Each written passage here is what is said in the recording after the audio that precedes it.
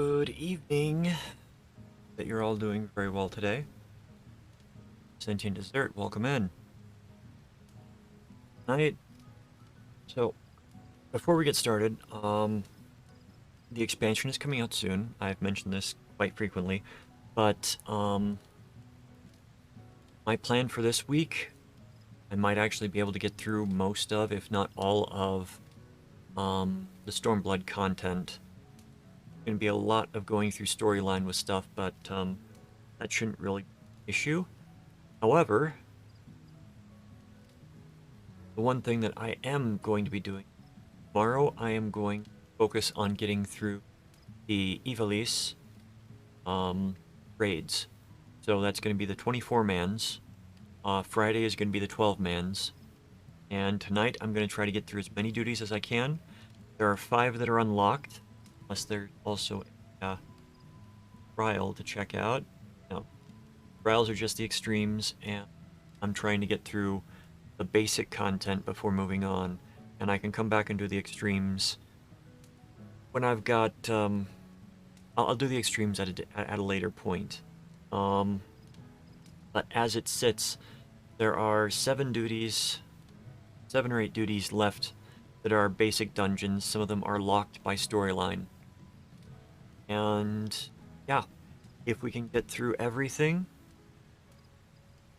it's going to be so much better when we roll around to the 19th, and well, I think the 19th is when the servers are down for a day while they update everything, and the 20th is when everything becomes available. So, shall we not waste any time and go straight in for the Drowned City of Scala? Let's do it. We're starting with Drowned City of Scala because it is storyline. So while I queue for the other 4 dungeons, after I finish this, I can run around and do some updated stuff. Oh, dang. Stuff sold.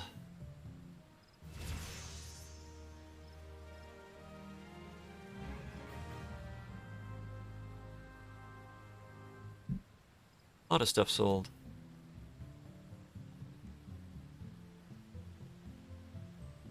When I tell you that a lot of stuff is sold, when I was last on, everybody was sitting at 20 items in their vending, so sold almost half of the items that I had up. Sale history. That I like. Yeah, so all my retainers now have a bit over at least 150,000. Oh. We go. Or not. Oh. Somebody move out here. No.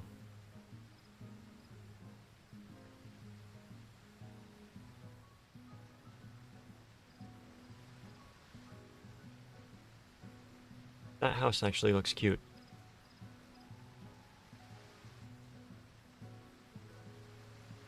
I haven't been really big on the housing stuff for a while. I got burnt out of trying to do a lot of the stuff because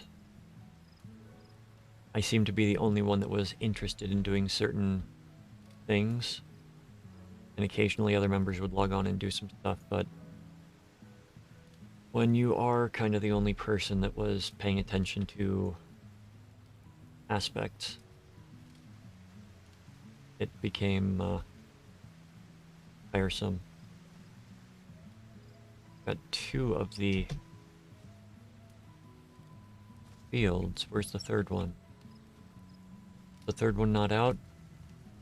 I can understand if the 3rd one's not out because we haven't really done much with gardening. There are some items that can only be obtained through gardening. They're not untradeable items. I'm glad you recognize it. Welcome in. I would be using the other screen, but for Final Fantasy XIV specifically, I'm using my old school game screen. Welcome in, fan. Or do you prefer Ultima?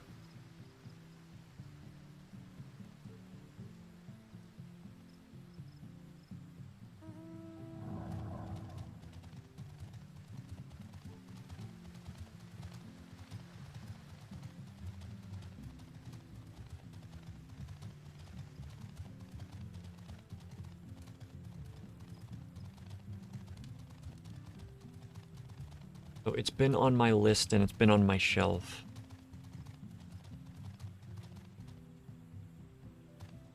Well, you know, I'd say it's more the joke that you made it recently. Because there's stuff from like 5 years ago that I'm like, did I make this? I did, didn't I? Okay, the drowned city of Scala. The drowned city of Scala. Now, I don't know if this is going to have important cutscene stuff, so I am going to bypass everything. As the tank, turning on, tank stance works.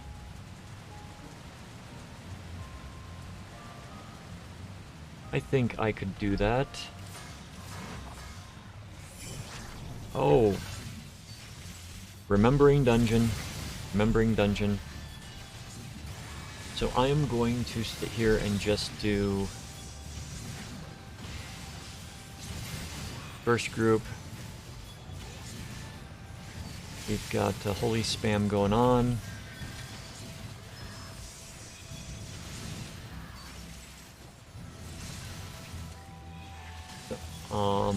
Yeah, based upon this group, I think we can do some larger pulls.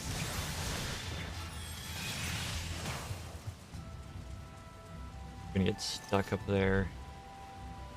So along here, you want to grab these guys and pull them up to that, what looks like bubble wall. I guarantee you, those are not bubbles. Look inside them. You'll see things moving.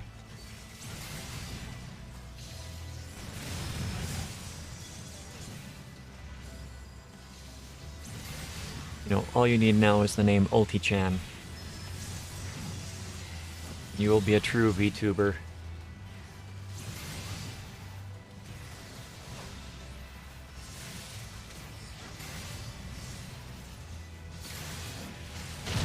Right.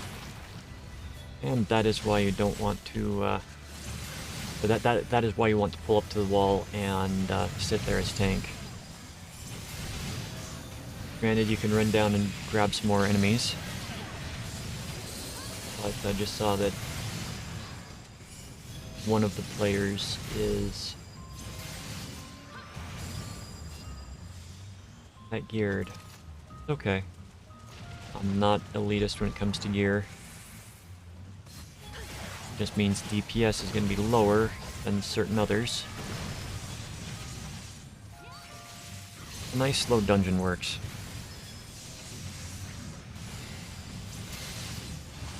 Easy for everyone all around. Some players do not feel stressed to have to run and do everything. So along here, all of these little eggs are going to pop open and you're going to get more sea swallows. So after the little guys are dead, I'm going to come up and do this. They're going to aggro on the healer. I'm going to try to grab them all.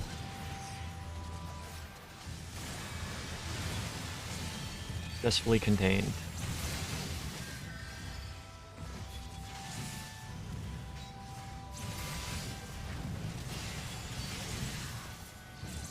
Right. So this is the first storyline level 70 dungeon. Well, I take that back. This is the first post-main storyline. This is a 6.5... 5.1? Oh! Kelpie. I love the design of this thing. Alright, so this boss, I'll notice that there's a platform. You want to get onto the middle of the platform, pull the boss over to the edge. Pay attention to certain attacks. Raising Seas is going to be one of them. Damage to everybody.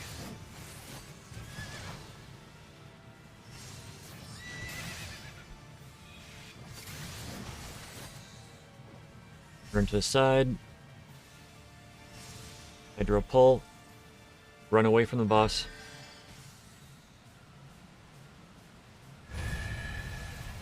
The boss is going to pull you in. Bring it back in. Position it so that if you've got melee characters, they can get behind it. Up cooldowns as needed.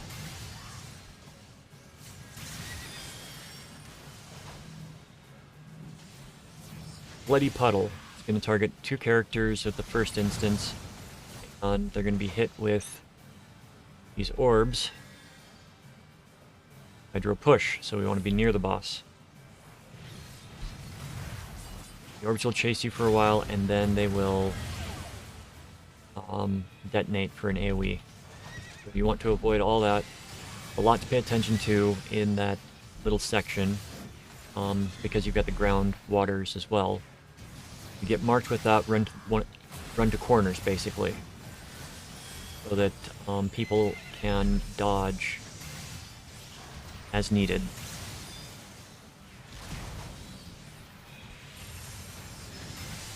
Another Rising Seas, and the boss is going to be dead before it can do any other things.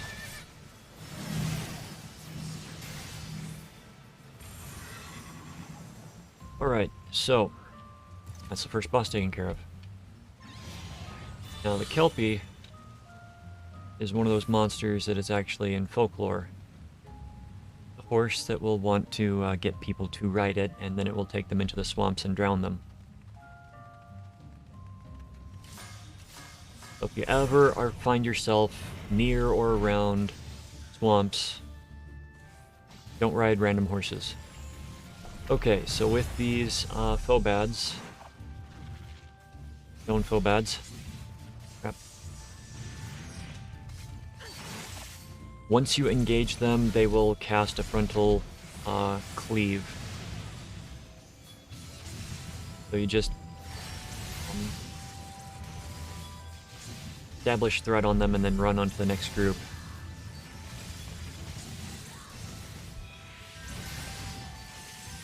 Took pictures of Gigi and Banshee. I will check those out when I'm not streaming, if that's okay.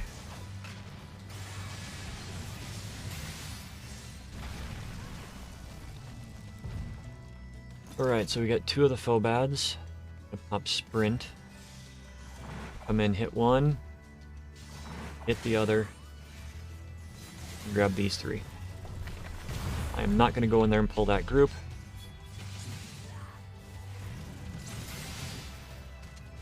They're all here. Because of their large size, I try to... it's difficult to arrange them in a proper...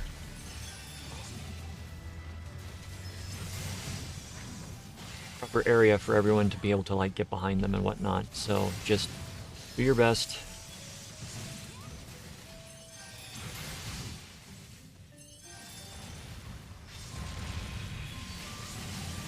Right.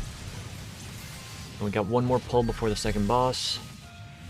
Normally, I would pull this entire section all together.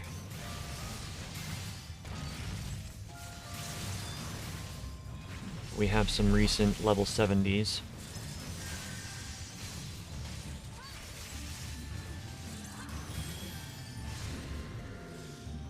Which is perfectly acceptable.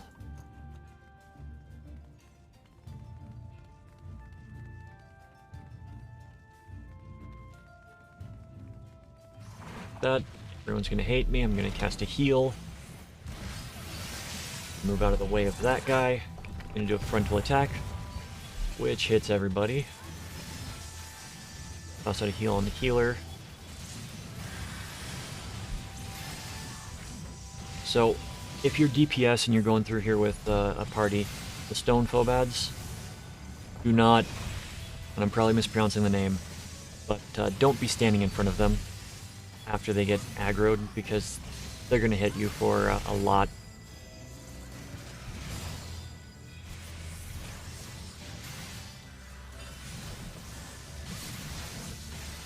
So,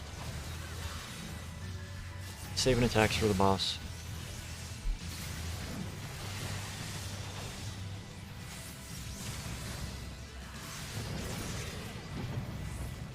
Oh, the old one. I shall name him Cthulhu. Yo, Rookie. Not gonna pull without the healer. Okay. Boss, tank in the middle. Gonna do AoEs around the place. It acts like a magic pot in some respects if you have played some of the other Final Fantasy games. Come and defeat the adds. They are going to move around the outside edge. They need to be killed.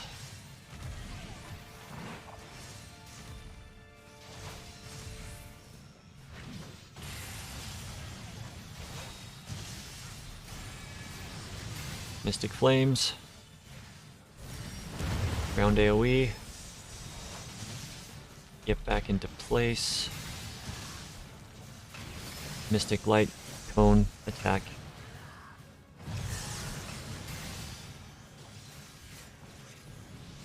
Shifting Light. This is where things get different. So, we got these guys. You want to drop a bomb next to them.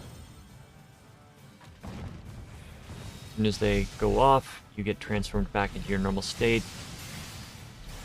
And fight continues. Now, if it makes it to the next phase like that, there are going to be 8 of those statues that you've got to bomb. Okay, it does do it. So what you want to do is come and drop it. Wait for it to cool down, and then drop the other one. Hopefully it's close enough. Not going to be close enough. You just drop it in the path. It's been a long time since I've done this, so that timing was off. But yeah, just drop the bombs when you can. Address the boss. Simple pushover.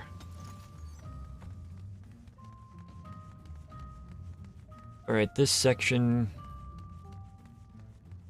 Oh.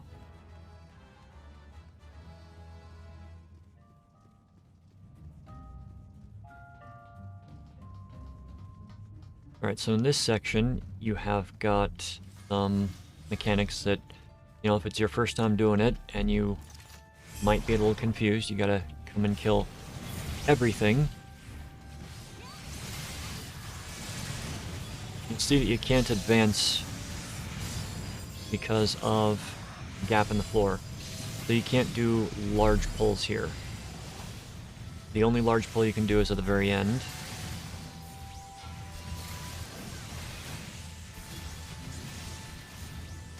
So we shall get there momentarily.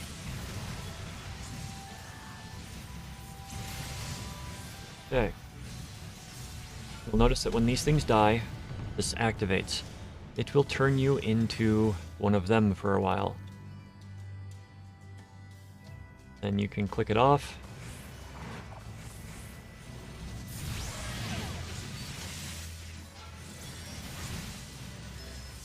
Clicking it off is the best way to get out and start doing things faster. Way. Now, these light homunculi will do the frontal cone for a large range, and they will turn and face a random person, so it doesn't matter really where you tank them.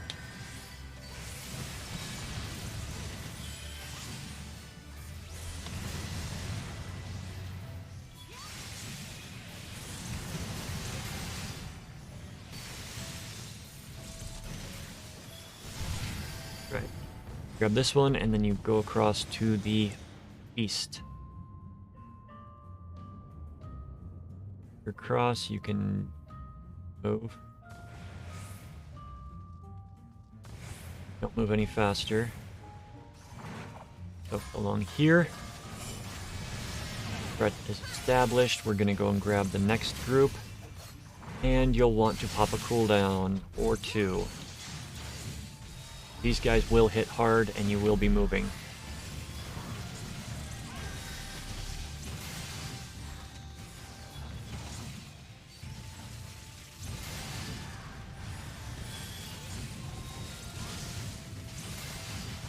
Cooldown fell off and they are all still up, so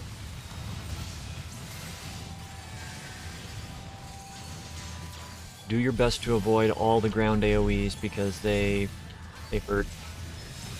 Last thing you want to do is die to a ground AoE. Damage that can be dodged. Damage that can be dodged, yes. Damage that can be dodged is best dodged.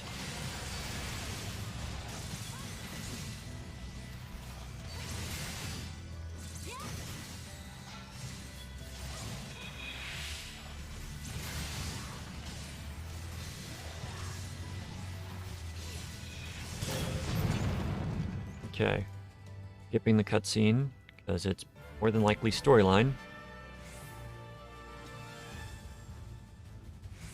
Alright, this boss will telegraph attacks. The telegraphed attacks are in its motion, so you have to watch the boss and not cast bars. Best to pull him up against, well no, it's actually best to have him in the middle. Or not, no. Pull him closer to one of the walls because, okay, that is a telegraphed attack. Do not be standing in front of him. And that is why you do not pull him against the wall completely, is because it prevents you from dodging the attack. He's got one that's a frontal swipe and one that's a tail swipe. That's the tail swipe. You don't want to be behind him when he does that. Okay. Epicenter AoE, run away from it. Will get hit. Okay. That is going to be targeted on a player. Hopefully they will not move after they get targeted. Okay, the fire, turn away. Get hit with it, you get confused. Start attacking people. There's also a cross, and oh, that's gonna hurt. Get the heal out on the healer. As a frontal beam, he'll turn and start attacking everybody with it. Just dodge when it comes to your turn.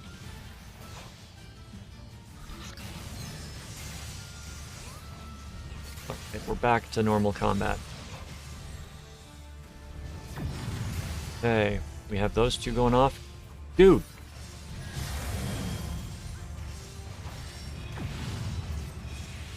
Okay. Raises his tail, so you want to not be behind him for that.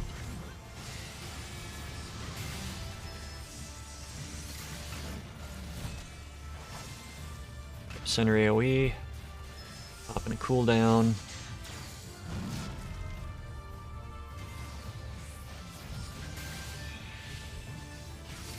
He raises his claw, don't be standing in front of him. And move back in front of him. Okay. You get marked with these. Don't stack if you got those. And try not to move around too much if you get some of the other stuff. Turn away from the gaze attack.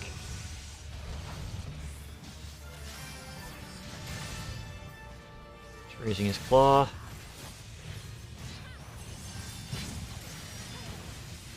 Nice thing about having people that are mind controlled is they're going to be targeting you.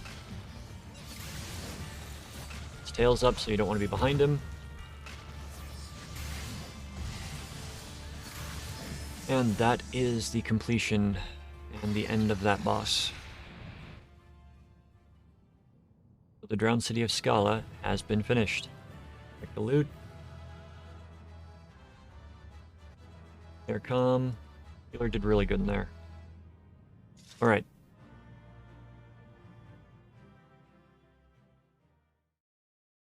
Now we can talk casually again.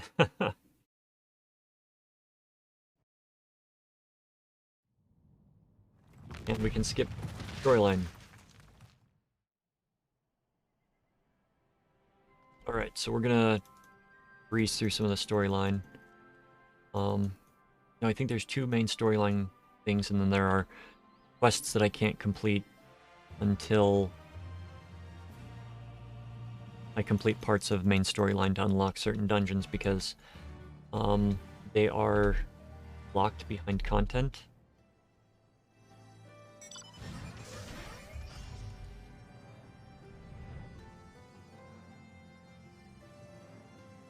Whereas a lot of these dungeons did not come out at the same time. These, you had to follow parts of the storyline in order to actually understand what was going on. So,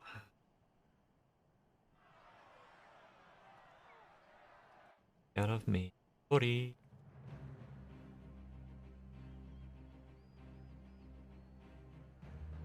As I've said with previous runs, storyline is very worth watching. It's one of my main. It's my favorite thing about this game is the story, and each expansion from beginning to end is like its own little novel. So, if you like good story, I mean, the first two novels are technically free.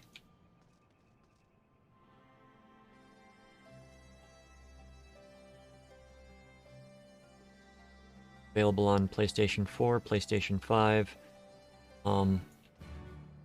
Mac, and PC.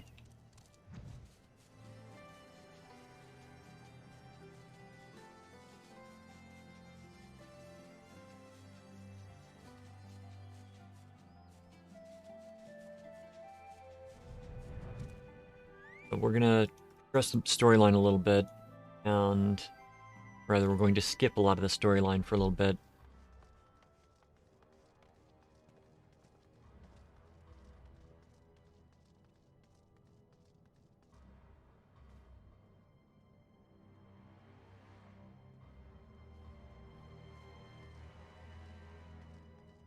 Golly gee, I wonder what this looks like. Dun dun dun. Sephiroth. Reminds me of the odds in Final Fantasy VII.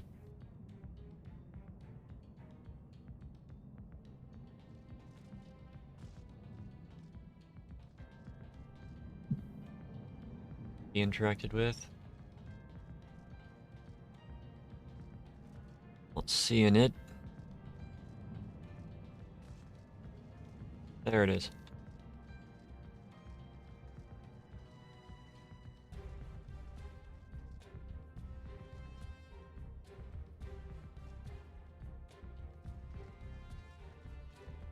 Oh, Flame Investigator. Does it? He's not a fire investigator. He works with the flames. Immortal flames. You still there, Alti?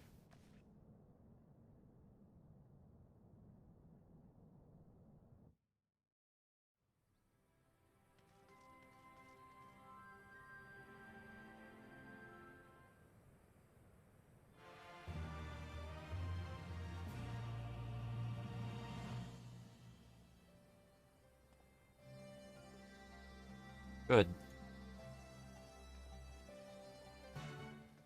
I was not trying to ignore you in the dungeon. I just go into teaching mode when I'm in the dungeons. Speak with Bartholomew back in the...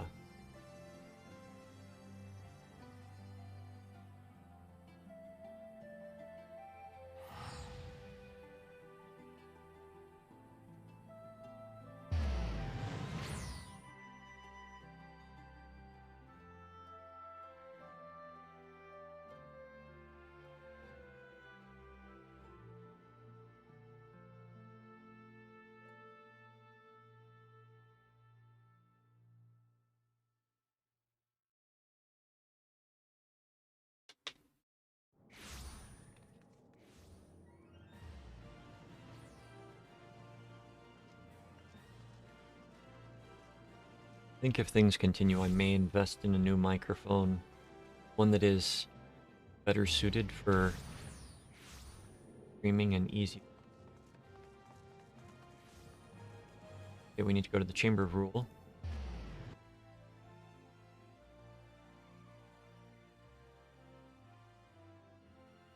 I don't see why they play ads for the people that aren't able to get revenue from the ads. It seems kind of mean to me.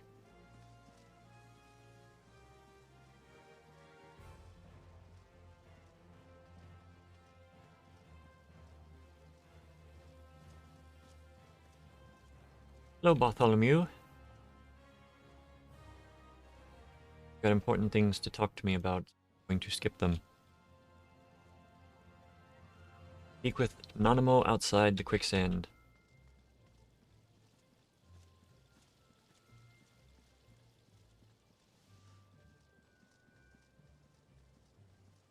So, in case you don't know, I am planning on doing Final Fantasy XIV for like the next month or two, just because of expansion coming out. Adventures Guild. Because, yeah, the final chapter in this series is going to be released. I've already pre-ordered it. It'll be November 23rd is the official release date, but we should be able to have access with the pre-order 2 days earlier. Which I am going to spend most of the time on my main character unlocking some stuff, and then, you know, going through with this character, skipping a lot of the story and just getting to the dungeons so that, you know, people that want to look up the new content can see the new dungeons. They are having difficulty or just want to know what goes on in the fight.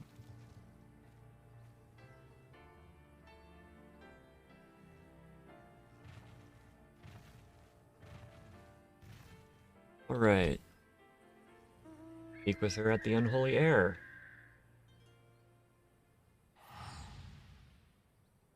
So I'm hoping to be able to finish up all of the content from this game, or from this expansion, before next week, which I think is pretty doable. But I know that Shadowbringers is a long and arduous, in a good way. It's a long expansion. It honestly felt like the content was 1.5 to 2 times as much storyline per part. So be ready for a lot of storyline, and they're building up to Endwalker. So my main character, I'm going to go through and enjoy the storyline. This character, I will be showing the dungeons.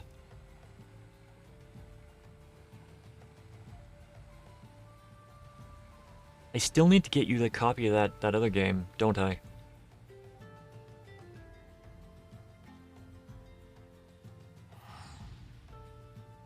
Hollow Knight is fun. Be prepared to be very frustrated with it until you get better at it. Thankfully, the game builds on itself nicely.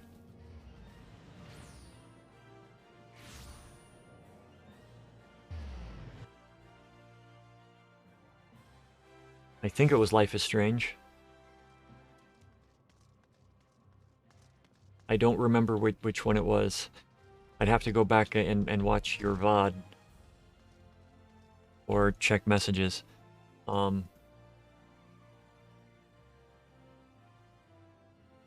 yeah, Humble Bundle gave a lot of games when I was subscribed to that were duplicates over the years, and also games that I just won't play.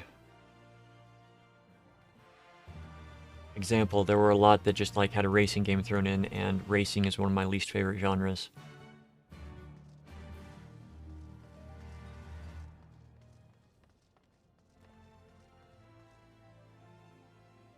Where are we going? Cool. We're going there. Okay.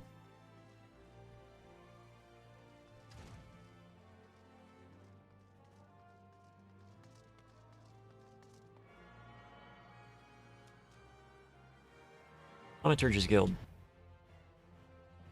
But yeah, the few racing games that I have really enjoyed have been the ones that are not actual, like, real-world type racing type stuff.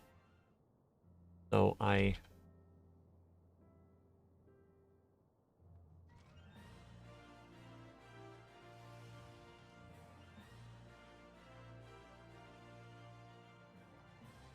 yeah,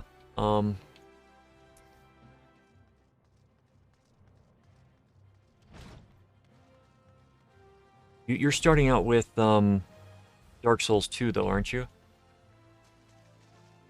Dark Souls 1 just put me off the entire genre, just because the controls are so clunky.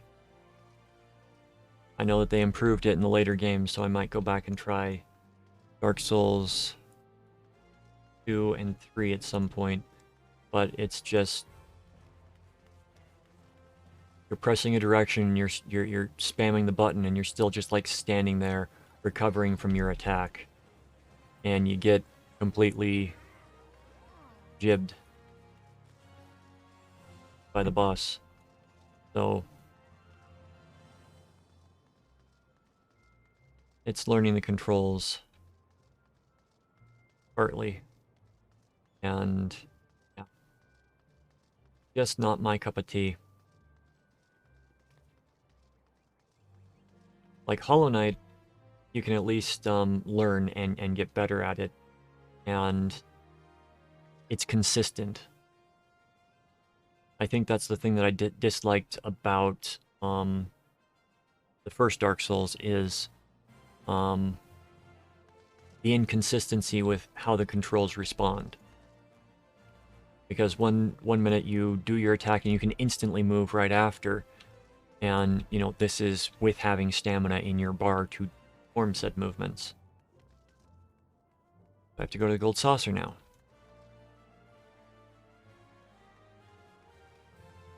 Mainly because a buddy gave you a code for DS2. I'll never turn down a game somebody buys for me unless it's like against TOS or banned or something. Fair. Just remember, as a word of warning, when playing a game like Hollow Knight, when playing a game like Dark Souls, there are players that will go out of their way, or that there are viewers that will come into the channel just to maliciously harass you, or, you know, come in and tell you everything that you need to do and how you should be playing the game better. And complete backseaters. And while I understand, sometimes the backseating is welcome, in most instances like that, it is not meant with good intentions. Alright, so this could be 21, which is going to be our bet. Okay.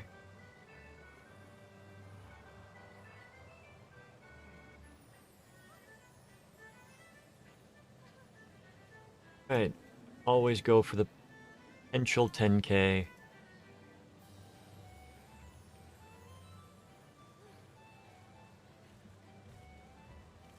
Okay, potential 10k there. 54, okay. Speak with Nanamo. Where is Nanamo now? Over by Wonder Square West. But yeah, there are some not nice people on Twitch.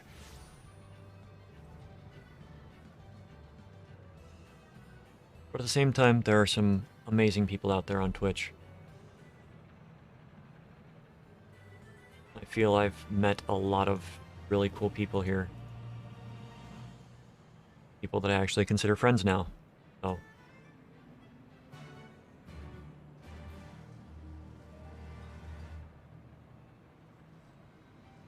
Which games you'll also put no backseating tag on purpose because it's a game you've played before and know what you're doing, or it's a total opposite and you want to figure it. Yeah.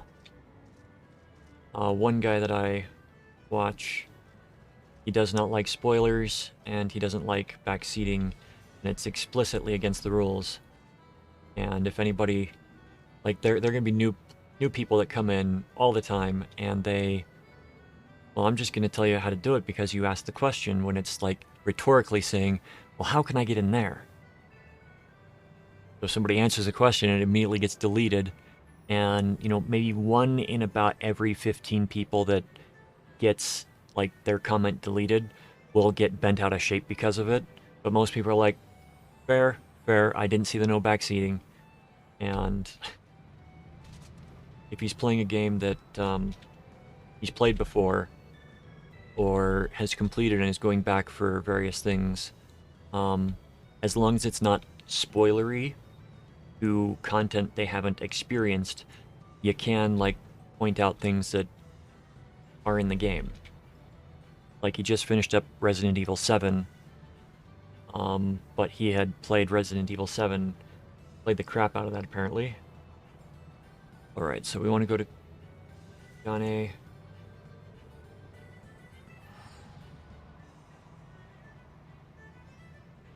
So yeah, I put no backseating in the tag for this one because I am not here to be told what to do. I'm going through content because I'm trying to teach how to do things the proper way. And the proper way being paying attention to mechanics. Because there are a lot of players coming over from other games. One in particular.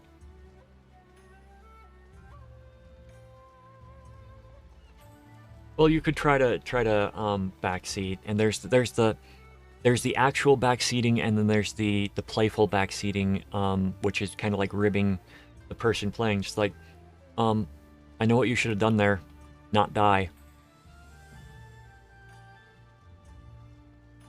Yeah, I don't expect you to be able to tell me how to play this game, because this is... I've been playing this game for... The original came out in 2010, and I was beta for that. And then this came out in 2013, and I was beta for that. So, I've been playing the game for a while. Well, yeah, that's the kind of stuff. And, you know, I found that, you know, if I'm playing something that's frustrating, like Dark Souls, when I first sat down and played Dark Souls, it was a lot more bearable because I had some people come in and start interacting with it, and just like, I said, I don't want any hints or tips or anything like that, and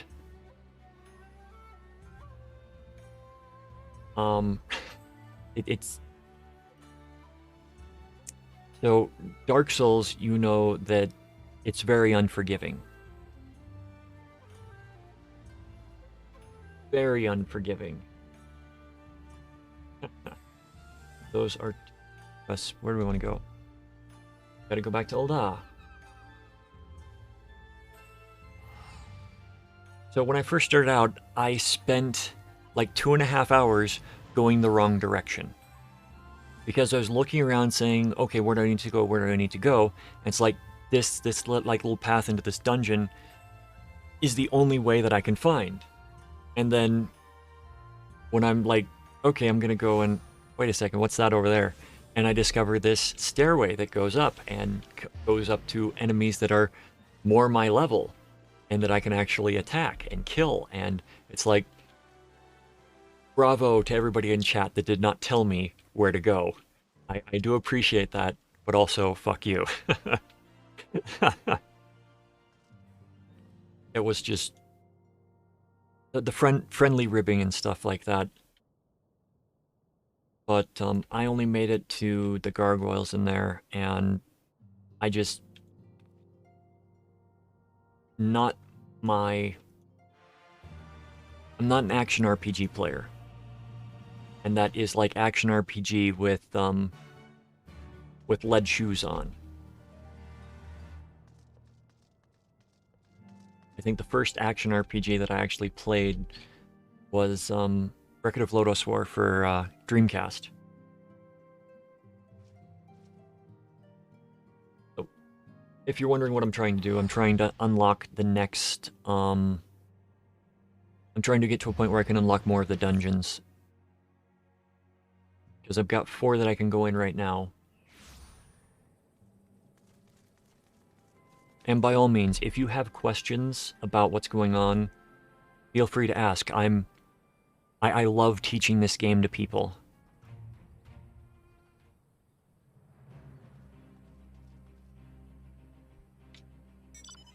Okay.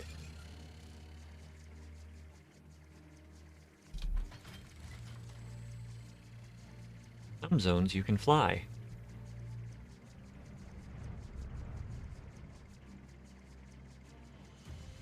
I love that. Render distance. Let's just take a moment and appreciate that. Is that right there?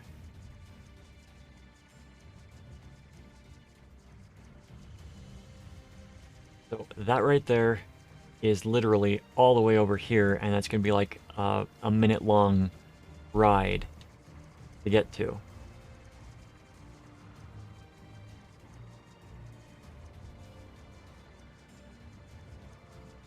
So they designed it well in some respects. There are some things that I do not like I can't look up. That has been my biggest complaint about this game since it came out. We cannot look up. We get about 75 degrees, 70, 75 degrees. You can't go any higher. Even if you go into first-person mode, you can't look higher. It's like sitting here at my desk, hunched forward, I can look up and see what's directly above me.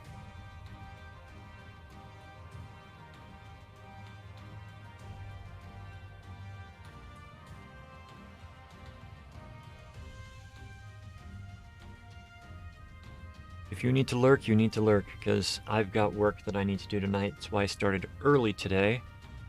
I don't know exactly when the work is going to be coming in, because it was supposed to come in yesterday. That's okay. It's just nice to have income again. Oh, do we? Yes, we do. Discover the Abbey's weak point.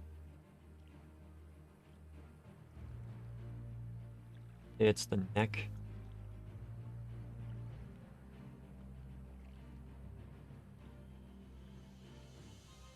Head.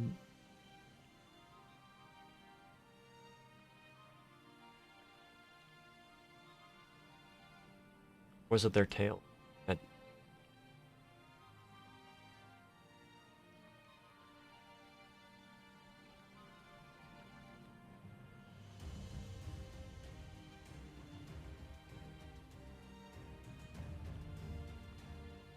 Okay.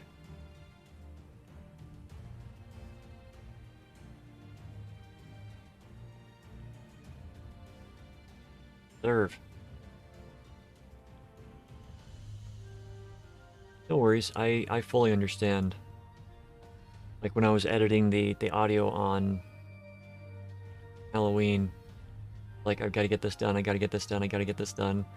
And as soon as I entered the zone, stuff that was taking me like... I started doing things twice as fast. Right. I'm not...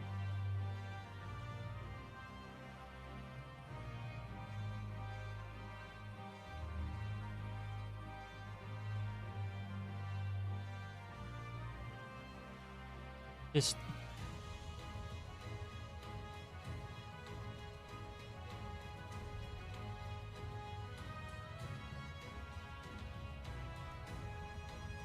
We have to be all the way zoomed in? I was doing that earlier.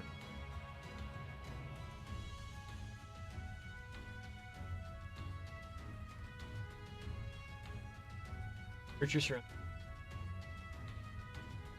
Abby and inspect with it. Okay.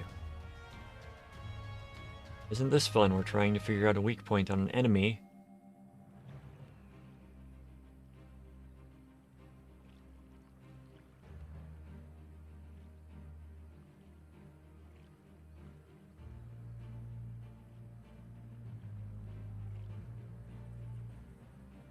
In the zone.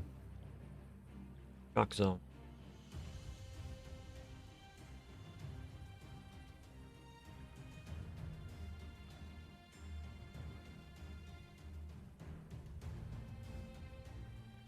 Okay, we're gonna zoom all the way in again.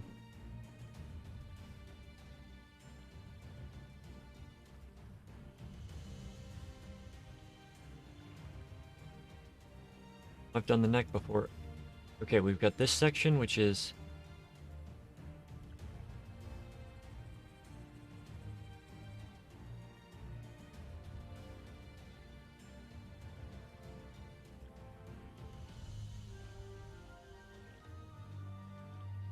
Rising. One of the things about these is you have to be this right magnification sometimes. Oh. There we go.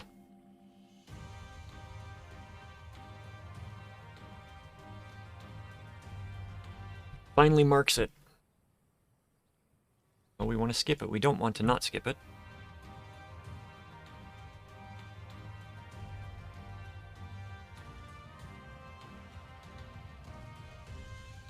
So right now we are on the 0.1 content. This is 4.1, I believe. That's because Realm Reborn is 2.0. Heaven's Word was 3. Stormblood is 4. We're in the 4s.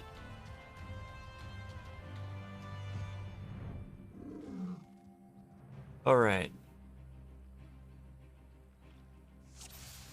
Oh bad, pretty sure it's the eyes. Yep. Immediately. Got a big monster? Go for the eyes.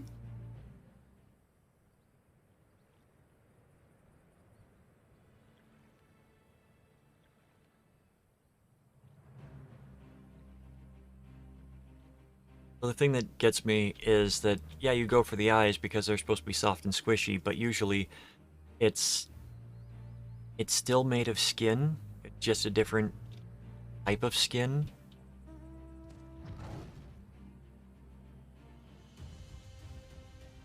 There's no... It's like Guardians of the Galaxy 2, when Drax is like, I'm gonna go inside of it. It'll be easier to get from the inside. Well, if its actual skin is really that hard, there's a good chance that the internal skin is going to be just as hard. There's nothing that says that it can't be. It's actually more logical that it is. Wait at the gate in the order.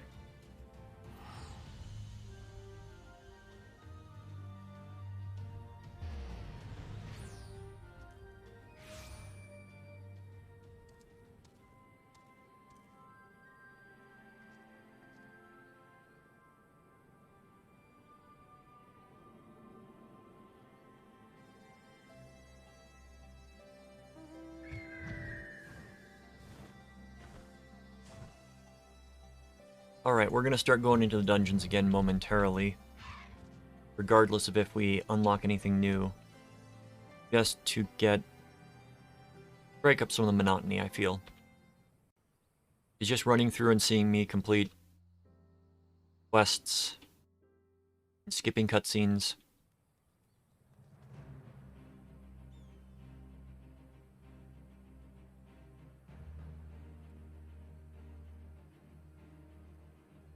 Not what I want to be here for.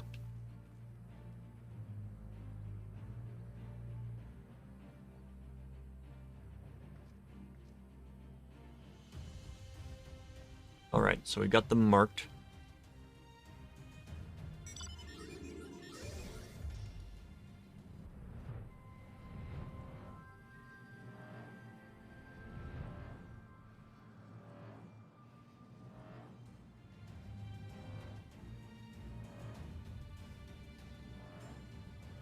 Alright, go. For joining.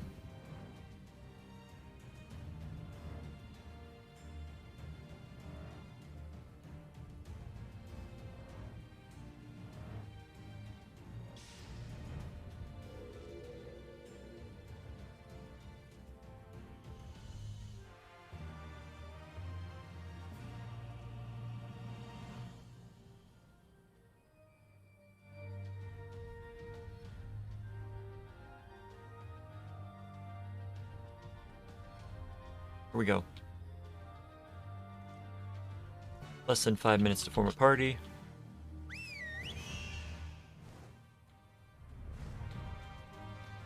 That's a big bird.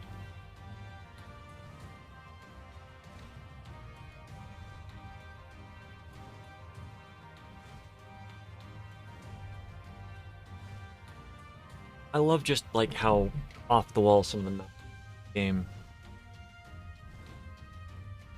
You have the gorilla that literally carries you everywhere you go.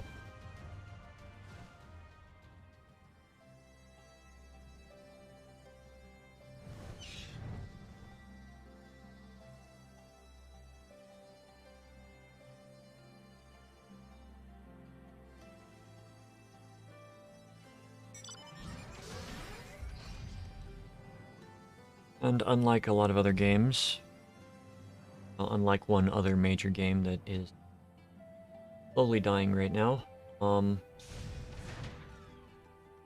mounts can fly.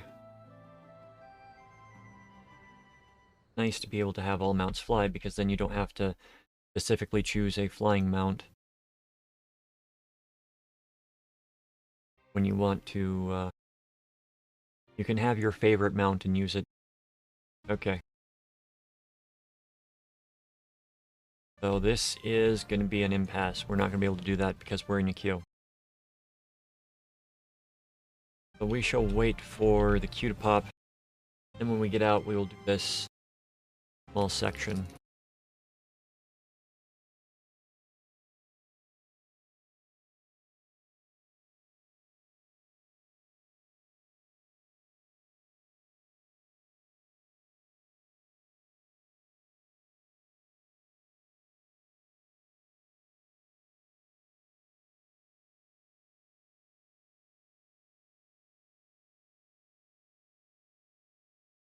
I'm gonna say we can really go back and through everything. We can just be in the throne room.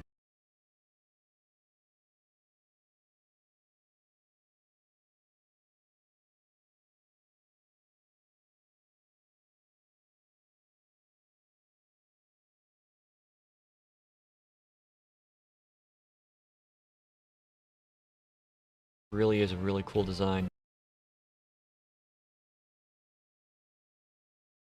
Lakshmi.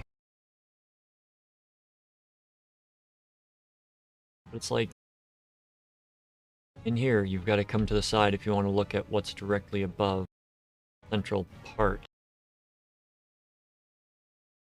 Here, can't look up, everything just gets cut off.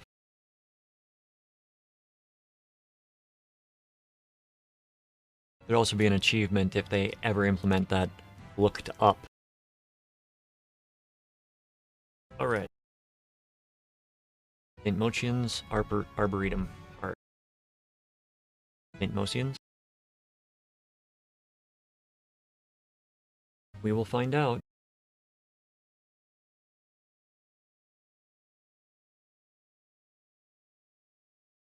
Really?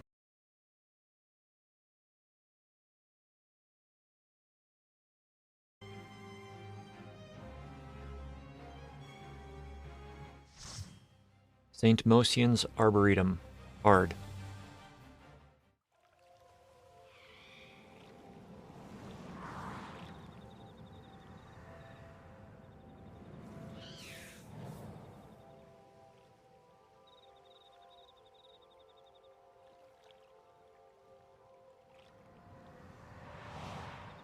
So pretty.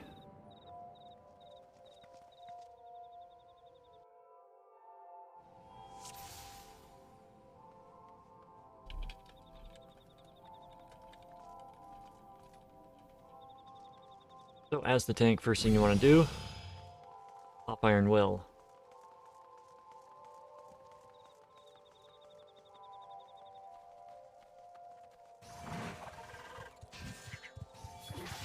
Gather up everything. Grab the Immaculate Papa. Pull forward.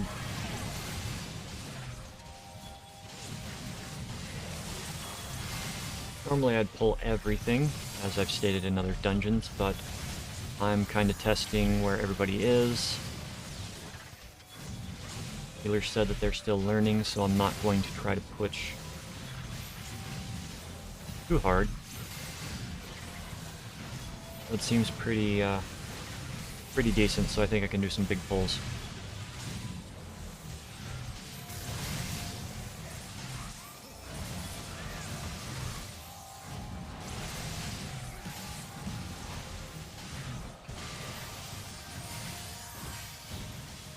Take out the Withered Belladonna.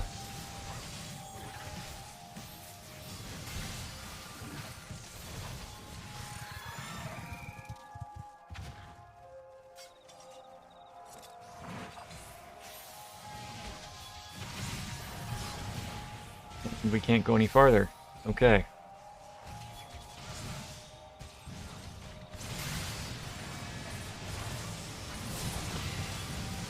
So you've got 3 groups before the first barricade. So if you're up to it, you can pull 3 groups together. Now this is fun. These were bosses in a previous dungeon, so it shows character growth in that, you know, bosses are now common enemies to you. Withered Belladonna.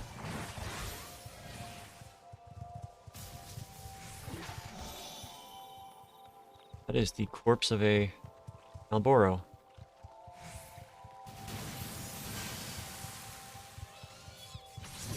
Hey! Know these guys. You can actually get a chocolate version of them as a mount, or you could for a short time with a thing through Butterfinger. Now let's hit arm's length as well.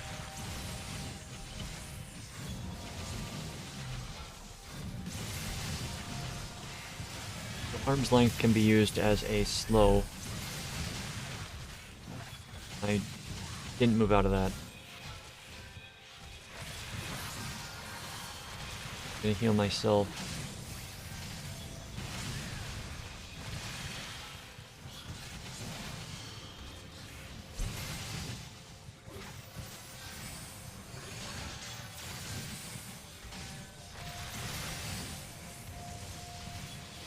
Alright.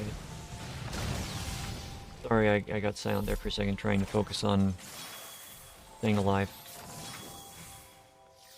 You know, as one does in a duty like this. First boss, the Null Chew.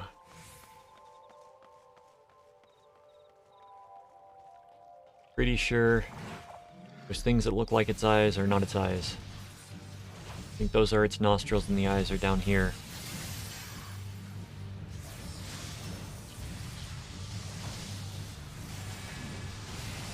Okay, pay attention to what the boss is doing. Vine Whip is going to be a tank buster, I believe. Yes.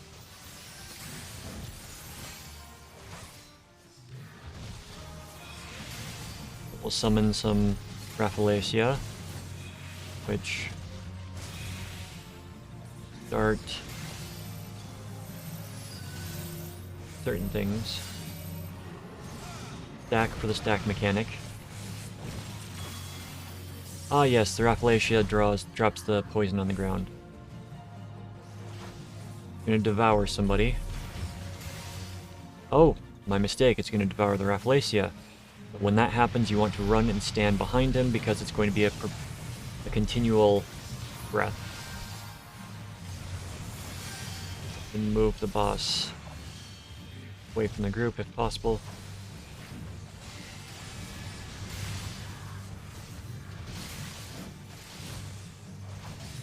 Okay, the next Rafflesia is going to be over there. So to prepare, a taproot going out. It's going to be targeted DPS. And jump over there.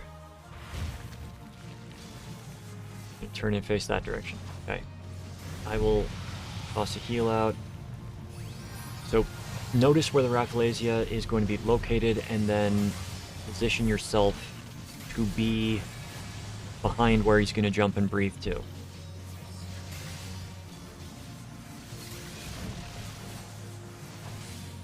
That is the easiest way to get through this fight. Okay, that's going to be 2 poison circles.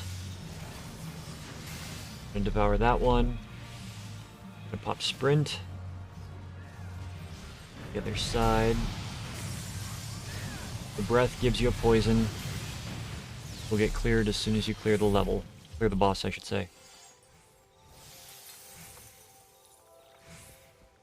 Alright. Jumping down. Tumbling down.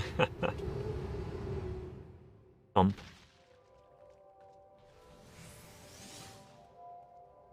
Everybody else to get down here. What weapon is that? Demo Jamhadars. I like them. So we got Blooming Bilico. Immaculate. Appa. So, as soon as you hit the Bilicos, they're going to do a ground targeted ability.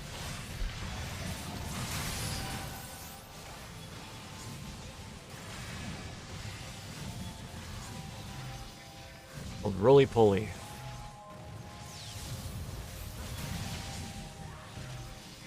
You can keep doing that.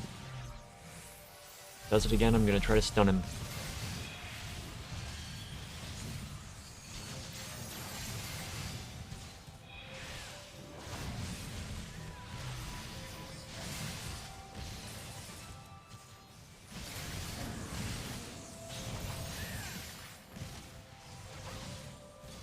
If you'll notice, the Immaculate Appa, when hit with Roly Poly, would change form. So, that's something to keep in mind for the second boss, and some of the trash coming up.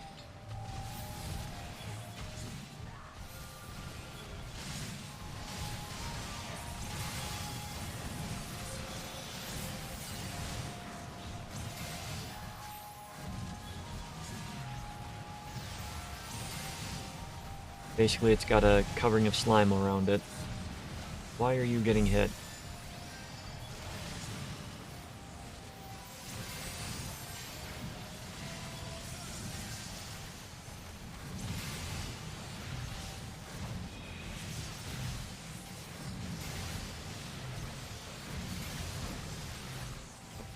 He's dead. This crumbles. Wizard. 2 Withered Calyx.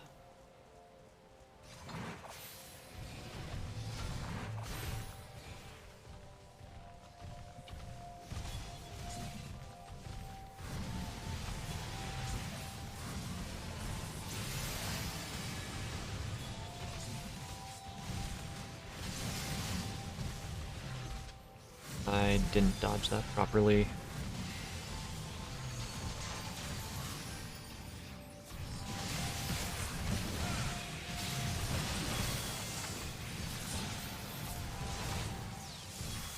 So these guys will die relatively quickly.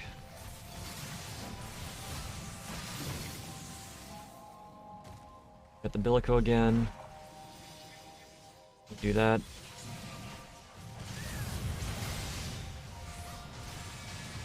Water-based attack.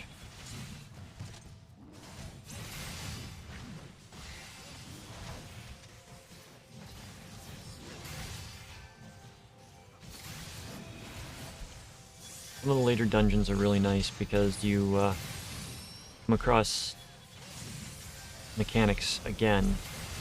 There are some that the designers really like to use, but there are others that, you know, only certain designers seem to like. Keep an eye out for cleansing of dirty things in a few dungeons. Pretty sure the second boss is one of those.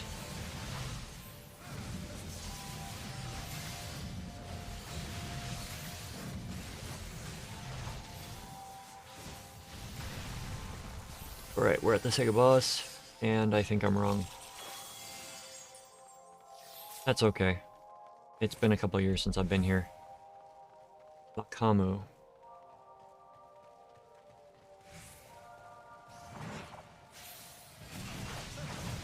You do not want to be standing on the edge.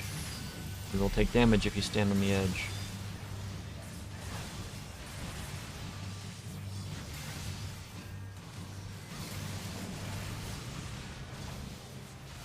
Tectonics. That's just raid-wide damage.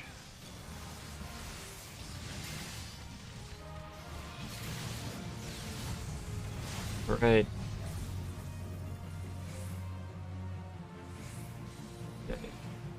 You're gonna get shoved one direction or another.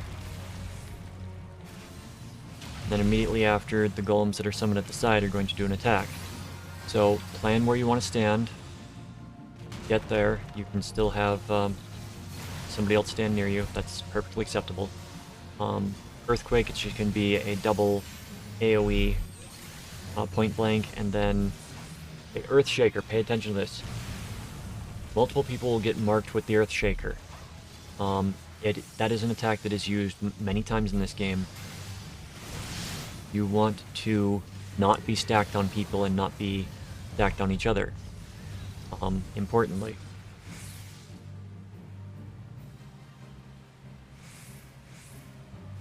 Right, so we got it from multiple directions this time.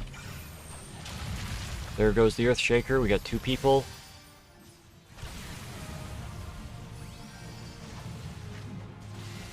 And you see how it hit the other person that was not marked with it, because it's a targeted line AoE.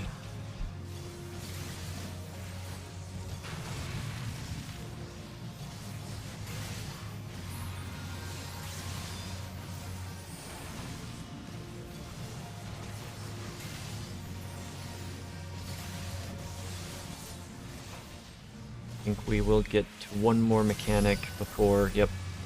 Empty gaze, do not look at. Oh. We've got that, do we?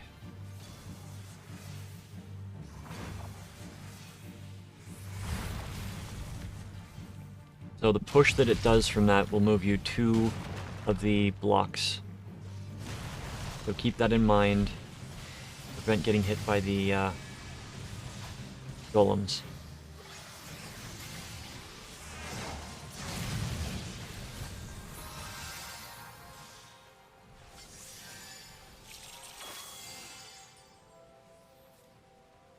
Alright, we're moving on to the next section. This is what I was thinking of earlier. This area is exactly what I was thinking of earlier.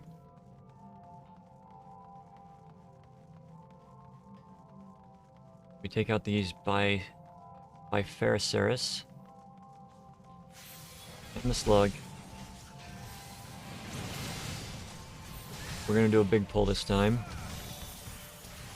Make the healer earn their keep.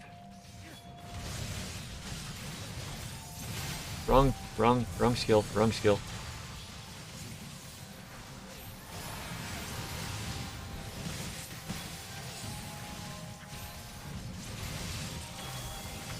Looking for that. Out of the AoE.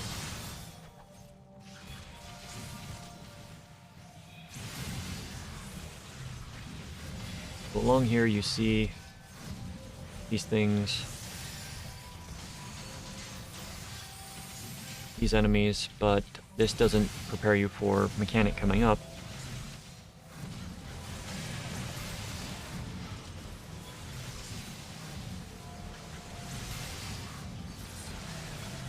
I'm actually really excited to get to the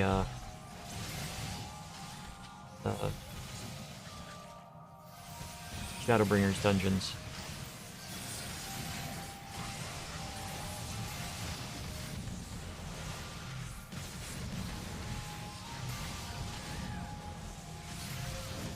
Okay. So, for this next section, we've got these for poker. Want to come and bring them, have them standing underneath this water conduit. Because they will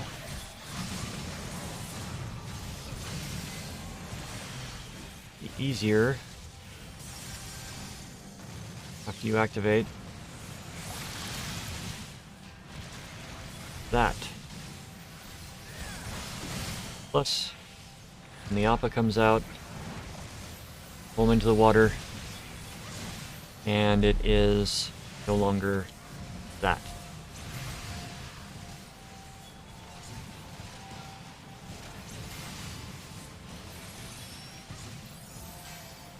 So that's what I mean by cleansing the enemy.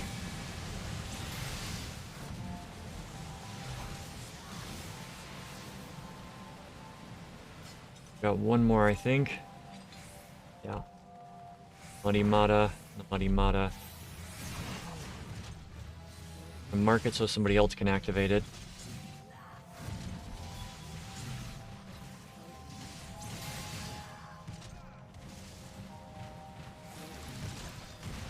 Pull the Marimatas in here. Make them Matas. They're not as damaging and they die faster. So keep that in mind. Having the flowing water go over the enemies in this section makes them easier to kill. You can do it without, it's just not recommended. You want to do it quickly. That's like peeling off a lot of armor. Oh, I can't get that. Okay, we have come to the final room. Going to get the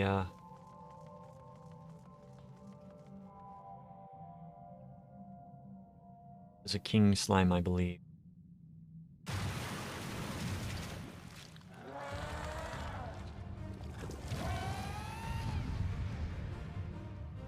It is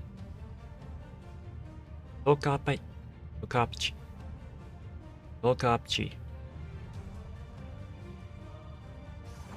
Alright, so in this place, the boss is going to target people with a slime thing. You don't want to drop the slime.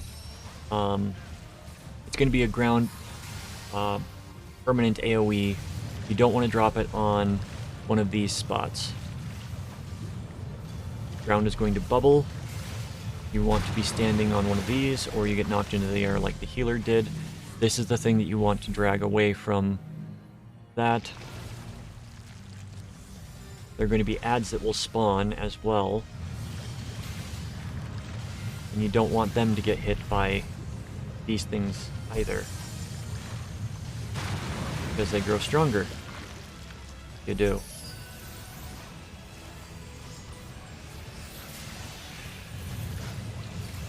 What you have to do is grab the mud slime. Oh. And it got pushed too far, okay. Basically, if that thing gets too big, it's going to explode and kill us all. No ifs, ands, or buts. This is probably going to be bad.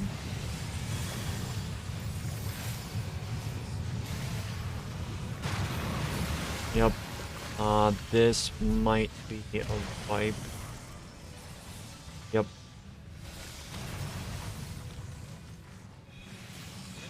Let's try to do this.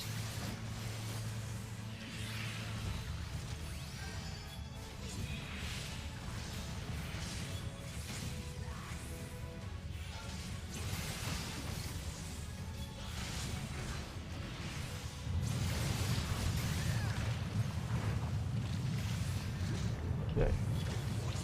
We're going to do this, and we're going to heal ourselves.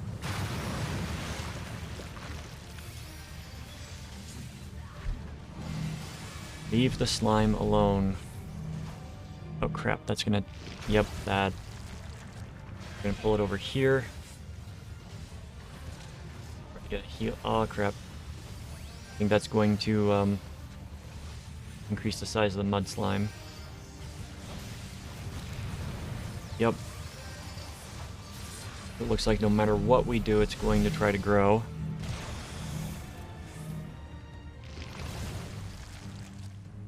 But it will eventually blow itself up. Need to continuously get my mana back. So we're just gonna go back and forth with mana.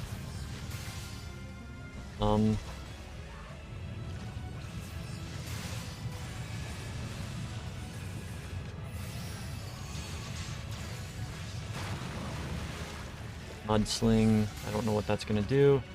That's gonna hit me for a lot. Right, he's doing this again, Mud Pie. Do not know what Mud Pie is. Okay, it's just gonna be that. Oh, yes. Do not hit it anymore. Dude. Leave it alone.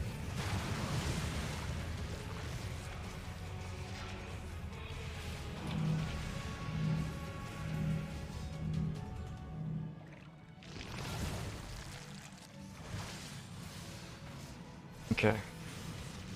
This is getting really close.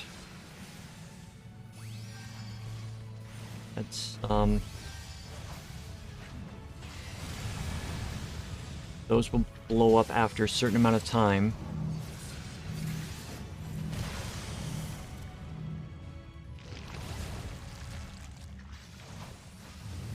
Let's get a heal off on...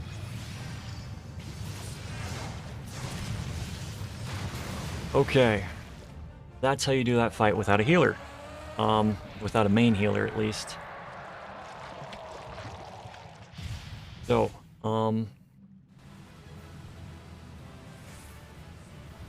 yeah. Give the comm. Alright. That was a little rough, but we still made it.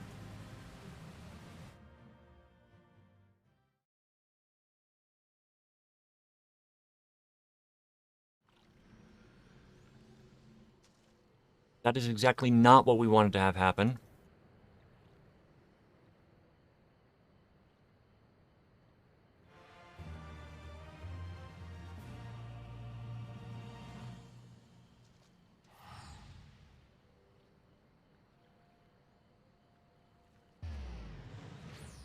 So, now we're going to go and progress the story a little bit.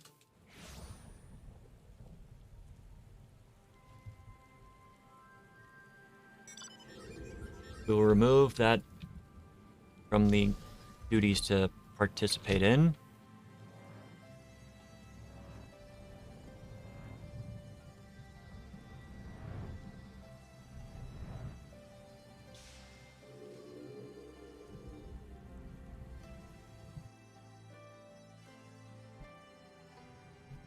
Now we can participate in this. Deflect to dissipate the ether spheres.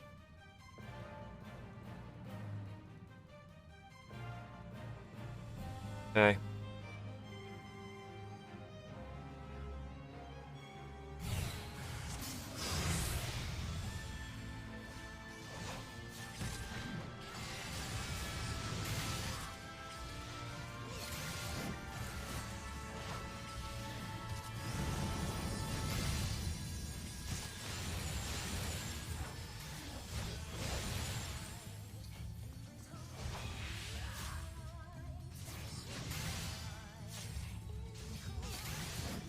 So this is just a fight where...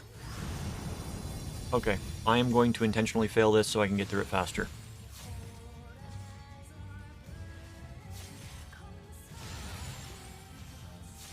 Since this is not going to be a... They're going to damage me, so...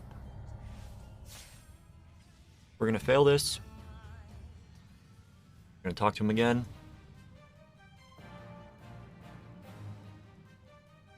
It's even very easy.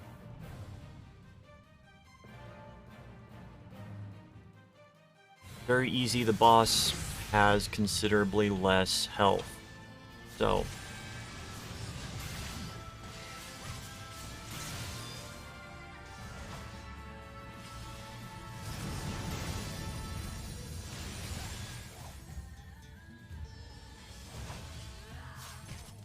and apparently using Deflect destroys them all.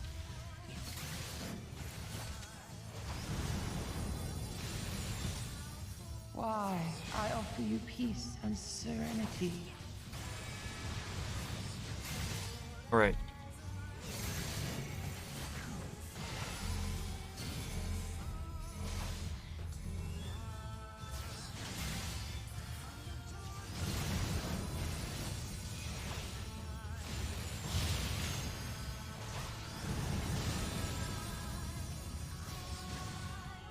This way I can focus my DPS on her instead of constantly switching it up.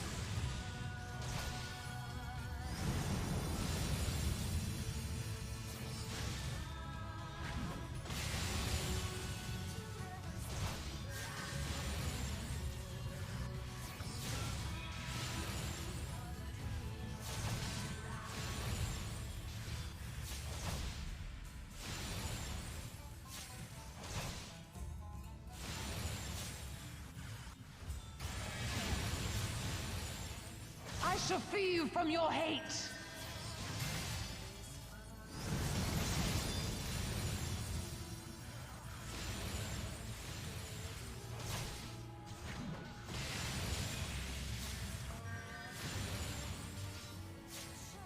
Okay.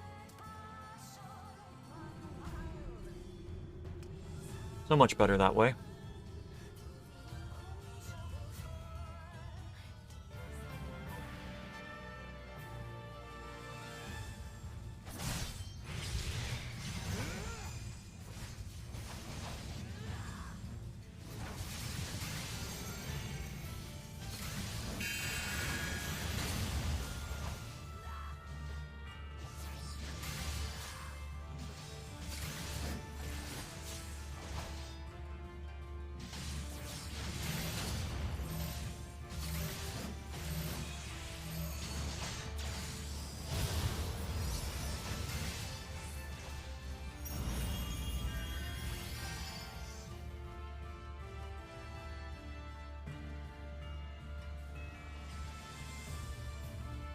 Okay. Is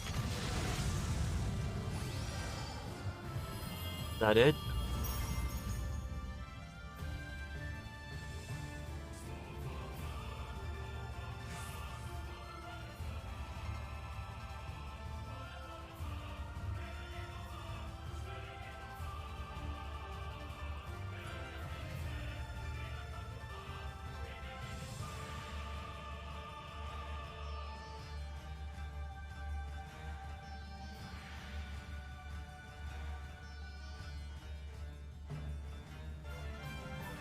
Go faster, please.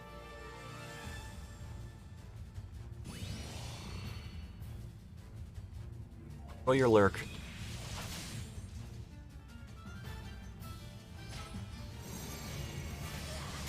The Hand of Grace.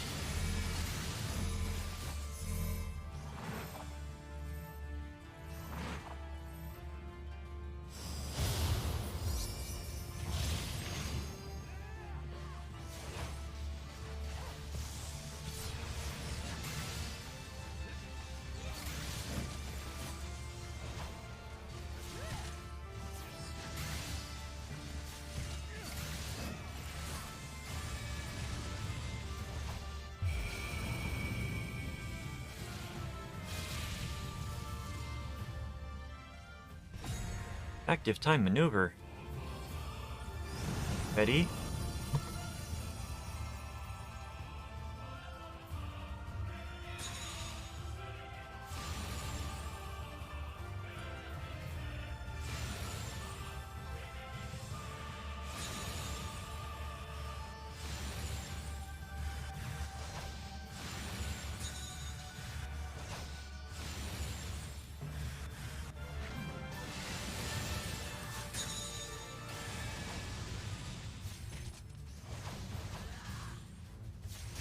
I'm glad I chose to die fast and come back in at the lower thing, because going at least twice as fast now. Do not your souls weigh heavy?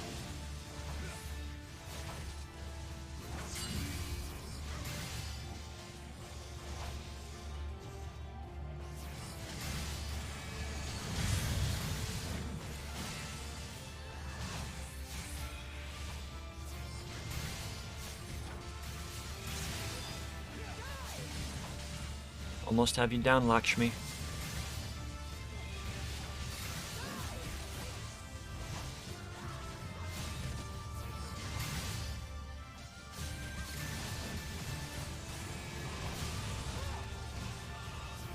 Darkness holds no solace.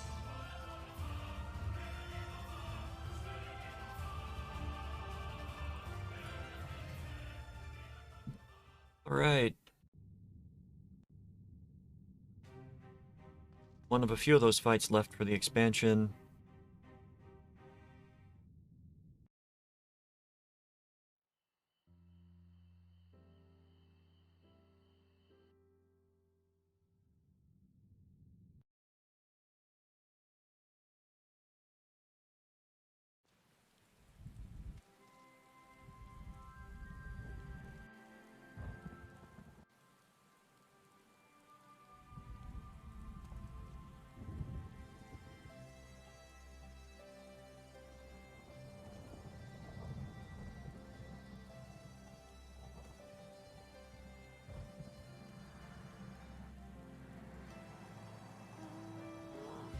Gotta go to Relger's Reach now.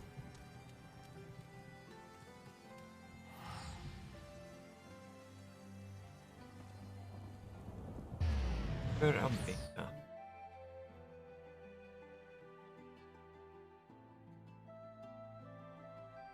Vijaya Albania.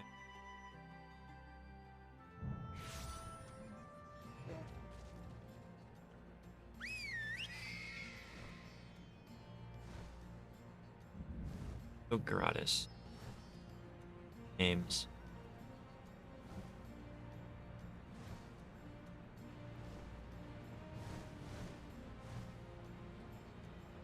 That is Eureka. We're not doing Eureka on this character.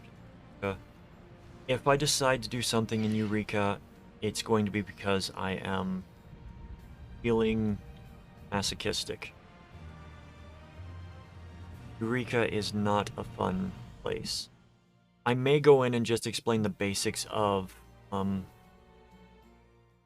first section, which I think is the Animos. Animos,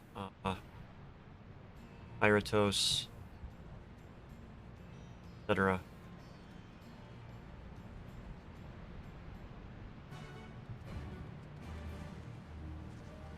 Ratings from the East.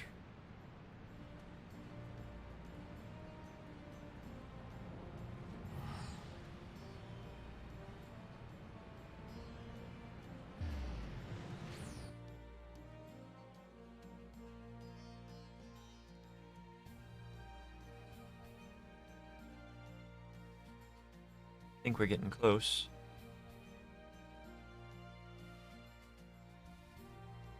Unlocking other two that are not main story. You have to complete a certain point in the main story because of NPCs that you interact with. Right, Ruby Bazaar, Ruby Bazaar.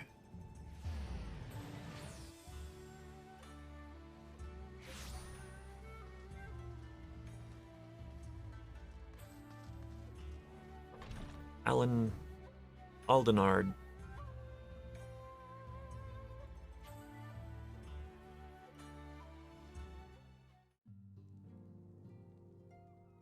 So we've got our friends from tribes and Sataru.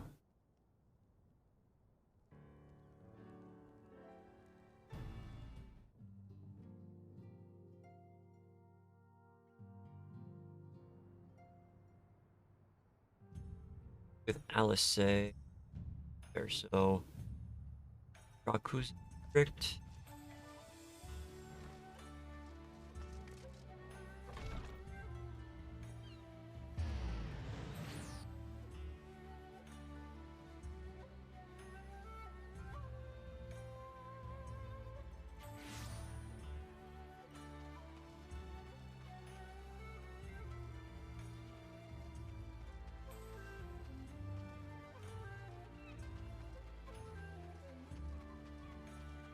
I didn't need to come up here, did I?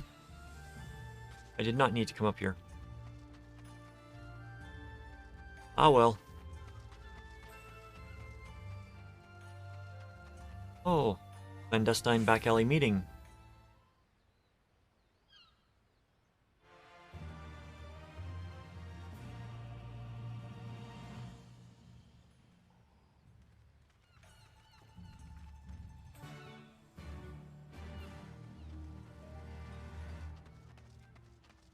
I like that my instinctual action after accepting a quest is to immediately try to mount.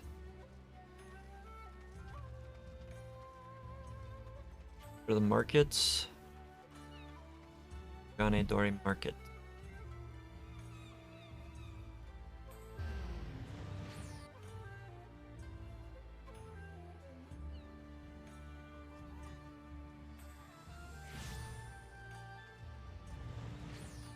Okay, Perky Pawnbroker.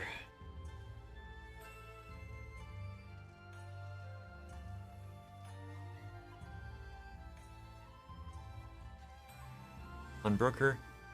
Pleasant Pawnbroker. Love the alliteration.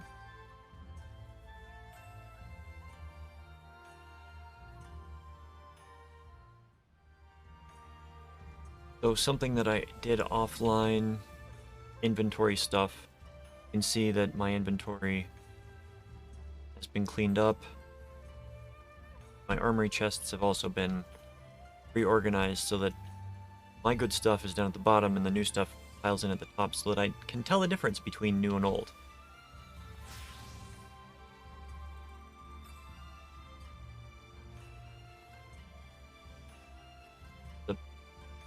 Something that I'm going to be doing on my main character as I'm leveling. Keep all the good stuff down at the bottom that I'm not getting rid of, and then the others move. So, in order to get up here, you have to climb to the top of that thing, and then jump down and hope that you land properly. Also, another reason that I would love to be able to look straight up is because it will help with, seeing exactly how far up you have to get to jump down from. Because there is a jumping puzzle to get up to the top of that. And because of the way movement works in this game, you can't just, you have to have forward momentum to jump. And a lot of times, you can't get that forward momentum to jump. And you just, walk off the edge and slide down. So I'm not a fan of jumping puzzles in this game. Thankfully, they are not required content. They have a jumping puzzle as part of one of the events that cycles through every few years. Okay.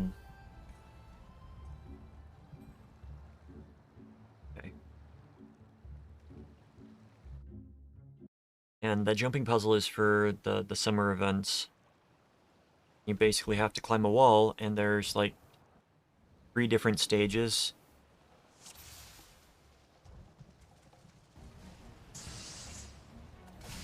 An opening. Now this is going to be a Defense is lacking. kill him. Leave this to me. Pop Iron Will. Oh. I didn't see you there, Mr. Rearguard. Let's, destroy you.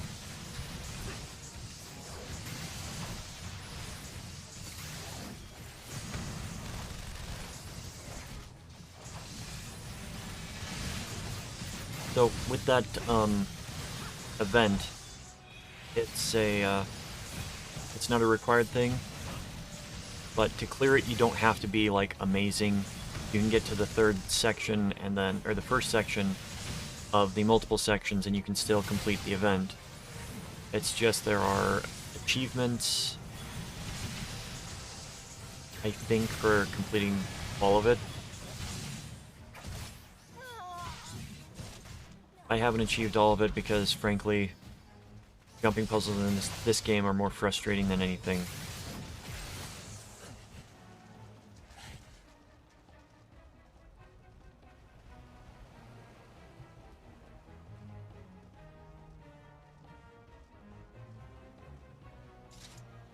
Guild Wars 2, you can at least, like, move while you're mid-air, which makes the jumping puzzles a little bit easier. Still difficult.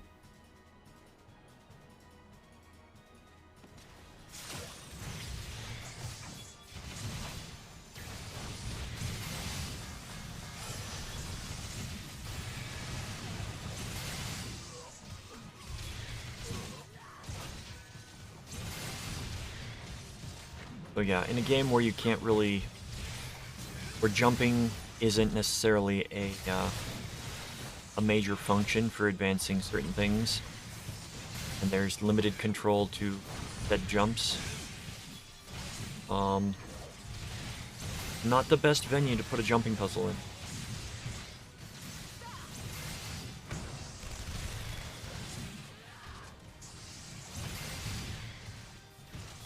Especially precision jumping puzzles.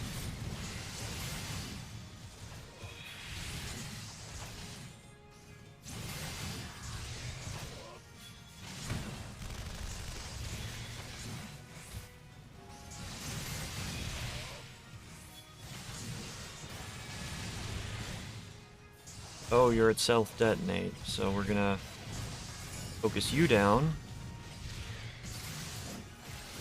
If we can actually get you down.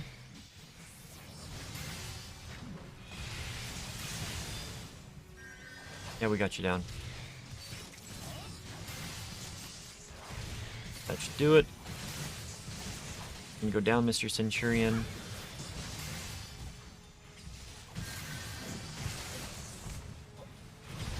Signifier, get you down. Okay, one that's focused on me, we will burn down first.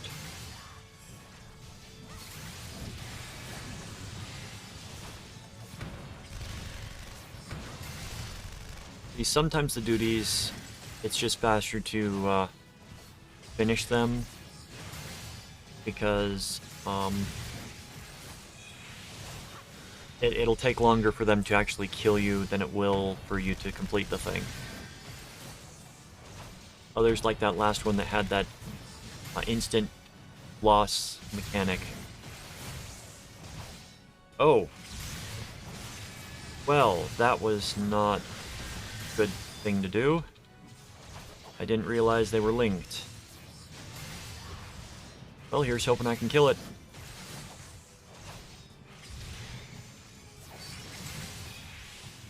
That helped. Okay, we got it.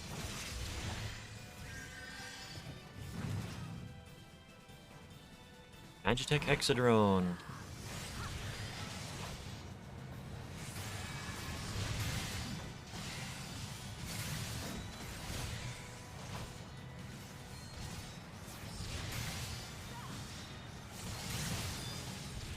On's Missile.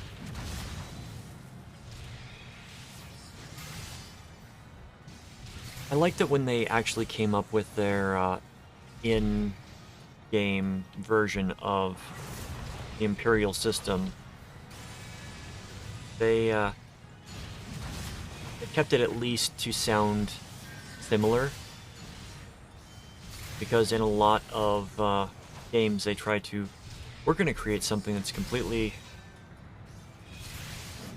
new, and you're not going to know what it means. You're going to have to learn our new system.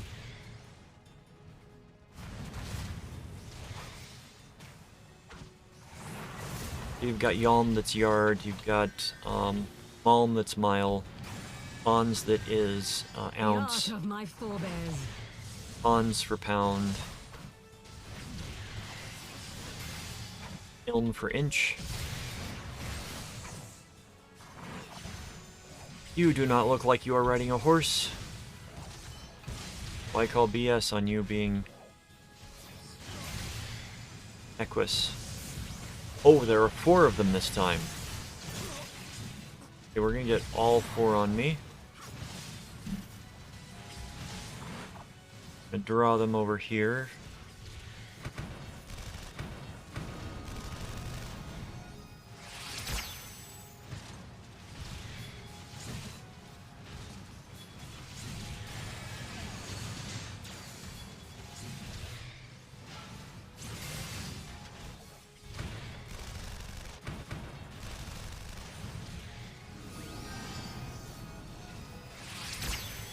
Right, here we go.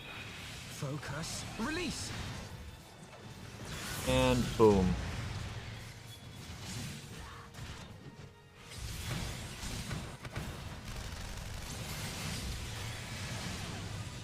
Well, it's best to pay attention to the abilities that your partners have in these instances as well.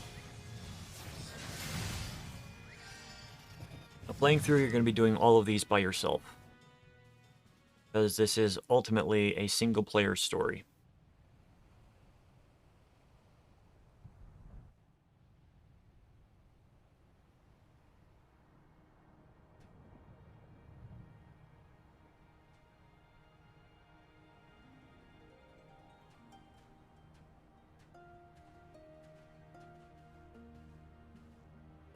Okay.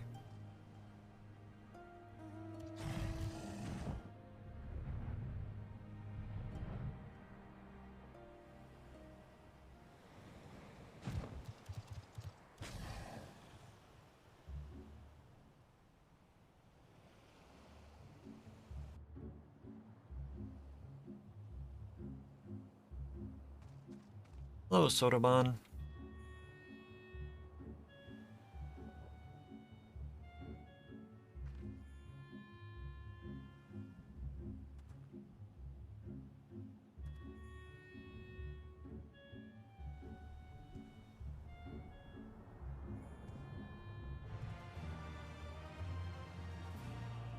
Right. I think that will unlock what we need.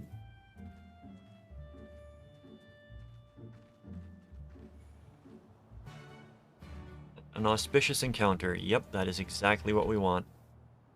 Alright, this is going to unlock one more dungeon.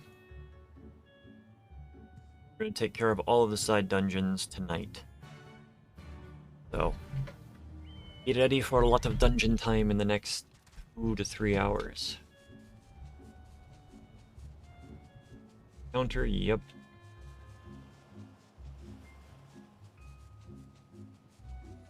As this one unlocks, we will queue for everything.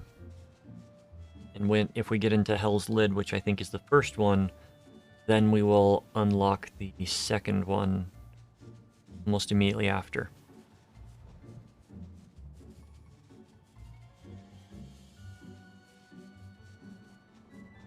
Fun dungeon diving.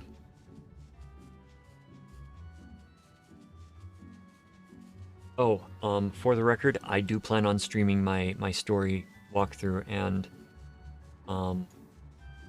if you do want to pop in to see that, you're welcome to, but realize that it's going to be full of spoilers.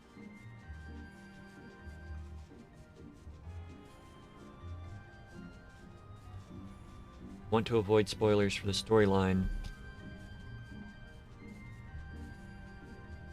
Dav streams are not going to be the ones to watch.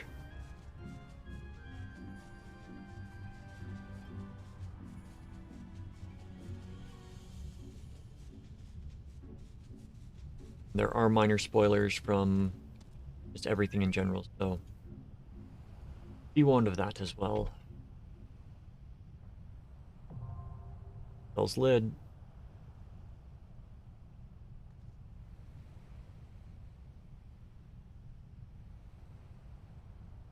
Hell's Lid.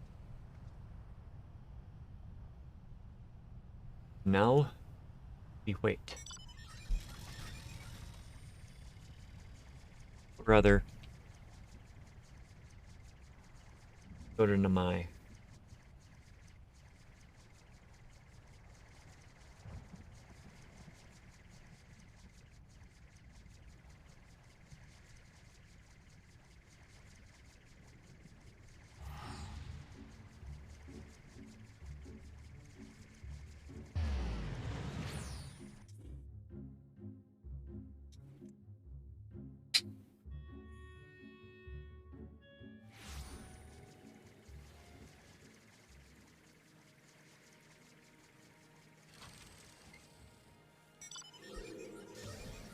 As long as we don't go into another one of those combat situations, we should be good to advance the story. And, you know, stop and pick up some lookout points.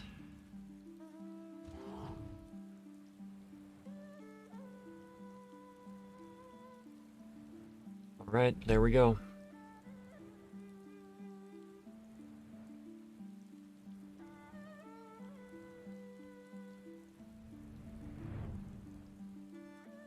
This is a fun dungeon. Hell's Lid.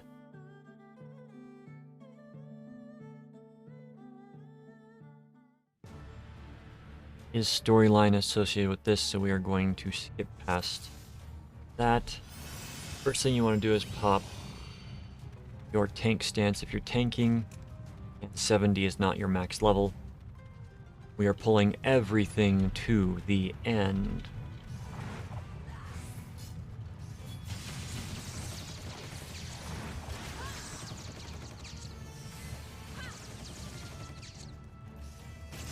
Well, it doesn't look like there's anything there. Trust me, there will be. Or not.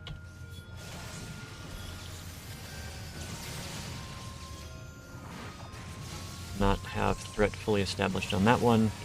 Just a single slash of the sword, so.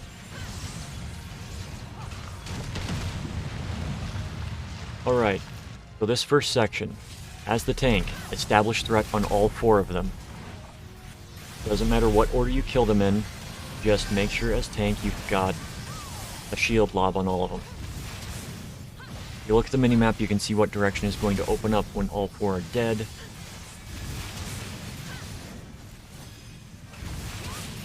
You want to keep that in mind.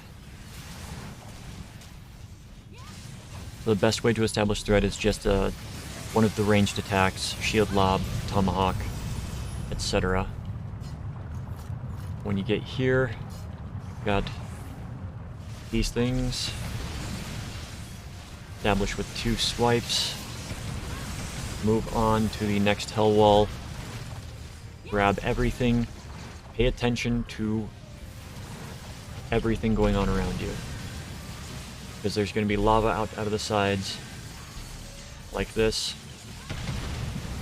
If you pull everything and just like stand right about here, looking down, you can see where you need to stand, where you need to move. But you can burn everything down really quickly. And move when you need to.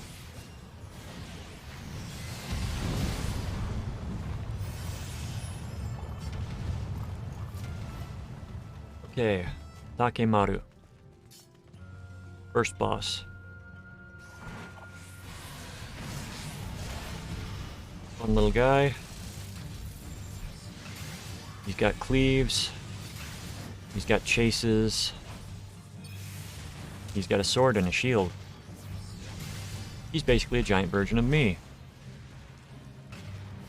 100-ton swing, the point blank AoE that will do a lot of damage if it hits you. You've got a frontal cone that will go the entire length of the arena, so you don't really want to tank the boss against a wall. There's going to be falling boulders, I should say. So pay attention to those.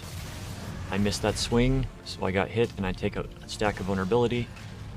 Pay attention even while dodging, because he's still going to be doing his regular casts. Are we going to get to his mechanic? Okay, here's the mechanic. He's going to target one person and jump over at them. He's going to chase after them while dealing fire damage. His shield and his sword are not in his hands, and you need to guide him over to his shield or his sword. And he'll grab one, then the other, and do a spin attack at the spot, so you want to be away from it. And then immediately, he will do a frontal cone attack. Now in the past, you'd have about 3 of those phases, but this is a good DPS group, meaning they go down fast. There is a lovely little air mine right there. Want to catch it? Come on, come on. Nope, it disappears.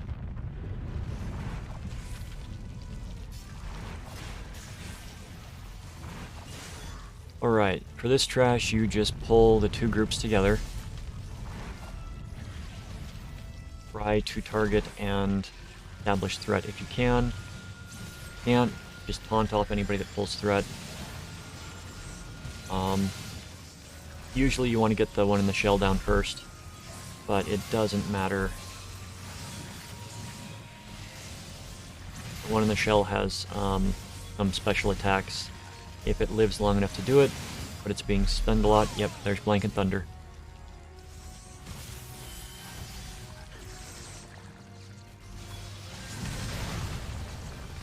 Okay, once he's dead, you've got this.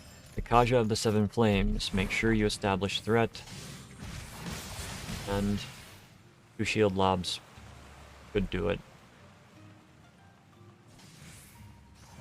Grab you. You. You'll get to the second Kaja.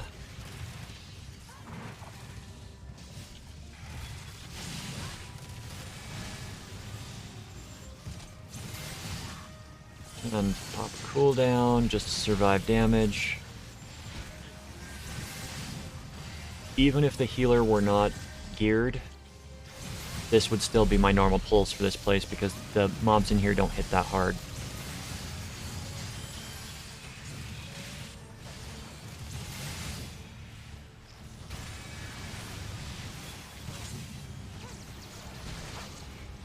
With this DPS, they're going down fast, so it's a good thing to be pulling like that. I'm going to come over and hit the treasure chest, and then we are at second boss. Now, I warn you, it's been a while, so I will screw this up more than likely. Not the fight, just calling what's going to happen. The boss is either going to do a ring or a line. And it depends on what position the boss takes right before doing it.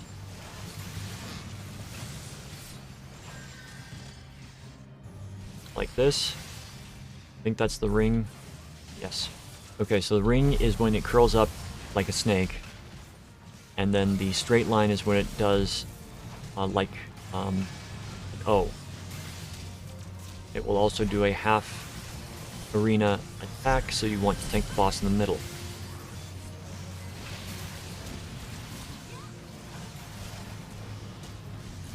Yes, this is the one where you want to be out of the middle. Creates an O instead of a coiled snake. And it will always be in the direction that the indicators are pointing. Okay, so for this, you want to grab them and kill them as fast as possible.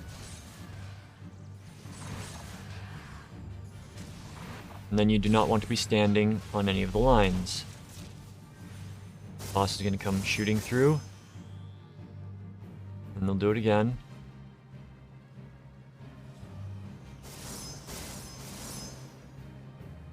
And then it's going to do an epicenter AoE to reappear.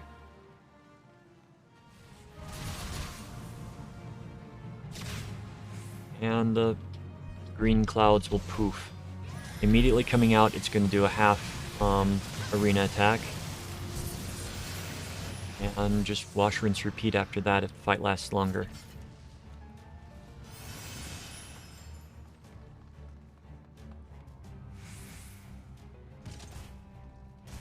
Alright, this is a section that I don't necessarily like over-pulling, because this is where most people will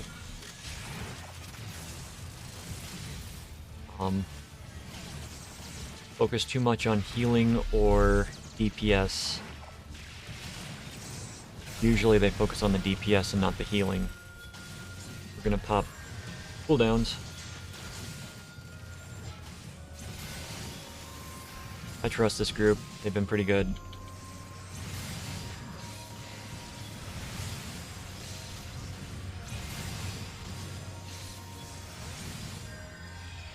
But you kind of want to kill the big guy in the hands first because they do the most damage. And that right there, one of the reasons that I do not enjoy pulling that. I should have stopped to heal at one point, but they'll survive without me being alive. These guys are...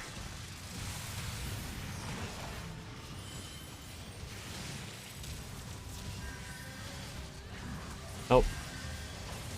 That's why. We got the holy spam. At least, either it was holy spam or these guys can't be stunned.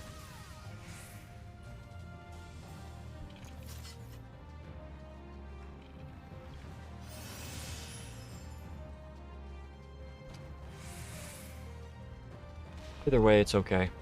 But these guys, you want to focus one down first and then kill the other. I'm going to mark this guy as the one to kill first, because these each have different abilities.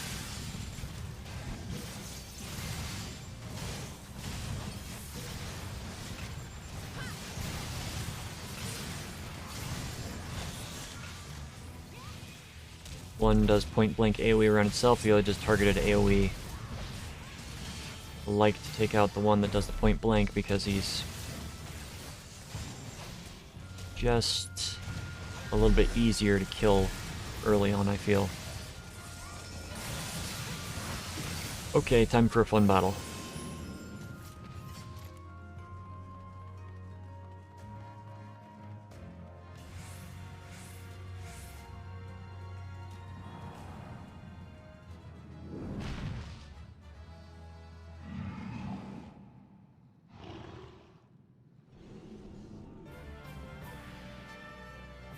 Alright, this is Genbu.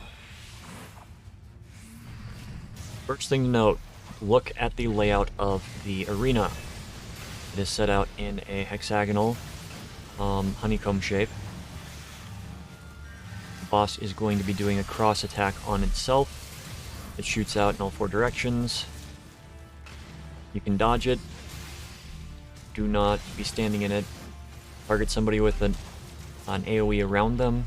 Just run away from the rest of the party.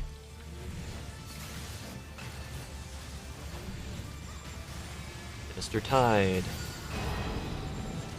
Pay attention to this. You will see that this appears. It's going to follow the pattern that's on the ground. So look where it's going to be moving to. Not that difficult to... This isn't the first time I've been in the dungeon with them. I'm pretty sure. Right, this time it's going to go that way, and then out. So it's easy to dodge that one. Okay, we're coming up on the transition period.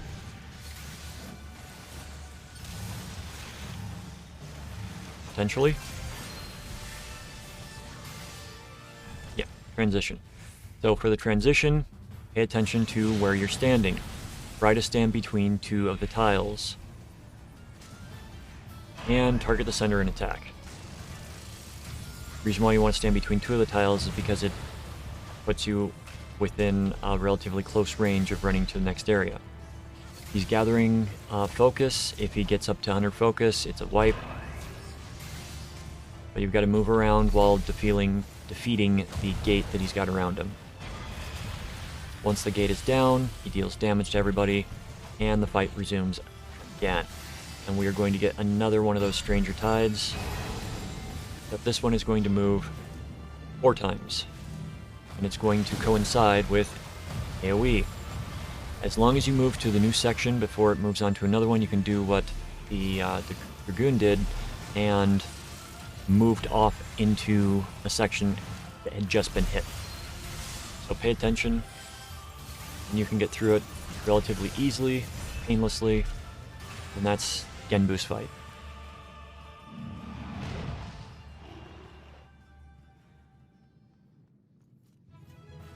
Alright, check the loot, grab it, comes. Healer did good despite that one death.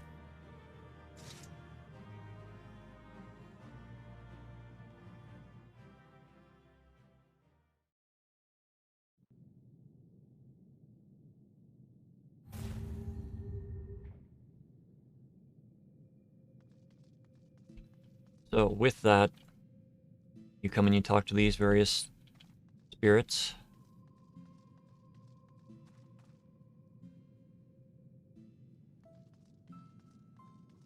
So for anybody that is unfamiliar with, there are each cardinal direction is associated with a constellation in some Asian mythology. You've got Genbu, you've got Suzaku,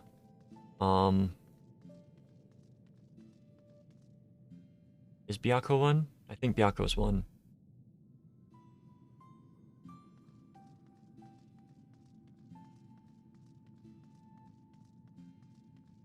Rendezvous with Byakko inside Yanxius. That's where we've got to go.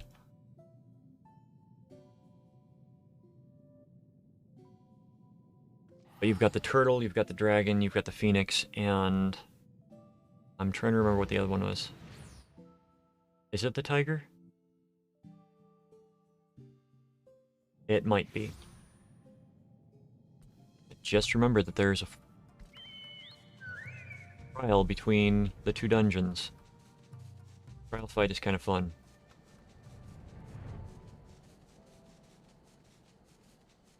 Yeah, focus on the dungeons and not the other duties.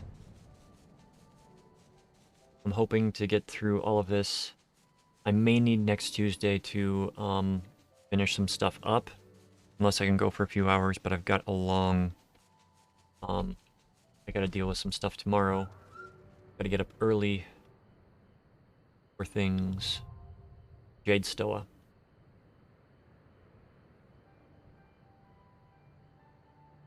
Move Hell's Lid.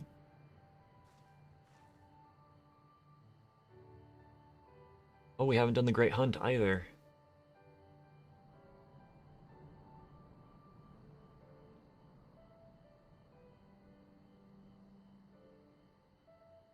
We're not going to do the Great Hunt today. That I'm not... I want to go with people that... At least two or three people that I know. Alright. Let's get ready for this. Let's get ready. The Jade Stoa.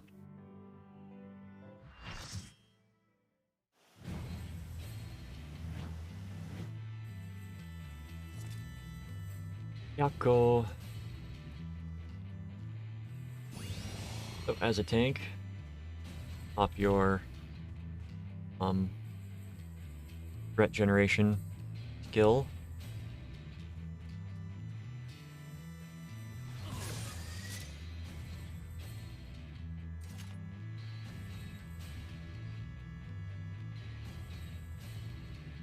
Okay, we got a couple of other people that it's their first time.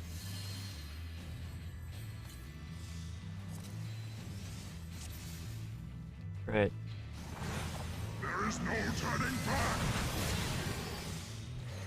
So for this fight, I don't remember anything, so Storm Pulse.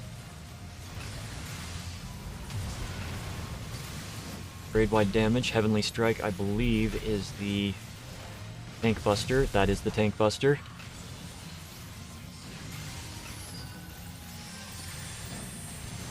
State of Shock.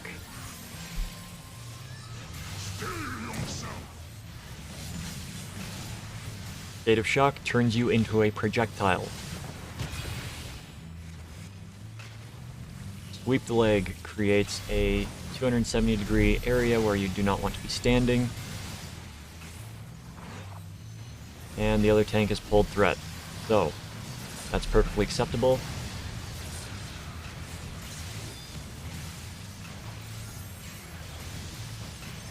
It probably happened while I was stunned for that throw.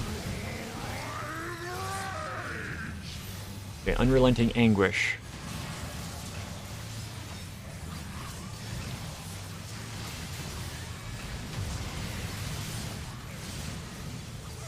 Okay, so during this section, the boss will start creating orbs, and will focus at a random person and start doing a frontal line attack. You do not want to be standing in the line of the orbs because they will give you a stacking debuff. At the end of it, the boss is going to rush to the side and do another frontal line attack. Okay, after that happens, the boss is going to turn into its tiger counterpart.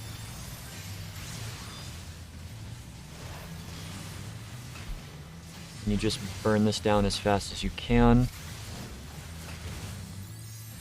Okay, when this comes out, you do not want to be standing in any of the three directions.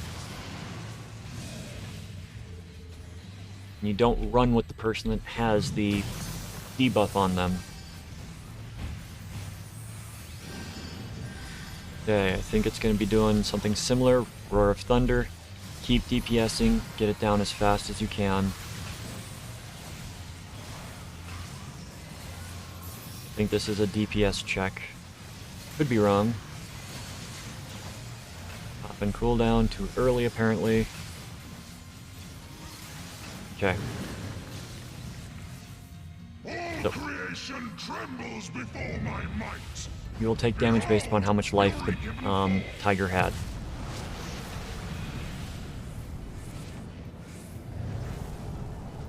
At least I believe that is what the qualifier is for this section.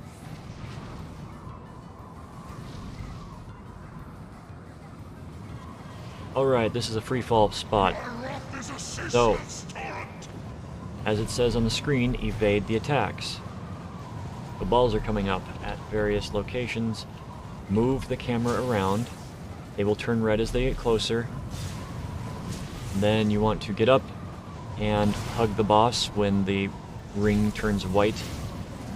You want to avoid things from the sides as well, so pay attention to everything that's going on if you can. This is actually kind of a fun mechanic in my opinion. If you're looking down, you can see that the tiger jumps off his back when it's coming up to do this. So, tiger comes through.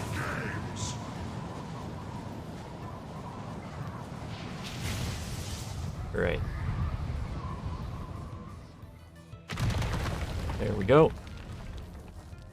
You do not want to be near the edge because you can get knocked out in this one. To ashes with you.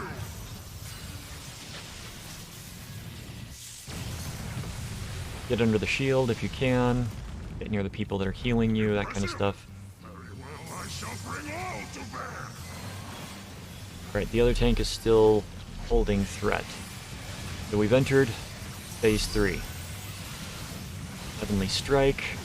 That is going to be the tank buster, so I'm going to preemptively heal.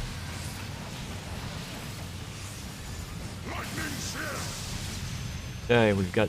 This is going to be an 8-direction attack, so after the first one starts going, you move over. Don't stand near people that have the same debuff. Then you want to get either close to or as far away from the boss as possible to avoid that attack. In my case, I was farther away. So, just avoiding. Okay, I just got picked up for another slam. I did not take much damage from that. Huh. Over here. Sweep the leg. I think we've seen all of these attacks already. It's just a matter of dealing with them with higher damage. And so Phase 1 is basically to teach you the fight. And Phase 3 is higher damage and less less forgiveness for screwing up. I think we've got this.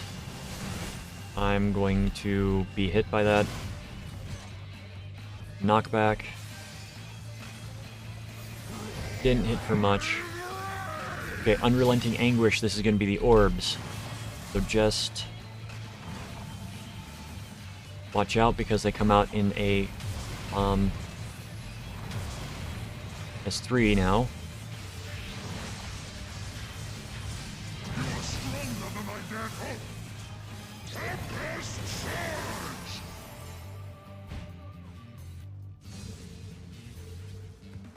Dodge everything you can. It's easy to dodge stuff here. Well, it should be easy to dodge stuff. It may not actually be easy for you to dodge stuff based upon where other players are standing, so be warned. Okay, that's going out. I'm going to heal that for the and the boss is down.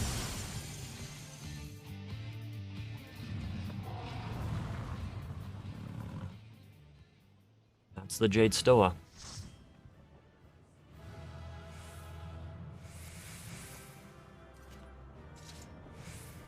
All right.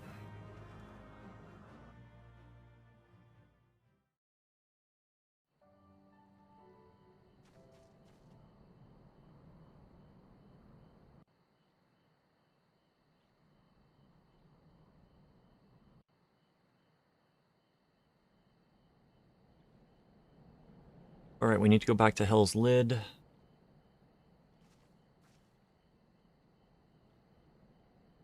Closest place is going to be underwater.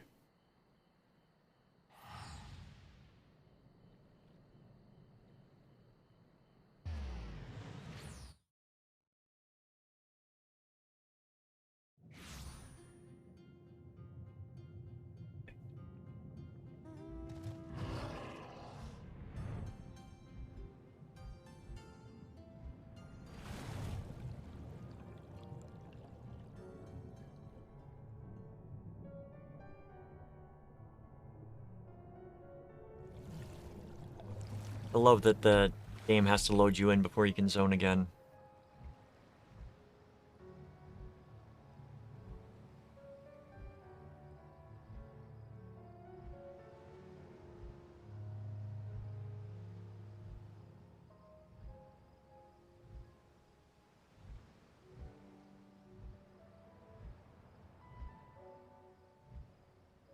So the reason I'm not going to be doing the Great Hunt tonight is, I already said,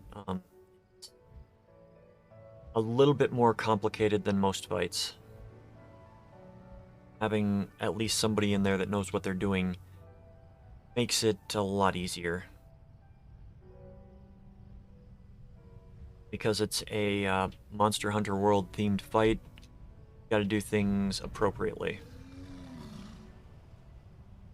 You gotta hide behind stuff, and as I said, second phase, you've got no, what I'm looking for.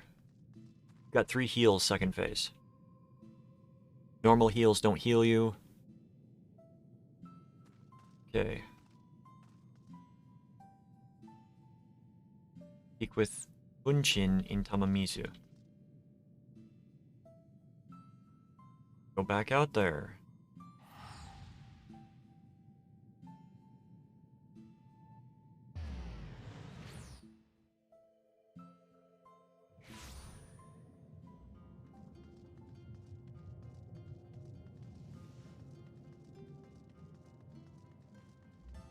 Hello, Bunchin.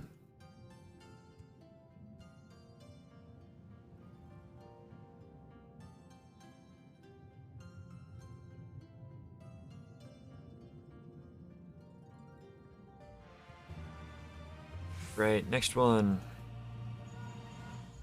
You have to go back to Hell's Lid, right?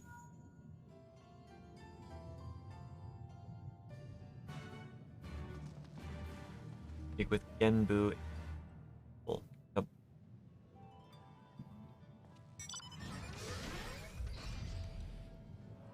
More higgledy-piggledy stuff. Running around.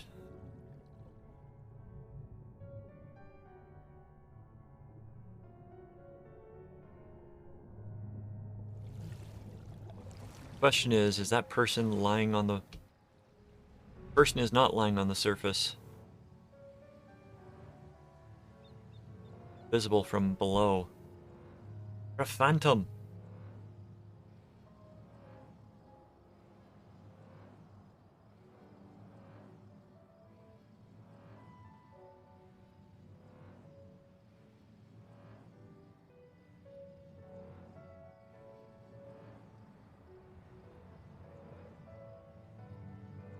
I forget if there are two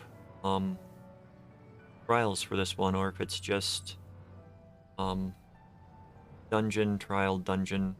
I feel it should end with a trial. I'm pretty sure there is another trial, but I don't recall top of my head. I'll be honest with you, I took a long break during end of this expansion because Eureka burned me out. Eureka really burned me out because it was like days of work, days of time working on something and getting like a fraction of where you actually needed to get to. So, it wasn't the most enjoyable thing.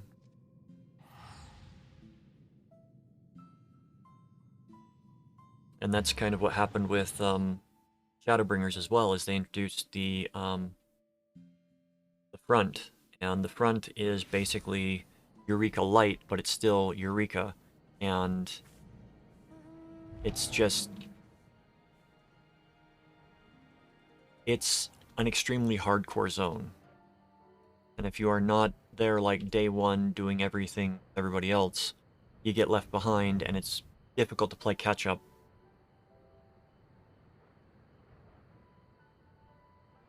One of the things that occurs is they get movement speed increase. There are other things that can increase your movement speed, so by the time you get to one of the fates to try to kill something, it's already dead. And people do not wait there. It's just, you get there. If you don't get there, you're out of luck.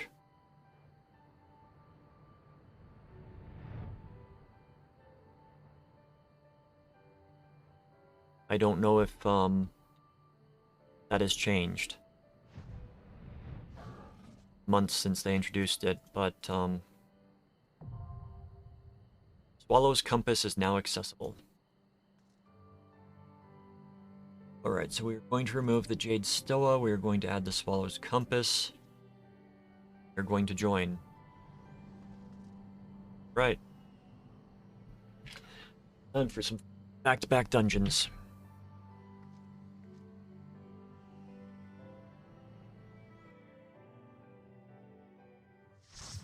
The Fractal Continuum. Hard.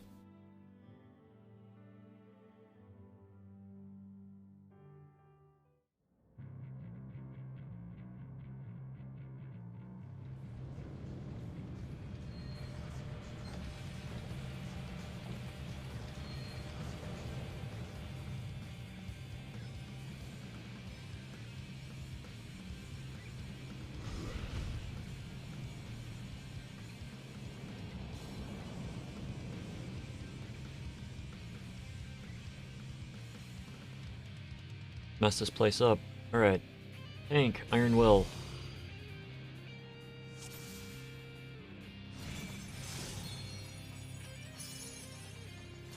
There's some storyline in here if you want to listen to it. Can't really speed through this place, first section, because teleporters have to be activated. Oh, they're going down like butter on a hot knife.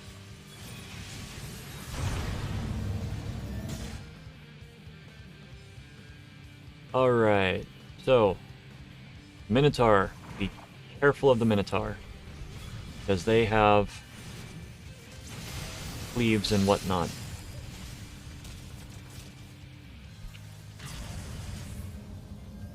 And after you get to the Chimera, you wanna stop. Just because usually having both of them is enough until they're dead.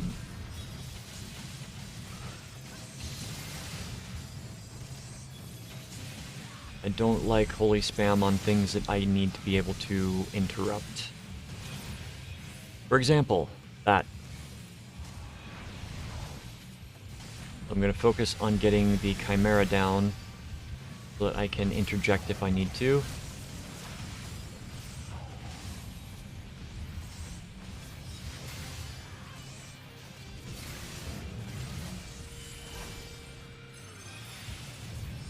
No need to interject.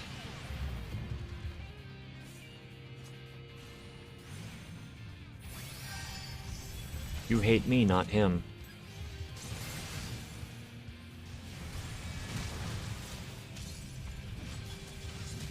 Minotaur is the one that you usually want to kill first because they have a, oh, what's the word? They telegraph it.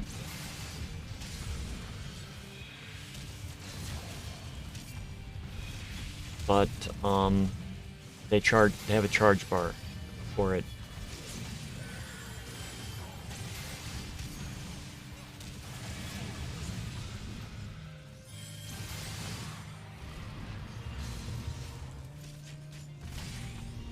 Right.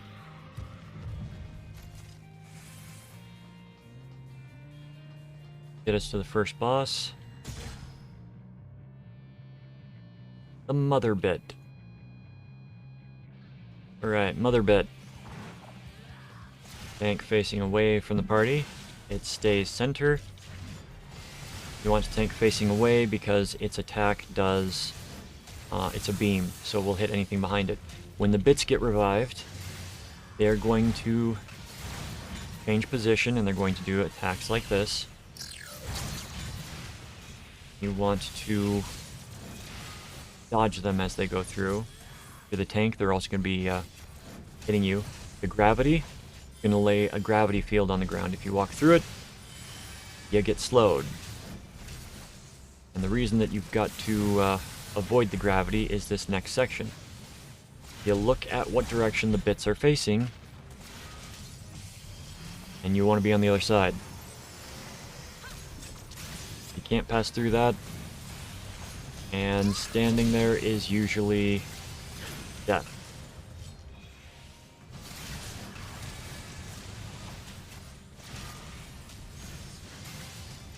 And the gravity thing, if you hit it, it explodes and deals damage and snares you, so you don't want to be anywhere in the gravity field.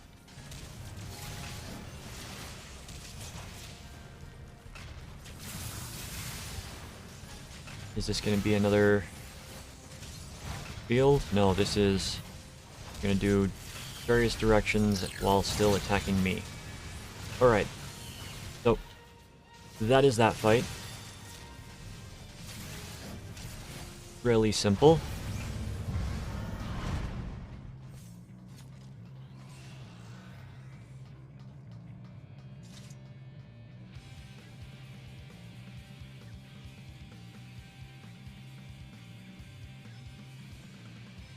Don't need that, so we pass on it. This section.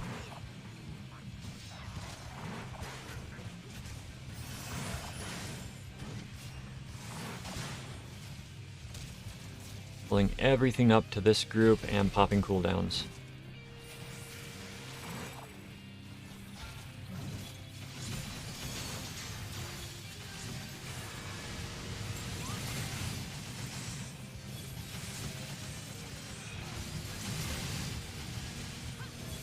These go down relatively easily. It's not a big issue. If you have problems with it, then don't worry about it. Everybody's gear and skill is going to be at different levels.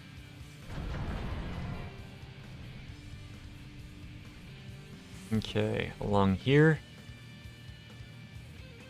Have more of them. Try to at least get a little bit of threat on everything. Pull. Pull.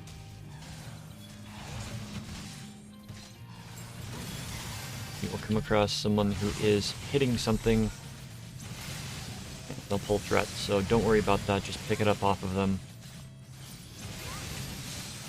It's hard to maintain threat on a large group, which is why I personally will only target an enemy that the tank has lobbed at, or I won't attack at all during large pulls.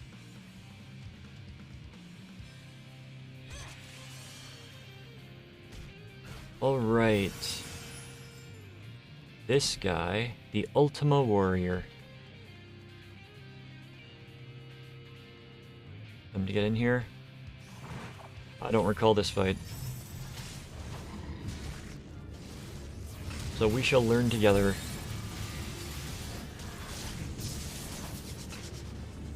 Okay, he's got a tank buster. Ether plasm.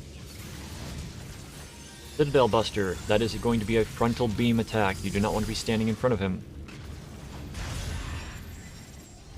Primordial ether.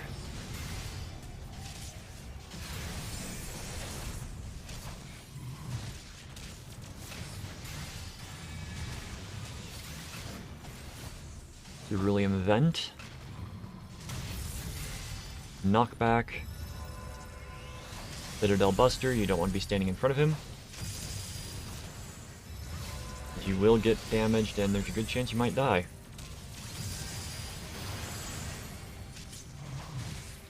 I got hit by that. Thought I was... Okay, Aether Plasm.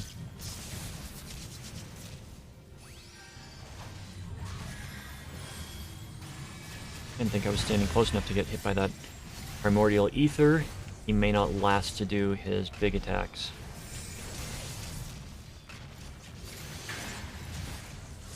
Infinite Fire I've been marked with.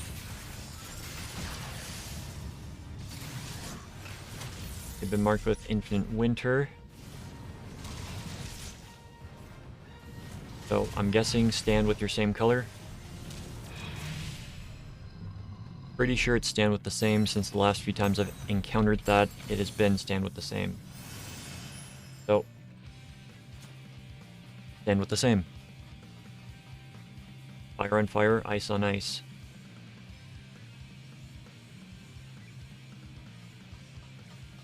Alright, so we are heading to this little thing in the center.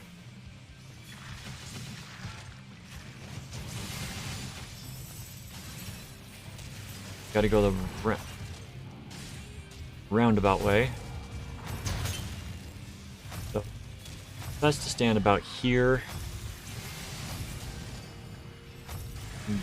Beat this stuff up, because these guys are persistent.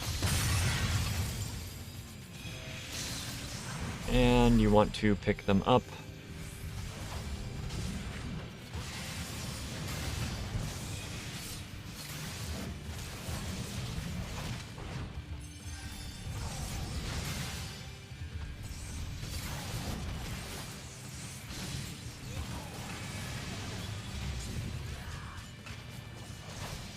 Can chain stun them. They can't do any damage. Pretty sure that guy gave up. I'm gonna go hit this chest. Hit this chest.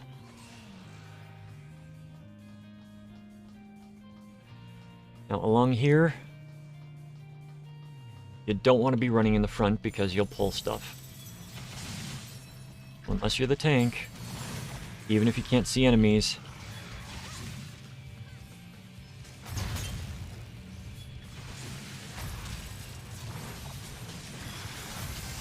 Best not to try to pull stuff. You can't interact with the security terminal until everything is dead, if I recall. And as soon as these guys are dead, I think this opens up. Maybe not.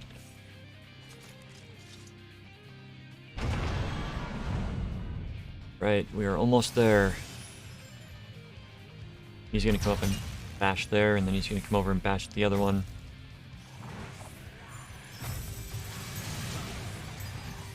One that you want to stand by is over here. He's gonna come out, and he wants to play.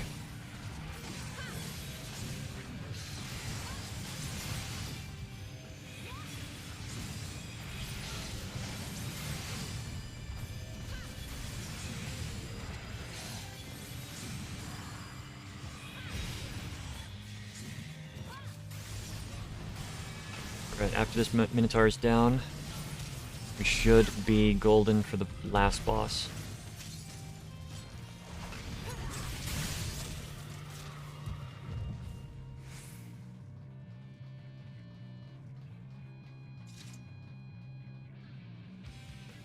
Interact with the thing after the enemy's dead, and it will open stuff up.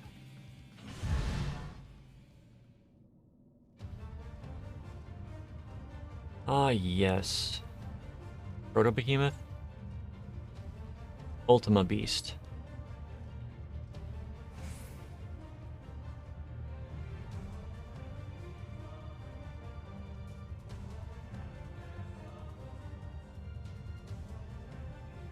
Used to be a very unforgiving fight. We shall see what has changed.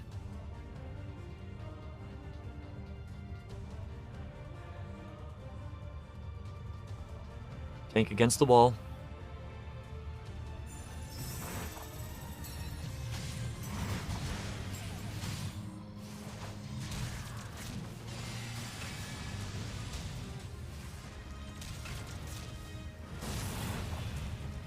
When the beast starts gathering energy, run away from him.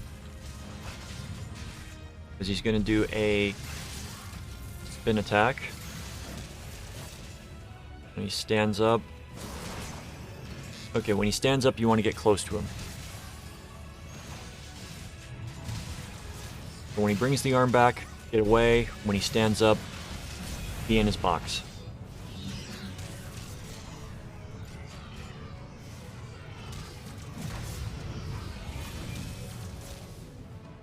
Okay. You, heal on you. You marginally heal me.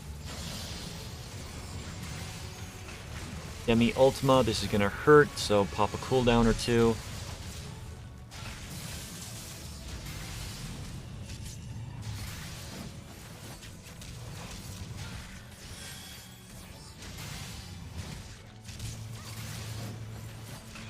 Okay, he's gathering the energy, run away from him.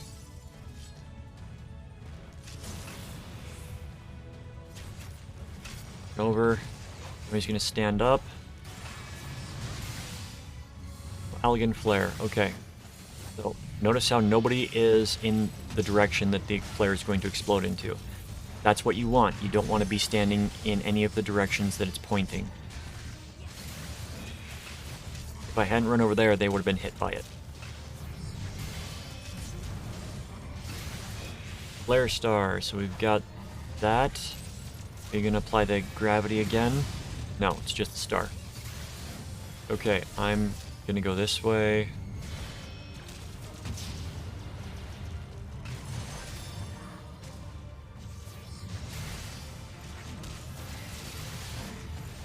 Okay, he's standing up. Stand under him.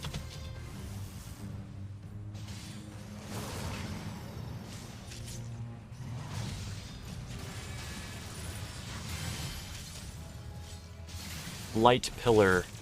Oh, I don't... Ah, yes. It is a moving 8-direction thing, and gravity's going to come out with it as well. Then the Ultima, he starts casting that when he is close to death. If it finishes casting, it's a wipe. So, here you are.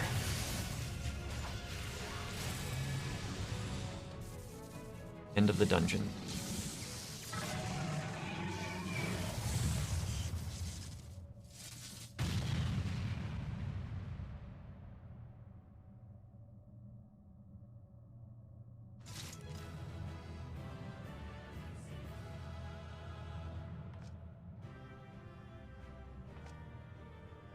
Right. There comes. Let's give it to them. Treasure.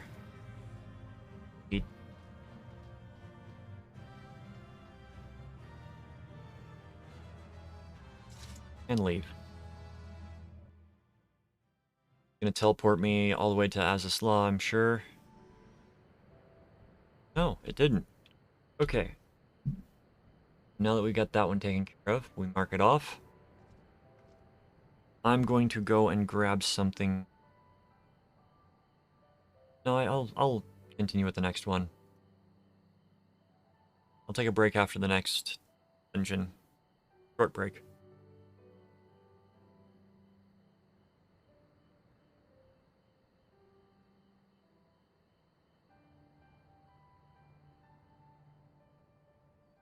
I've only been going for almost 3 hours.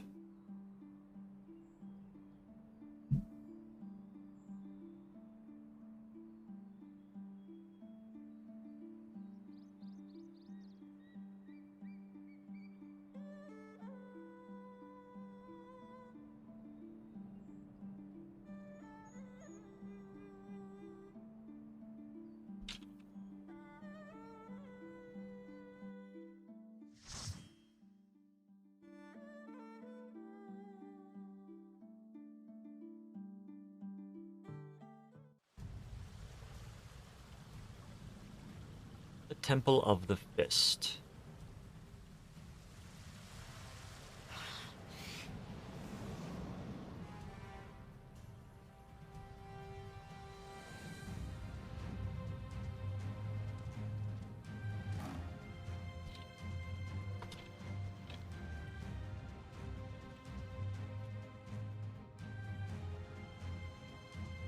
Alright. This is going to be a fun one. Pop Iron Will. Devil Pup is going to run away from you.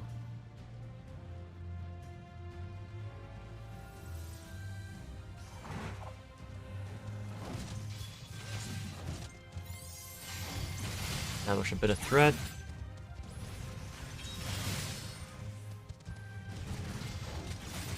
Come up to the mossy barrier.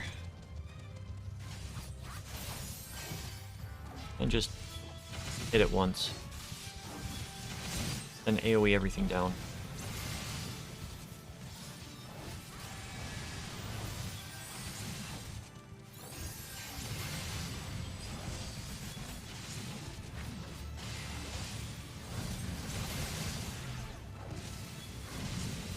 Right.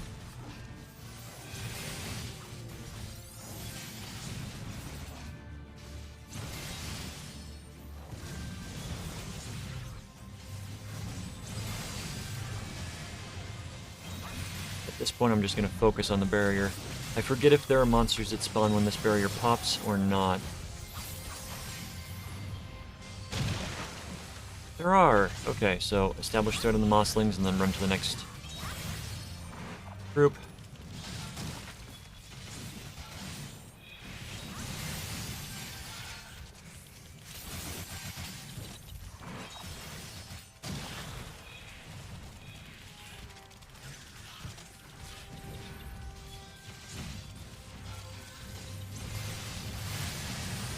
And basically, once this group gets petered out a bit,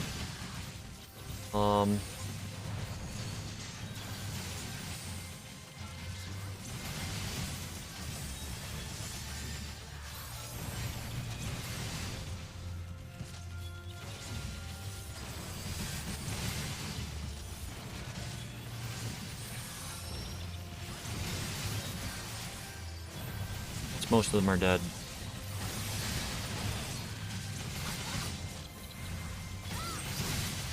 Start moving to the next one. Because it's really just that simple to get to the first boss.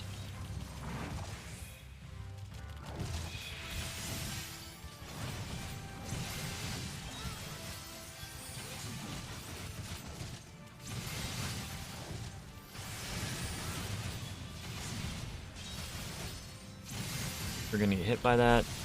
Give us paralysis. We'll see if we get an Isuna. We do. Wonderful. This wall is going to break off mosslings about halfway down, and then when it actually is destroyed, more mosslings will appear. Oh, and a quarter.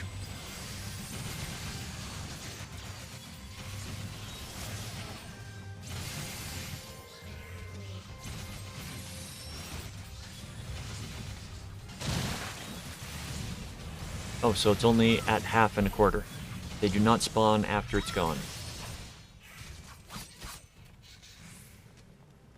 Okay. This is a coral boss.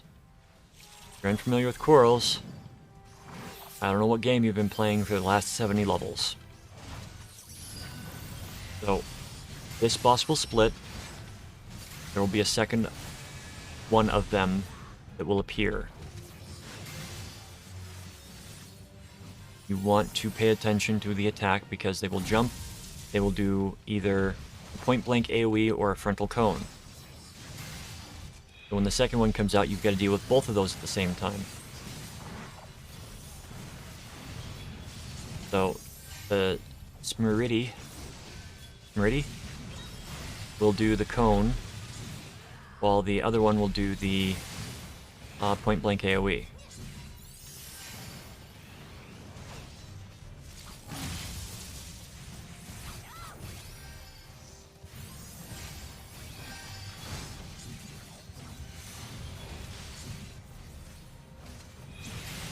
But when in doubt, always run towards the red one in this situation.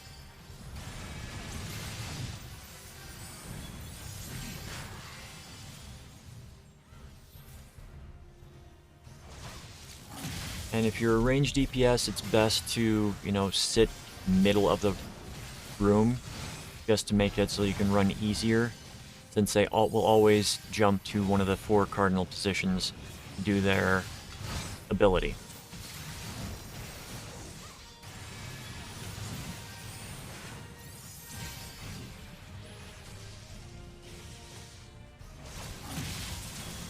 Just a lot easier to take them down that way. But after one goes down, the other one gets a damage dealt increase and will do different attacks.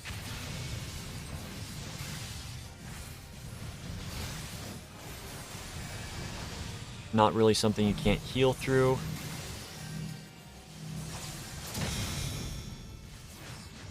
Will do heat lightning, and you do not want to be standing with another player when that hits because it's pretty significant damage.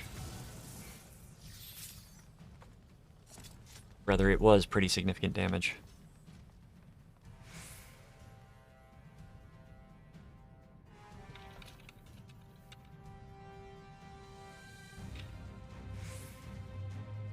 Alright. So, along here, much to my chagrin, this section does not affect the enemies. I can pull.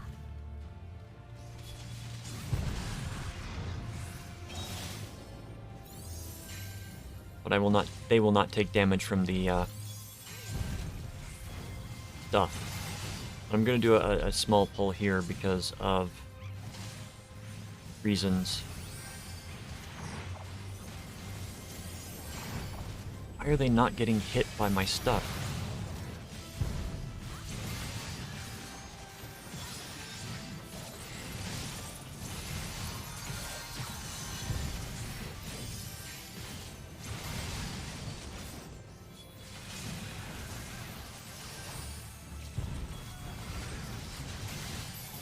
So, after this group is done, we're probably going to pull the next 2 groups.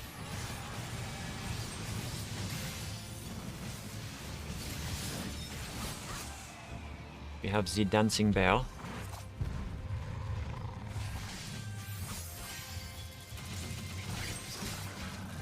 Gotta do 2 there just to establish some threat.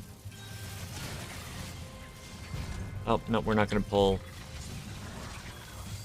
Basically, we want to run through and grab those guys. I forget if they're stationary or if they actually come out.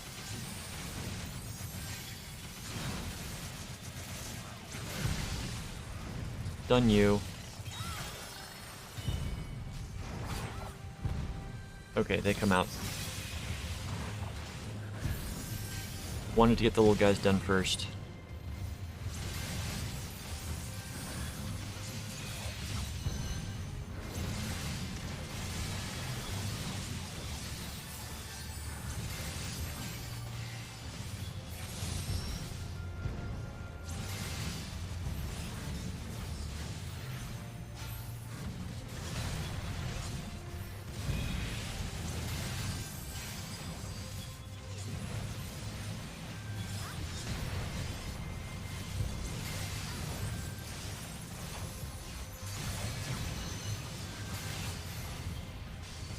Alright, these guys, once they go down, gate's gonna open. Run by. Be sure not standing on the. Be standing on the red. Right, we've got this group. This group. And the last group.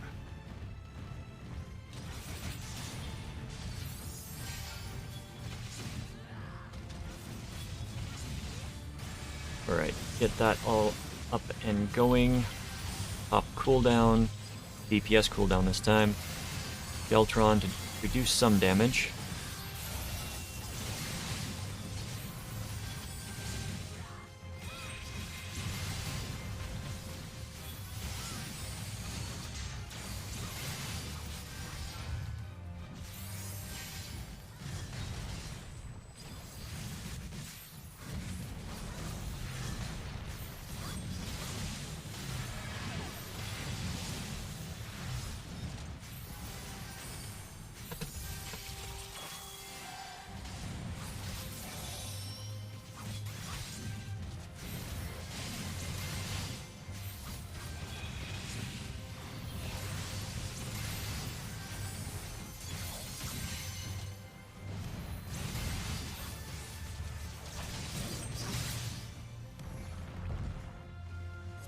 Okay.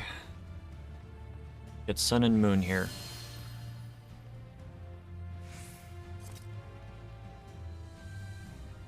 For everybody. Arbuda.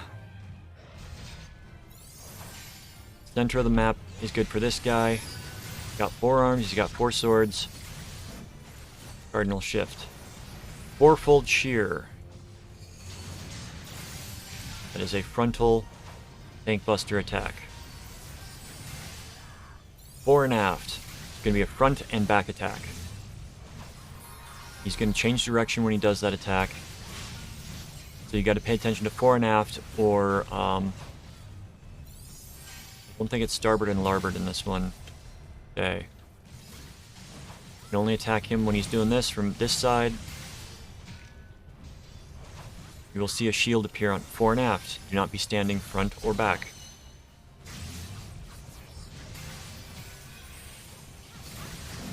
Fourfold Shear will pop the cooldown again. You can tell some of these people do not know what's going on with this fight. Crap, we need to go to the one that's lit up. Dang it. You have to go to the one that's lit up, not... I thought there was one back here, but it was not lit up.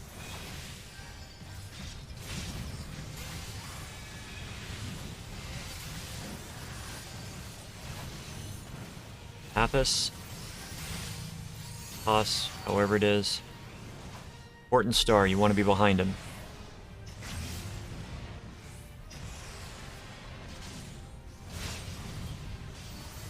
Yeah, I'll get you with a clemency there, buddy. Fourfold Shear, Sheltron up. So, Important Star is going to be left and right. Fore and aft is going to be front and back.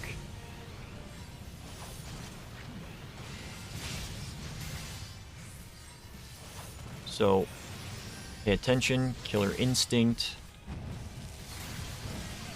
means that you can only attack him from one direction. A shield will appear on 4 sides of him, and you can only attack him from, or on 3 sides of him.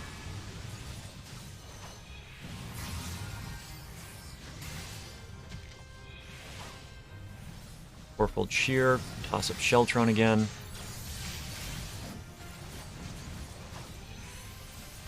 This is one of those bosses that can be confusing for some people. Especially people that don't understand what fore and aft and starboard and port and starboard mean.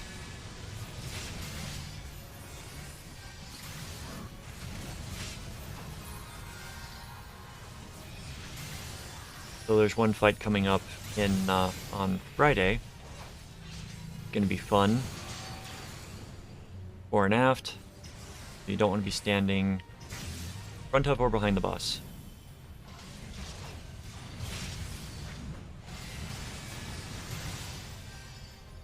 Fourfold Shear.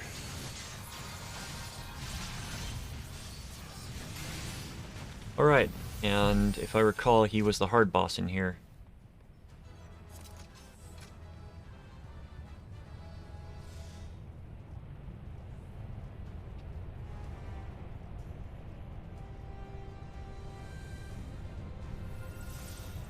Everybody.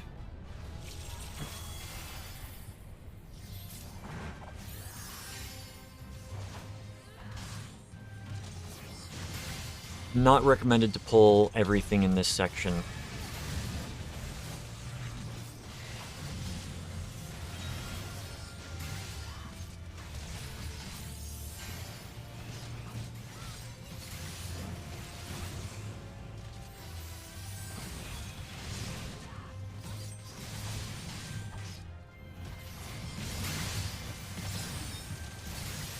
Because of reasons, it's best not to pull everything down this aisle.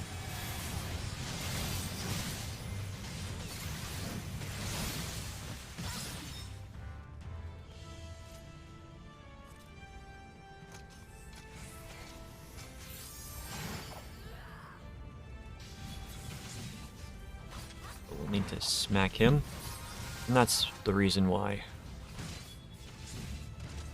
Little orbs that will fly out. You gotta dodge around.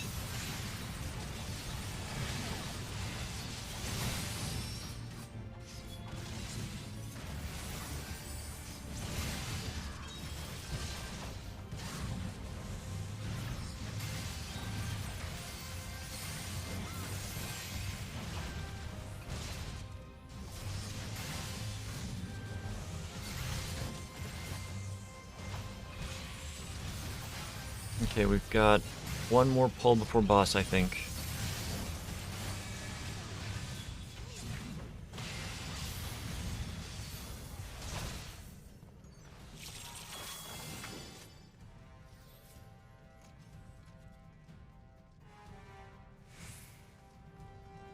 Yep, and it's the Quarrel.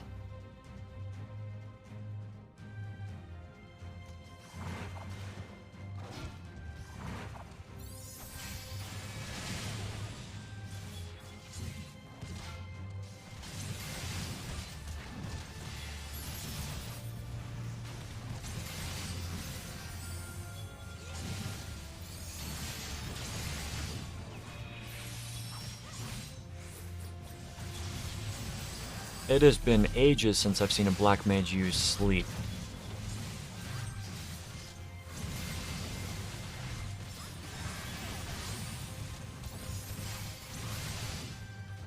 Sleep is a very situational ability.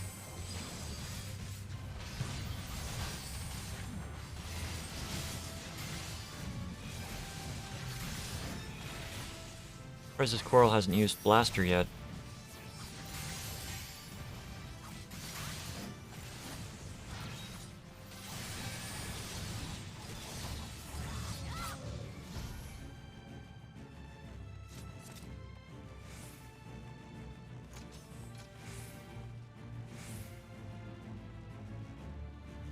Oh.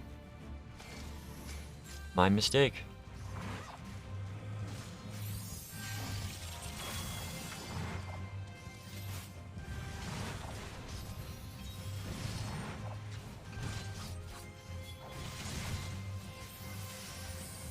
The difference with these orbs than the earlier ones is these will activate as soon as you get near them. Whereas the others, they did not seem to activate immediately, they had a small cooldown.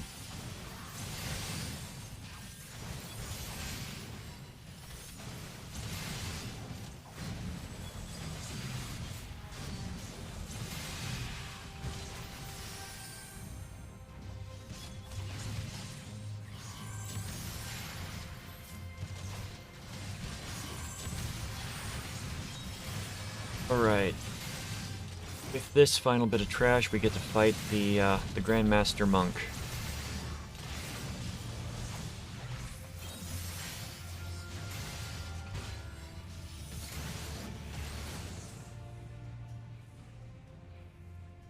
Yeah, we're gonna watch this. Unless he starts talking.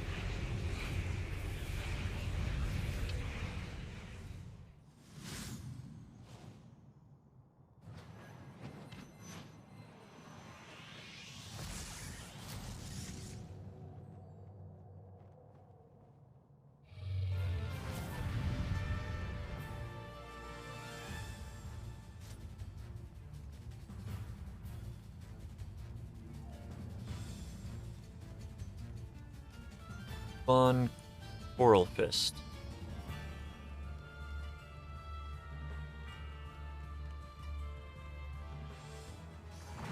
Okay.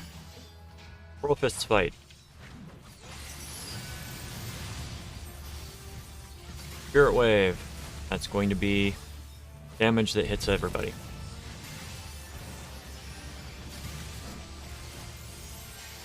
Got Hurricane Kick, which is a 270 close range attack. Touch of Slaughter, he's going to run at somebody, deal all but 1 hit point of damage to them. Touch of Slaughter is an important effect to avoid. Heads will come down and you want to dodge them. Silent Roar, frontal line attack. Pay attention to these abilities because they're going to be doubling up. And tripling up. Frogger's Peace. Run to the corner. Goes out, run immediately back in. Want to stack. Gonna do Hurricane Kick immediately after.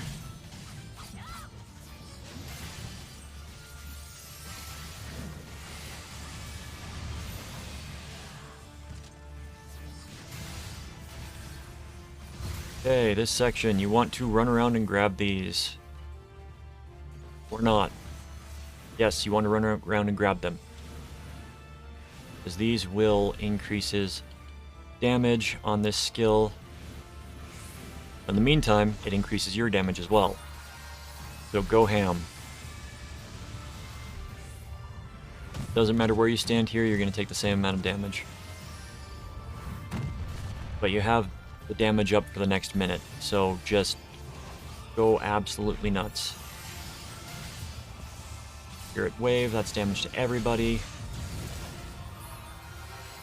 Also tosses out the Whirlwind, which I don't think I noticed the first time around. Got this. And away from it. Do Silent Roar again.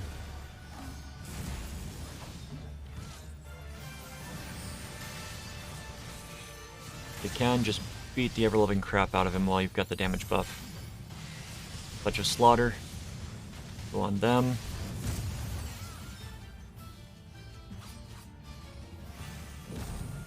Plus out a heal. We no longer have the damage buff, but the boss is going to be dead. Spirit Wave, that's for everybody. We'll toss up Divine Veil. And the Whirlwind was created behind the boss. Okay.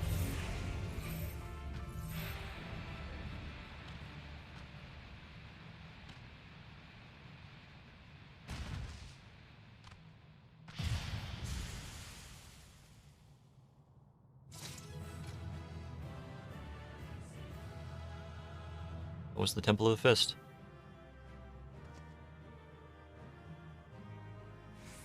Alright, let's check our... grab everything. Yeah, we'll toss that out.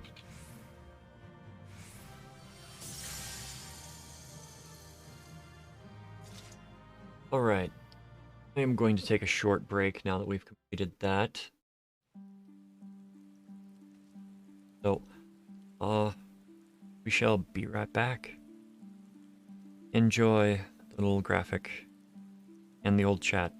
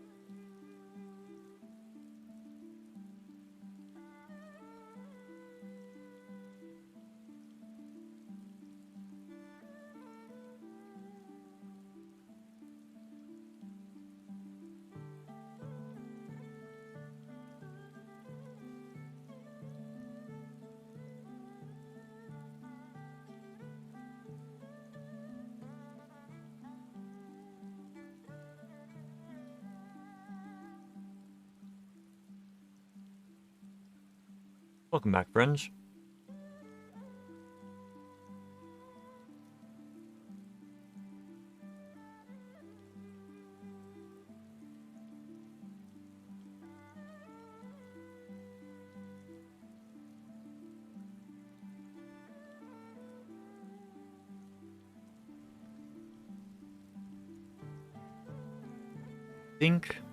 I think.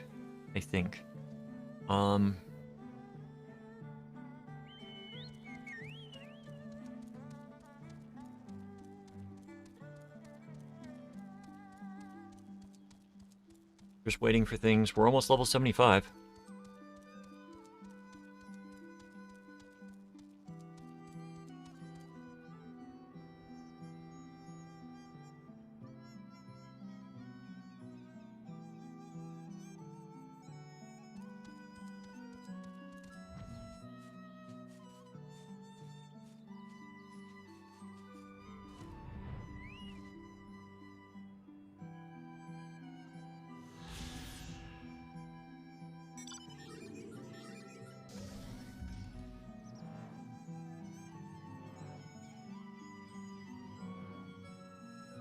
Okay.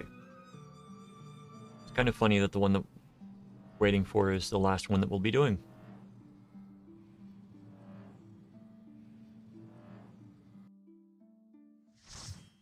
Ugane Castle.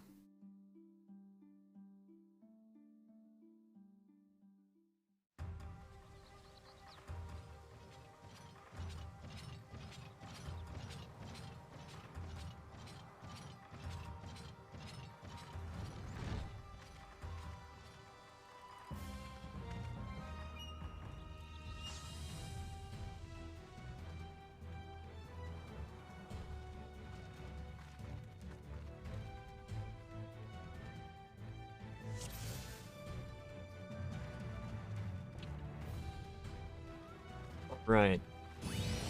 Oh, this is a level sync one. I need to repair soon.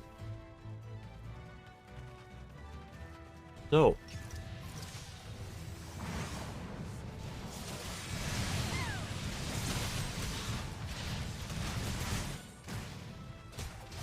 In here you can pull everything up. You'll get the Joy Genin along with the other things.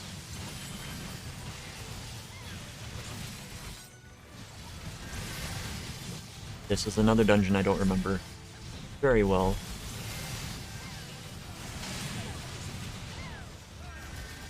Part of the reason that the dungeons between the level 50 and the level 60 dungeons I remember more is because there were aspects of the relic weapon where you had to run the dungeons repeatedly.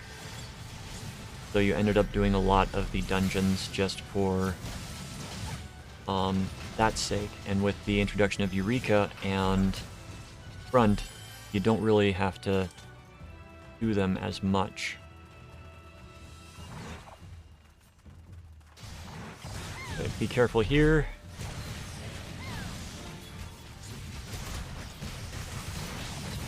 Because you got more of the ninjas popping up.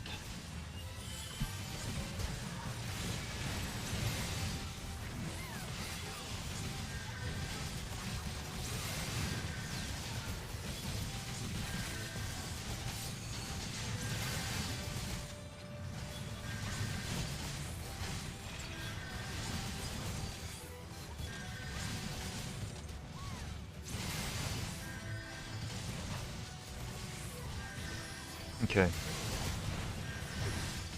Inky release, get away from it. Run back in, beat the crap out of it.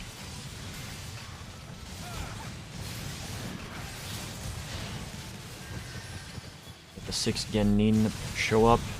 Oh, 4 Genin and 2 Jonin.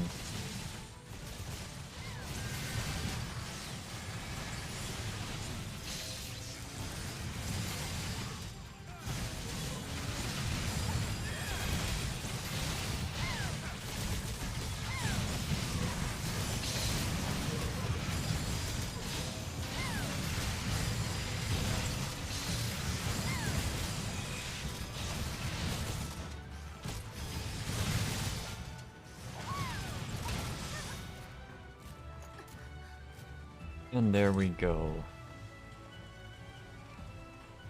Maru.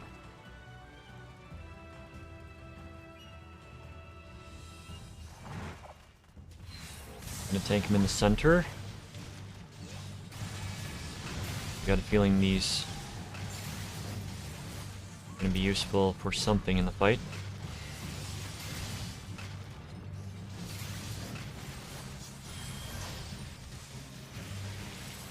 Ah yes, we've got the, we've got to kill the bombs before they reach. Kill them. Get away from it. Run away, run away, run away. Okay, so the bomb enemies are going to be appearing on these spots. And when they die, they will explode and you want to get away from them. There should be another one coming up soon.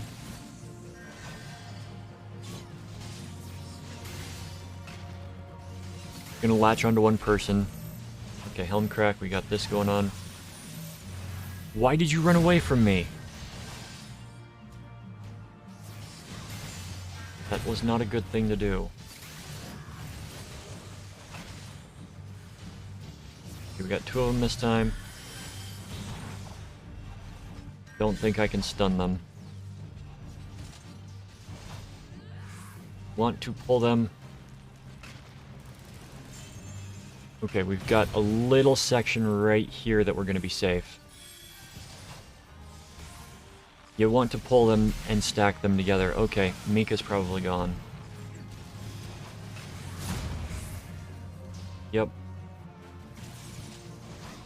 You want to be able to, when you got the bombs up, you want to pull them both to the same section, and since they're focused on one person each, it's a little difficult if they decide to, you know, do what they did there and cover up both sides.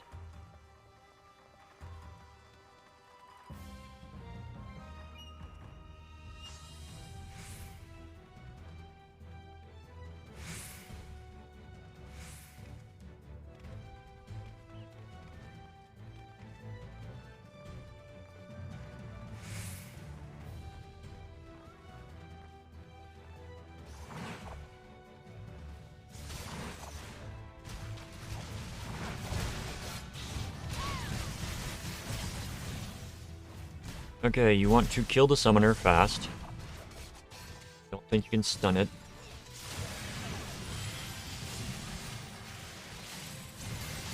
But you actually can kill the summoner before it summons. If everybody gets on the thing. Otherwise it summons something and just makes the fight go a little bit longer.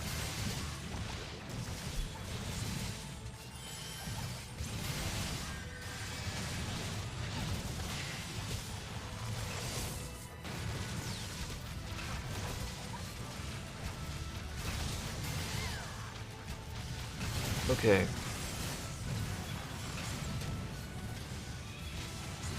These dungeons are getting a little bit longer each time, it feels.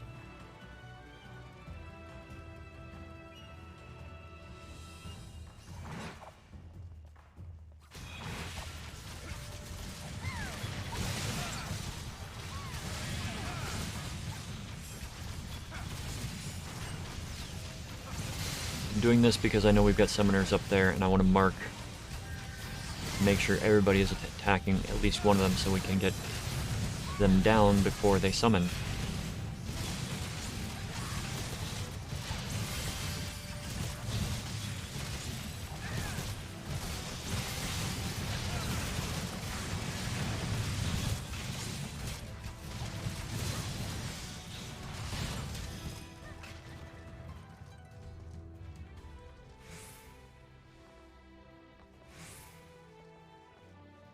Man, I'm going to like that, that.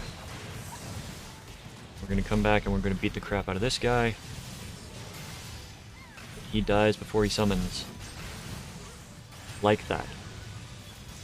Now it doesn't matter who goes down next. Wow, only 3 of us were attacking it. What are you on?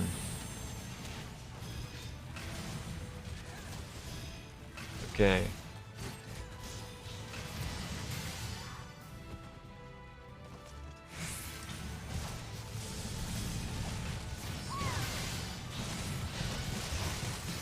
We might be able to get 2 of them down.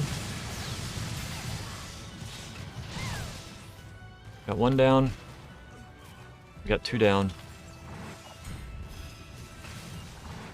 Nice. Okay.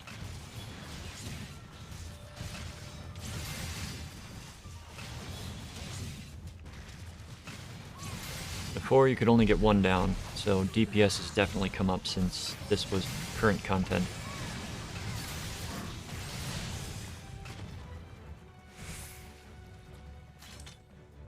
Dojun Maru. I just remembered who the final boss here is. Fun.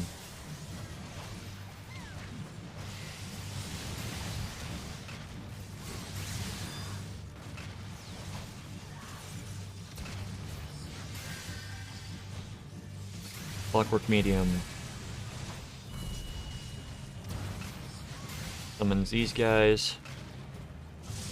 Don't want to be standing anywhere in front of them. Clockwork Raiton. Raiton being lightning or electricity of some sort. Clockwork Medium. Gonna summon two of these guys, you gotta beat them down.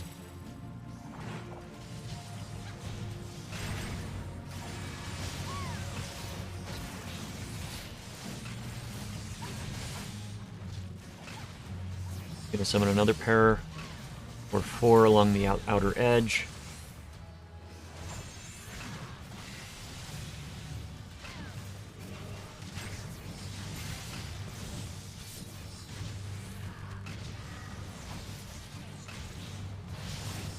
There we go. Outer edge. Oh, he's just gonna summon 2. But he's also going to do Raiton. And they stay and start hurling shuriken. Okay, so there's a lot to pay attention to there, but not too much. So the second time he summons 2, then 2 more. They flip the boards, and then they will throw out shuriken.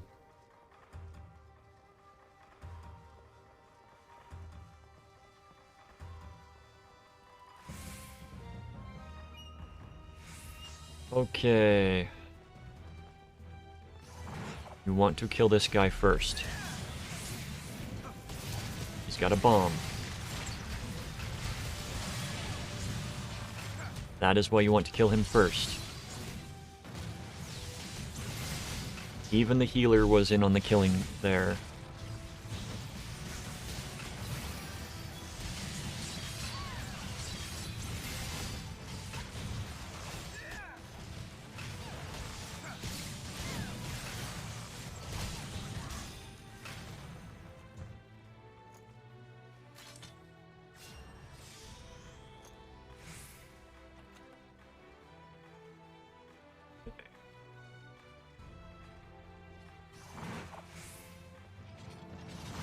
And be careful because there are going to be more of those guys. They might drop down from the ceiling. So just be ready to switch and kill the bomb carrying guys ASAP if they appear.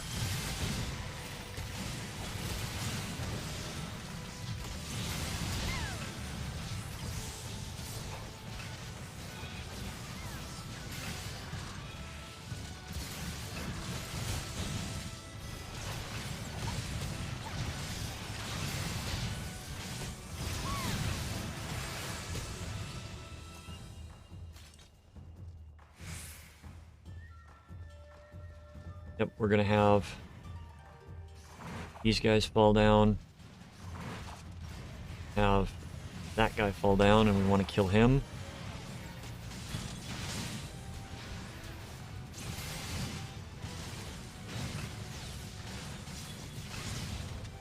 You cannot stun them.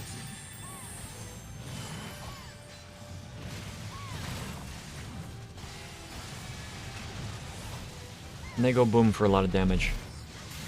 A lot of damage.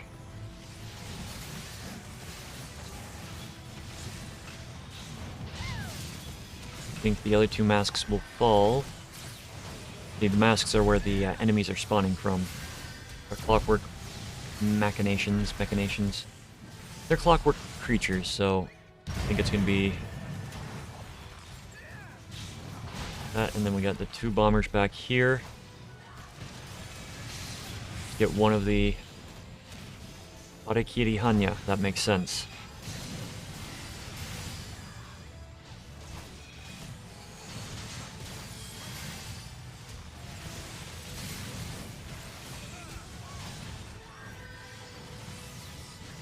Karakuri Hanya.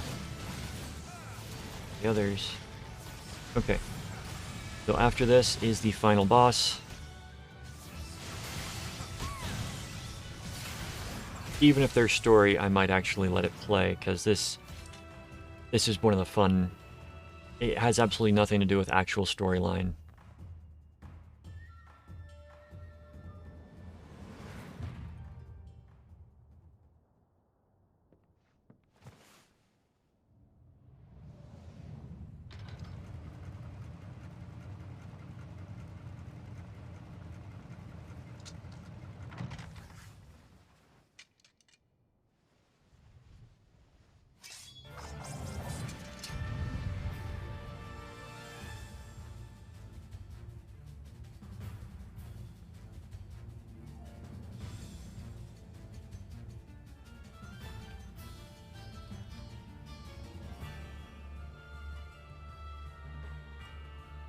We have a healer that is disconnecting at the moment.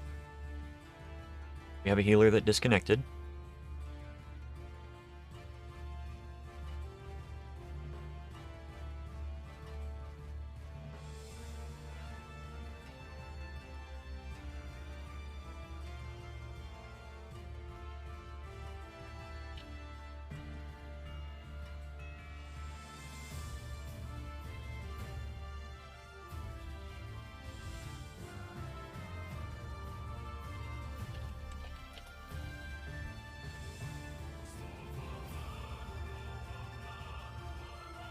In a situation like this, it's best to wait to see if they reconnect, because sometimes the internet can go out, that kind of stuff.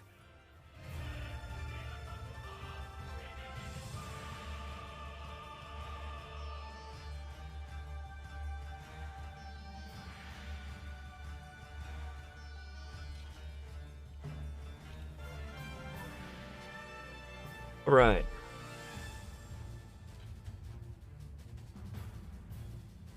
Ready checks are nice little tools to have. Yojimbo.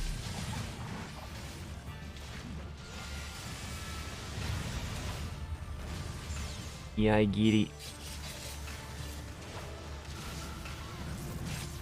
So Yojimbo is a fun fight. Oh. Oh wow. I didn't even realize this was a no theater. So, Yojimbo's a fun fight in that he's going to toss out gold. As soon as the gold lands, you want to pick it up. The dog is going to jump around and pick up piles of gold. Like that, and the more gold it picks up, the more damage you will take from Yojimbo's attack. Because Yojimbo is a... he's a mercenary. The more money he gets paid, the more damage he does.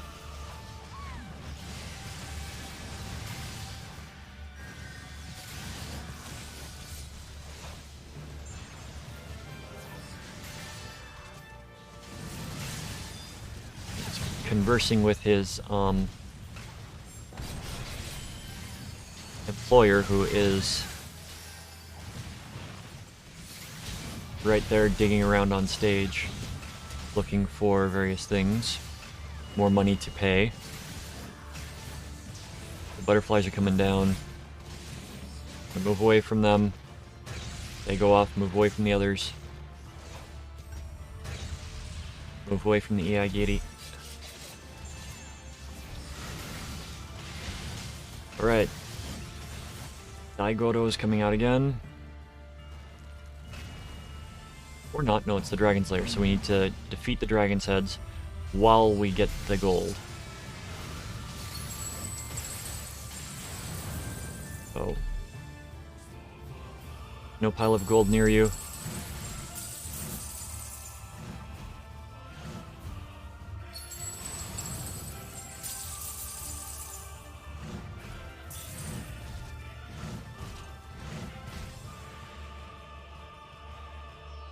Got it, and got it. Okay.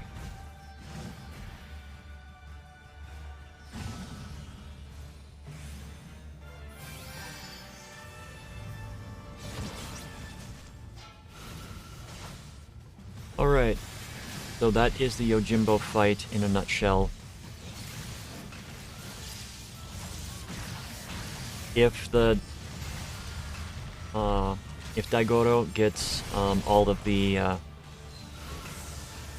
money, you will be taking massive damage from Yojimbo's attacks. Inoshikacho. I can't tell you what that does because I don't remember and it didn't seem to do anything. Love it. Love it.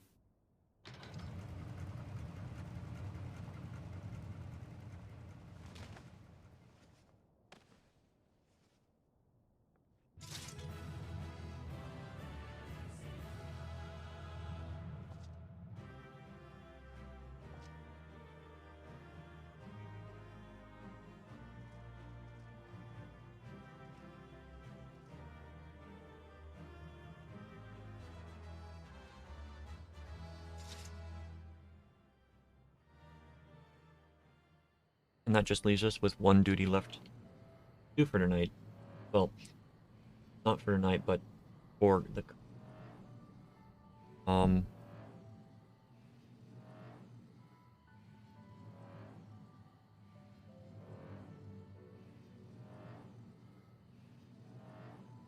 have Swallow's Compass to do.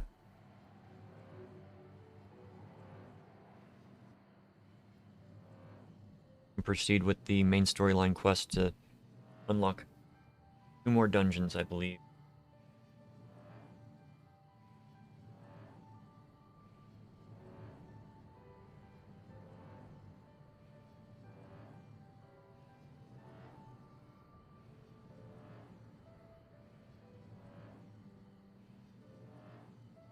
And at least 1 more trial.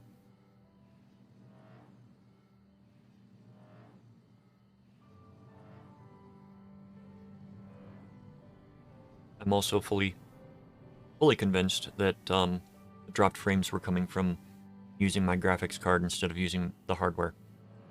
Or using software. Absolutely no dropped frames tonight. I'm happy about that.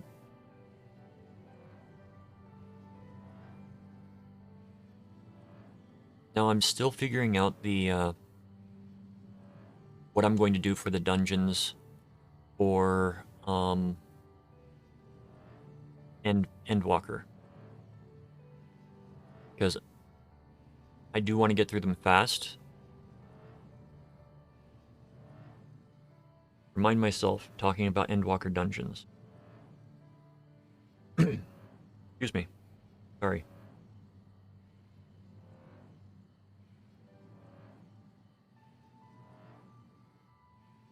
But we are going to get in here, finish this one up, and then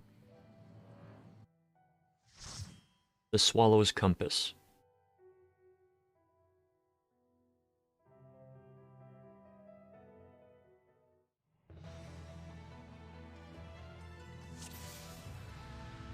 Alright, if you are above level 70, activate Iron Will as you get in. First spot, grab these 2, beat the crap out of them.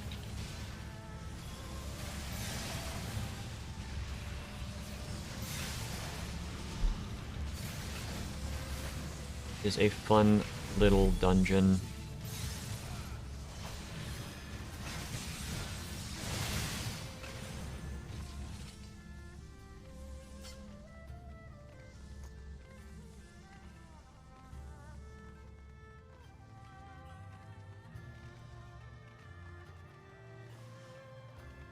Right.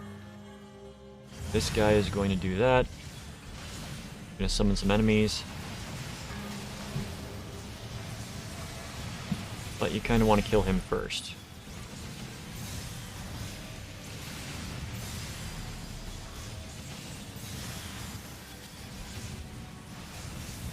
And the torrent, when it appears, you want to kill as well.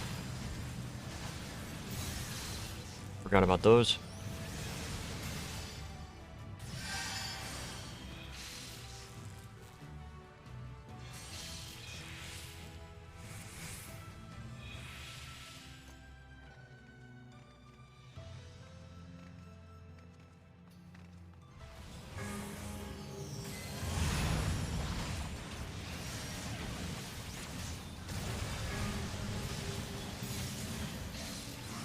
Okay, so the Sai Taisui is going to be banging the bell and dealing damage to us. That's why you want to kill it.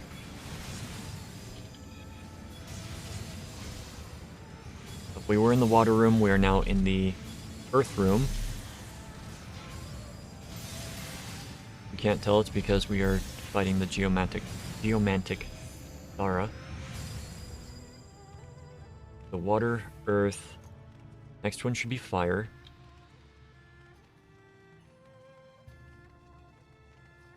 Nope, next one's wind.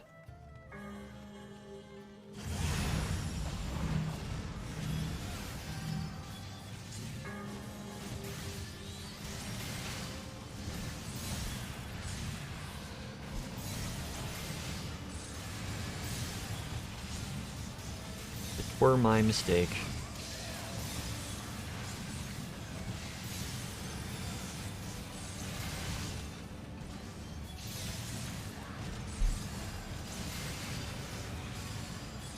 Once that guy's down, we go back to the beginning.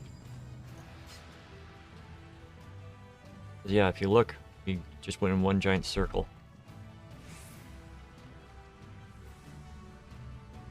The only difference is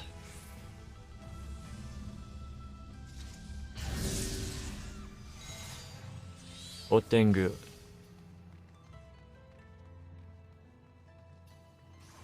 Pay attention in this fight. Boss center. Clout of the Tengu. Grade wide damage. It summons the fireballs.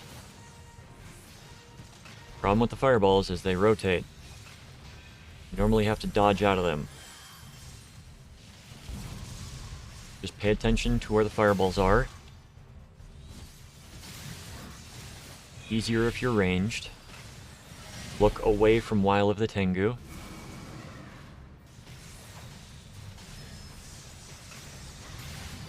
And be ready to run when the fireballs decide to stop. Yep, we're gonna go over here.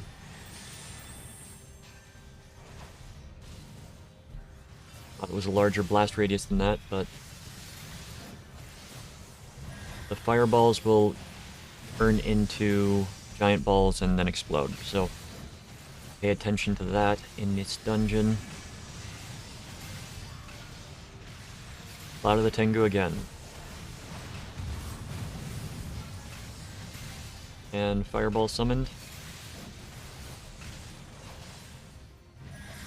Nice is, after the first time, just come to the center and stand in the middle. And beat down the boss.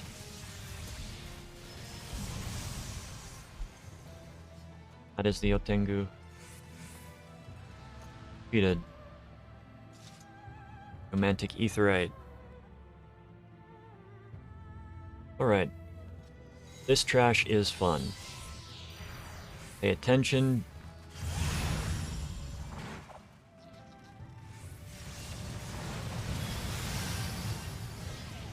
Hide behind the barriers. Okay.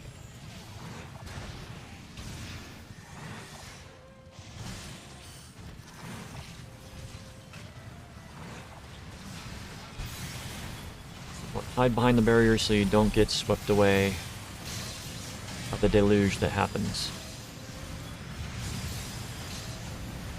You can technically sit in front of them, like they are doing, but I think you still get damaged if you do that. Nope, it's just the middle, it looks like.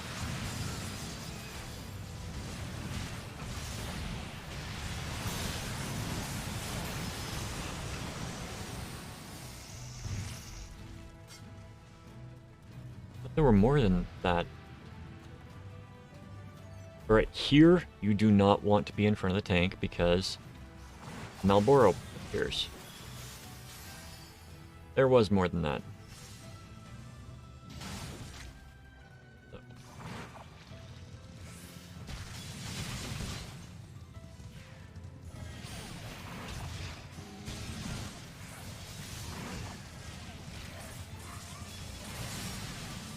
Got that. We're going to go like this. We're going to target this guy and bring him down first, if possible.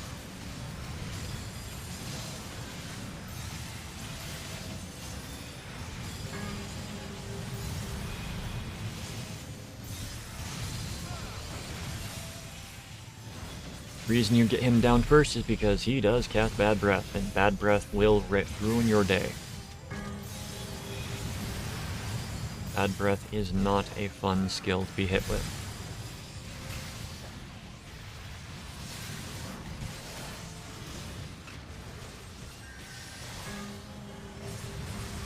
Okay.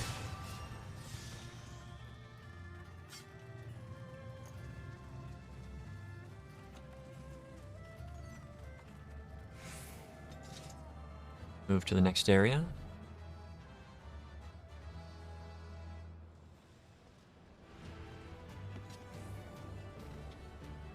I forgot about this guy.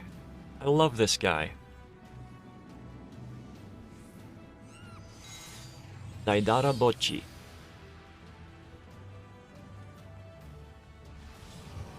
Alright, he's gonna have a left and right thing. Whichever arm goes up, you don't want to be on that side.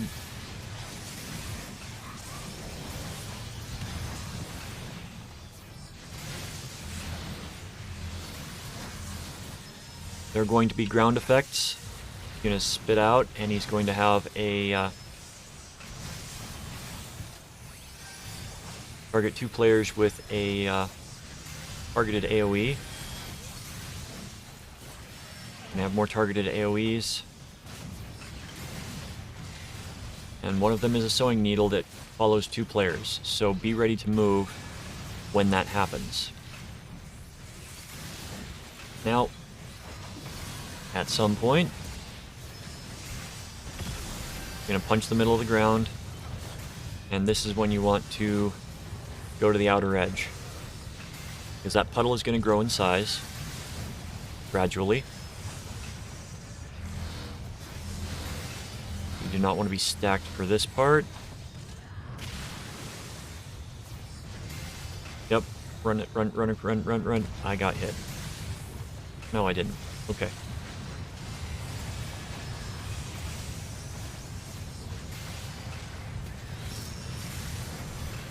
Alright, he does this multi-target thing. Very similar to, don't remember the attack off my head. Very simple fight if you pay attention to it.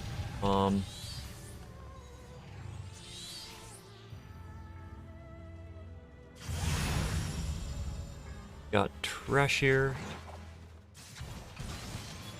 More of the bell ringers. Establishing threat and then running ahead.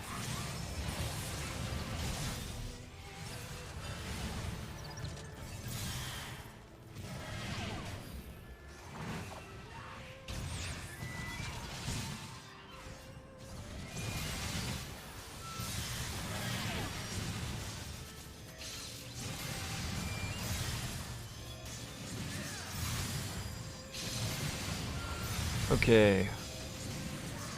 We are gradually climbing a mountain. I looked away and got hit by that.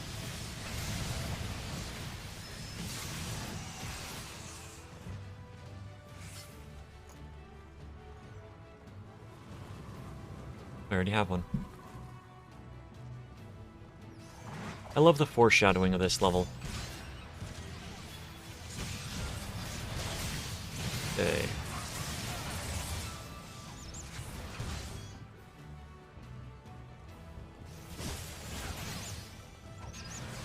Curious, was this around the same time that they did the Amazon crossover purchase thing? Welcome in, Nick. I'm in teaching mode right now, so I will respond as I can. This is the last dungeon before continuing with some storyline, so not the last dungeon of the night, hopefully. How are you doing tonight?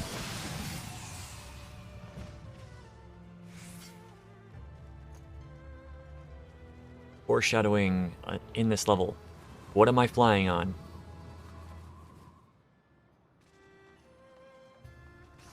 Flying on a Nimbus cloud. Just take a wild stab in the dark what the last boss is going to be.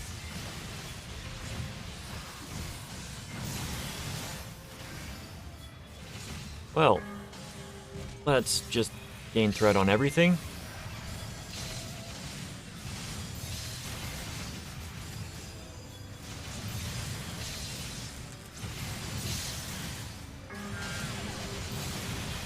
I mean, really, end game in any game is costumes.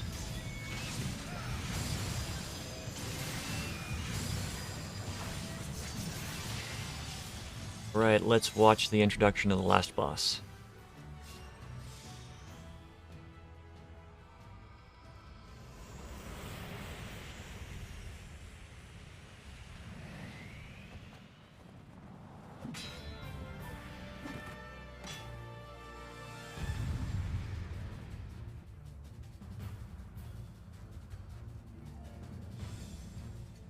Tian Dasheng.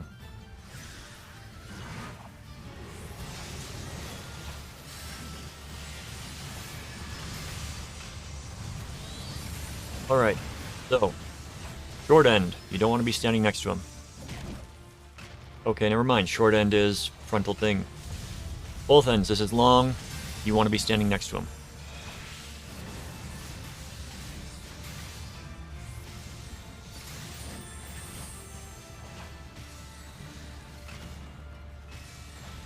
Turns out he does both ends. This is the one you don't want to be standing next to him for. So you've got to watch the movements of the boss. If the pull extends and becomes electrified, it means you've got to hug him. If it doesn't extend and he just holds it there and he starts bubbling with fire. Okay, let's gain threat.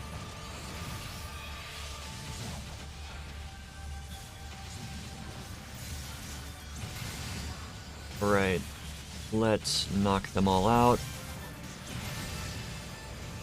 I want to get this done before he gets too strong. Why are you not on me? Alright, so after this, Monkey Magix is only at 44%. Take increased damage, but not major. We're getting close. Yep, he's splitting into form. So now we gotta fight two of him. Pay attention to both ends. You want to be hugging the one that has the giant electrified rod. You will get knocked back and take a lot of damage if you're standing next to the other one. Bounce. Okay, that's a double tank buster. So, one of the things that you can try to do is bring them down relatively at the same time. Because when one of them dies, they will split again.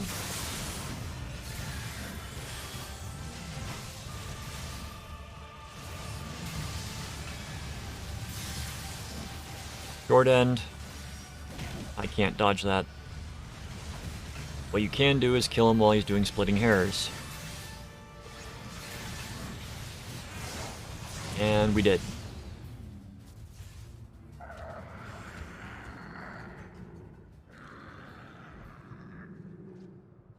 That is a fun dungeon.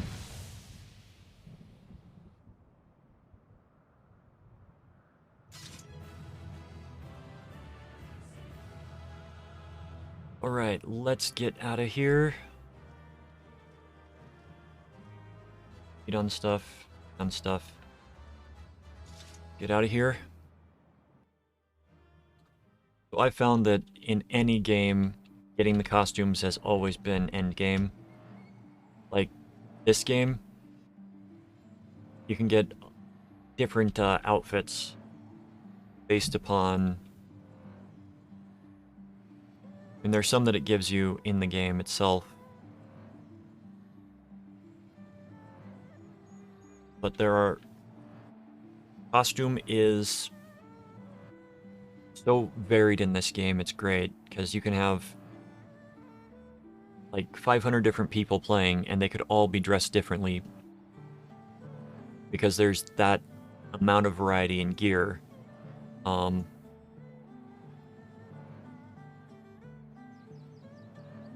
like my main character, her outfit is basically it's really easy to get gear from A Realm Reborn, which is the initial game.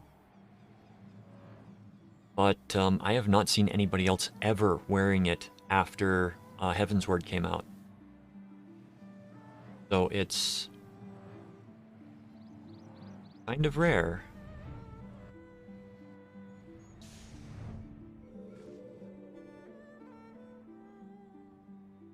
And it's like when you're dealing with cars, as soon as you start driving in a new car, you start noticing all the other versions of that car on the road. Pay attention because it's the same car as yours. It's kind of the same thing for me with outfits. Like, oh, you're wearing what I normally wear. Okay, that's cool. But since 3.0 came out, I've never seen it on anybody else since. Get good food. Enjoy it.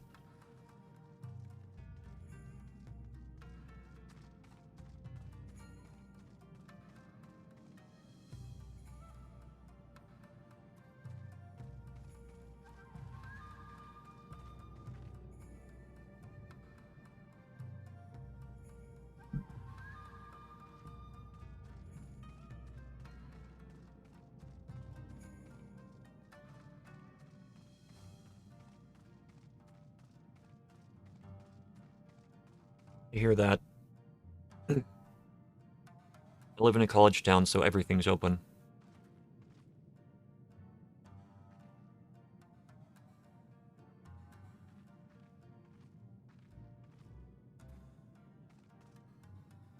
Which is kind of messed up that even during COVID, they were still open till 3.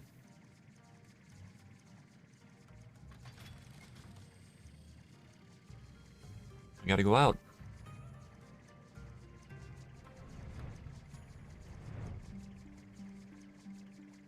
We've gone through 6 dungeons and 1 trial tonight.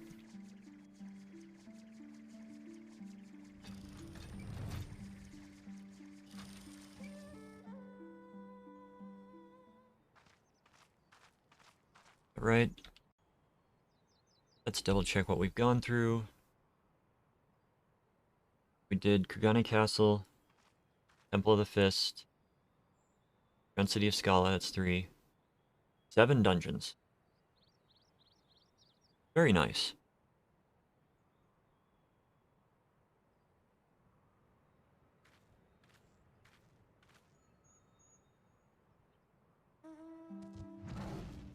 I know I need to go back to visit Genbu in that dungeon.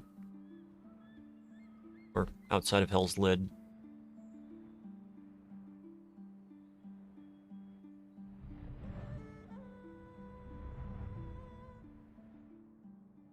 One thing that can help a bit, see a quest and you're wondering where it's at, there will be a little arrow that points down or up, indicating whether it's above you or below you, by a significant amount.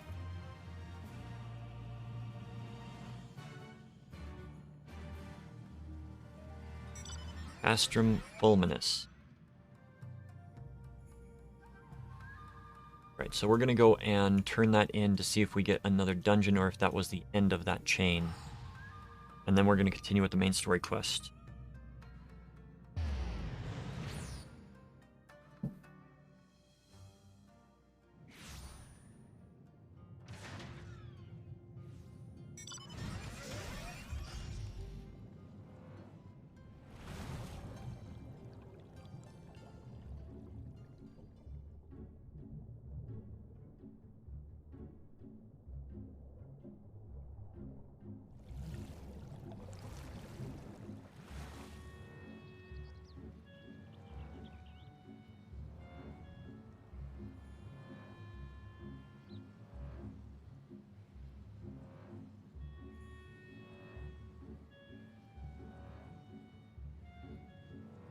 That is one tall tower.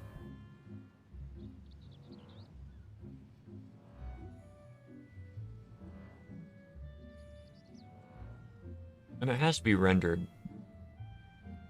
Because it still moves with everything, and even if it were 2D non-rendered, then it would not be as dynamic.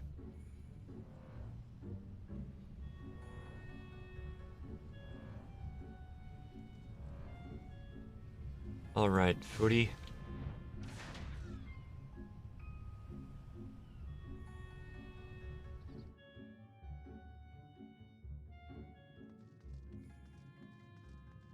Roban, Tataru, and Genbu.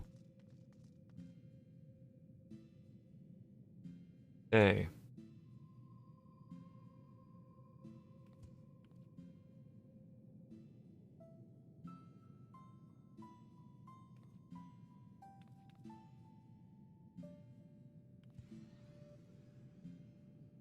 Have one of these.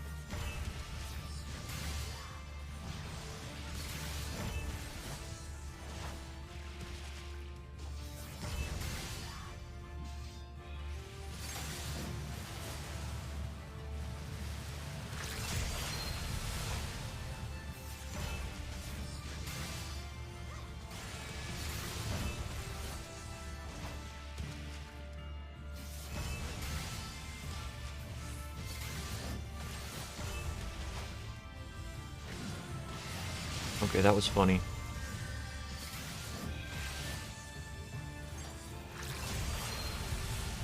Haru, you are not... You're adorable. You're not, equipped to deal with, combat.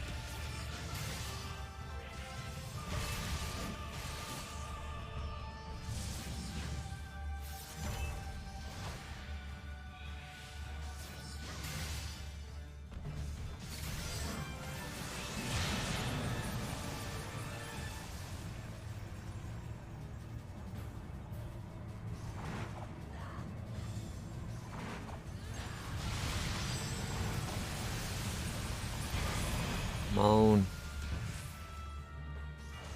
There we go.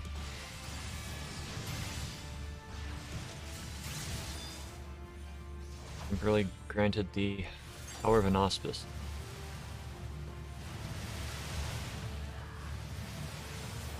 Blessed bubbles.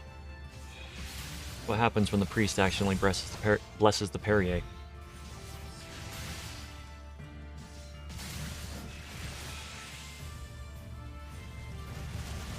Tataru.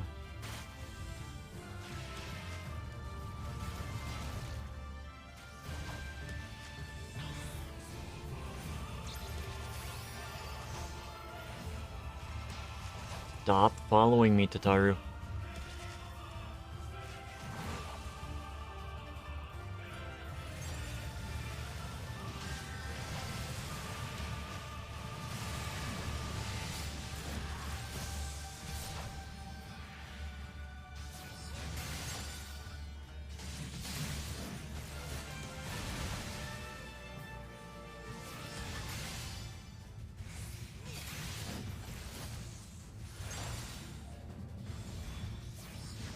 Oh, we gotta destroy these, don't we? Yeah, we should destroy these.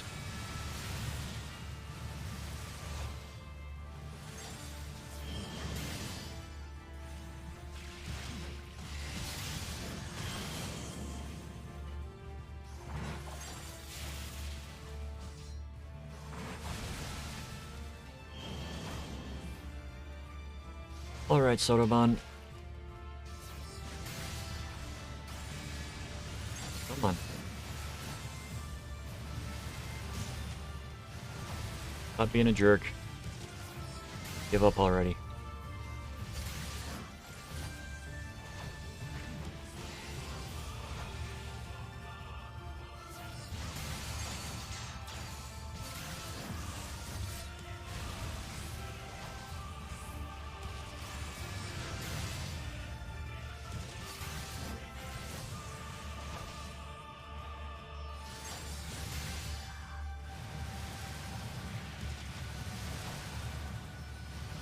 Almost done with this.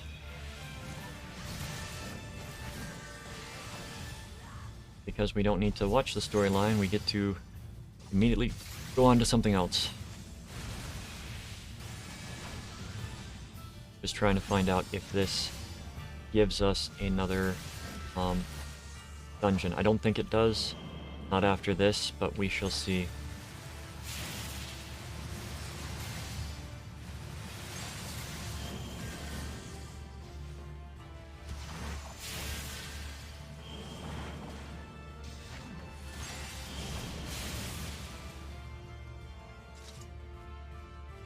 Your uncle.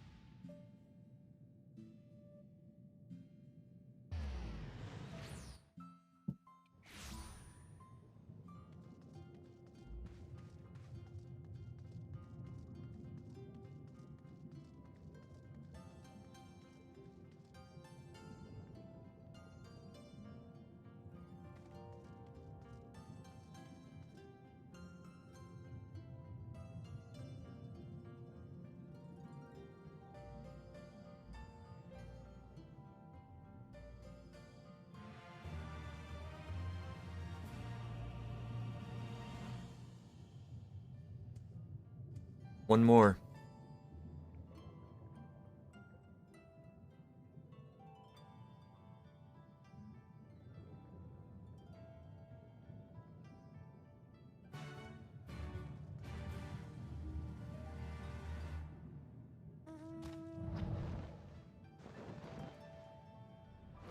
This is going to be a productive week.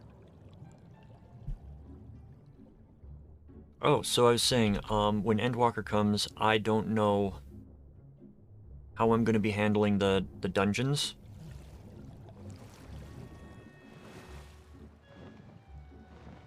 I'm going to try to get them out as soon as possible. I think I may, when I upload the videos, we'll see. I may preempt the video for that day with the new one and just push the schedule back on all the videos a few days.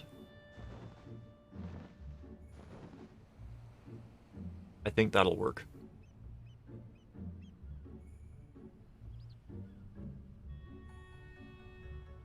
I think that will work very well.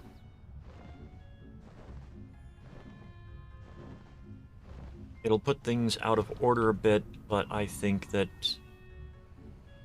No. The other option is just, like, publish it at a different time during the day and just have two at a time. So the people that are interested in watching the continuation can watch the continuation, and those that want the new content can have access to the new content. That might actually be better.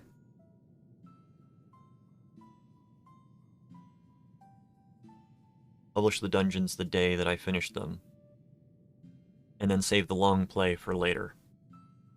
That's how I'll do it.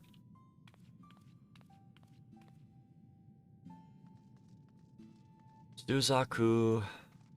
Good evening, Suzaku.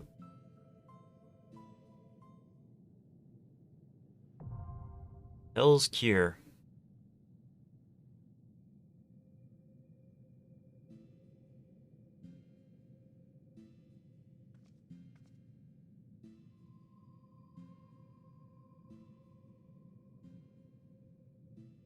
Let's actually look up on how to pronounce that.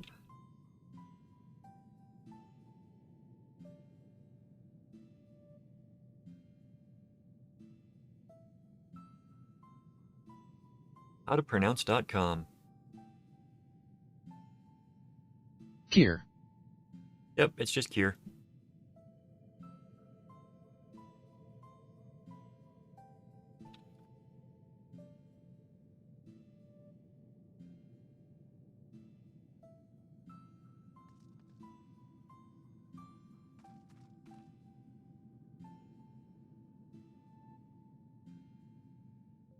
Hell's Cure.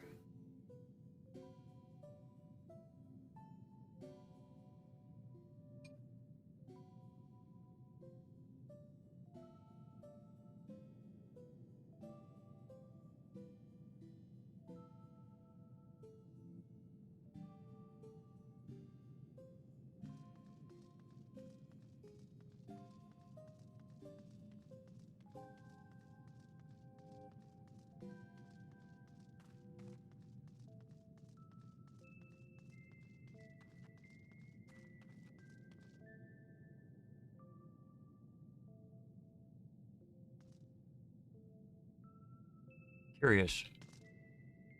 Well, Minu, I don't think we've run into... That was a boss. Don't know if that was. Yako definitely was a boss. But, Yang Deshang was, boss. Maitachi was a boss. Don't know about Nue. Zenri, I don't remember. I don't remember Footy either.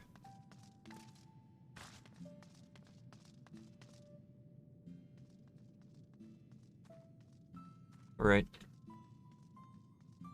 Go get back on Castrum Fulminus.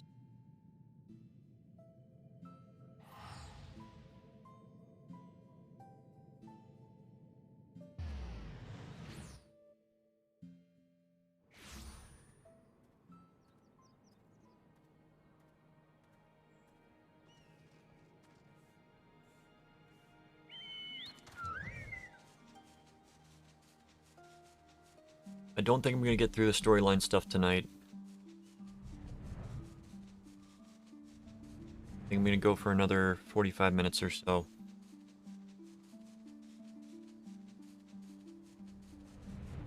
"45 minutes or end of next dungeon." Should probably be about the same amount of time.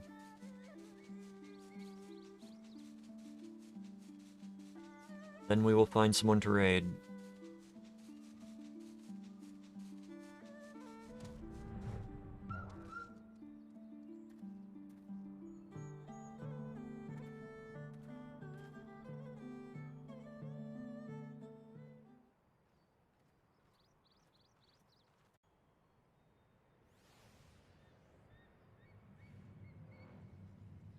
Two dungeons and a trial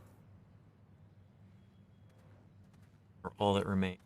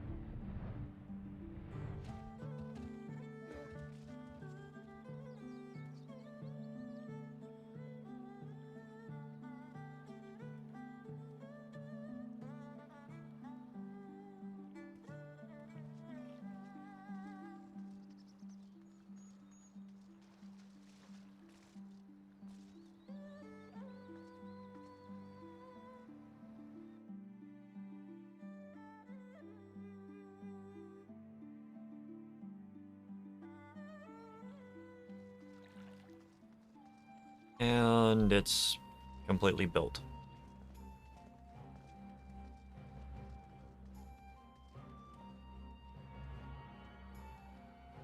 Yep, that's a disappointing.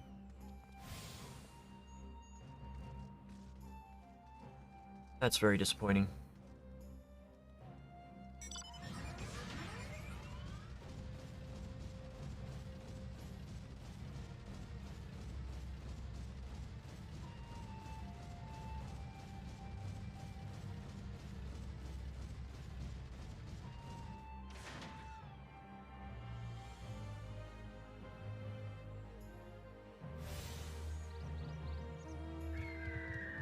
Alright.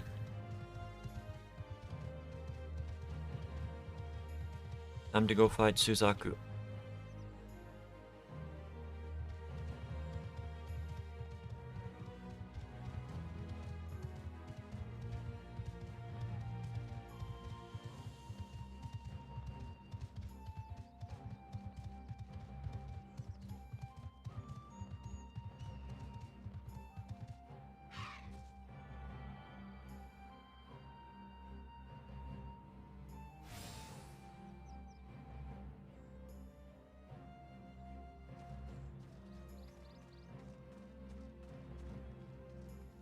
Maybe not.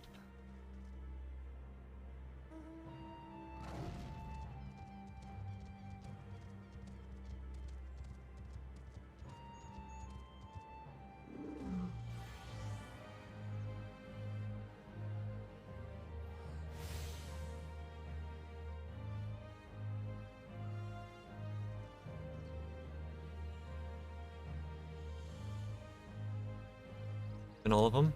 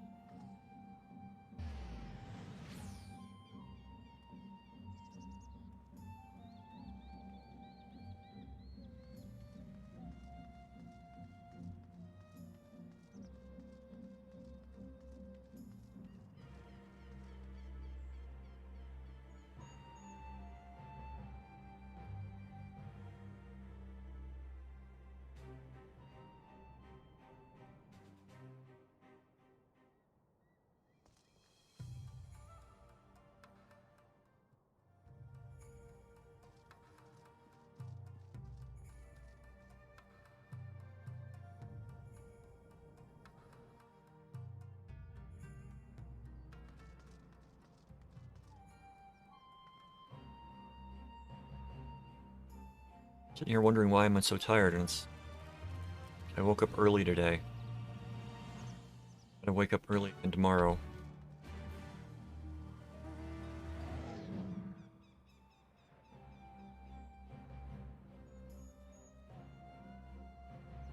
Oh, Uzi ducks.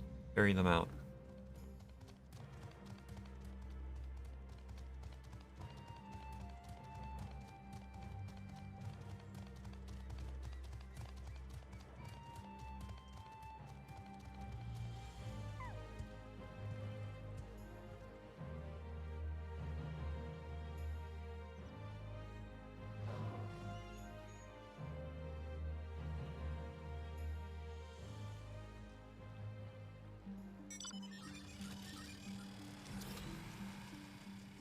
If that was the case, I should have just teleported.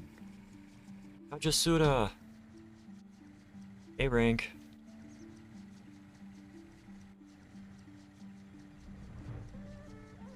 Nope, have to go this way.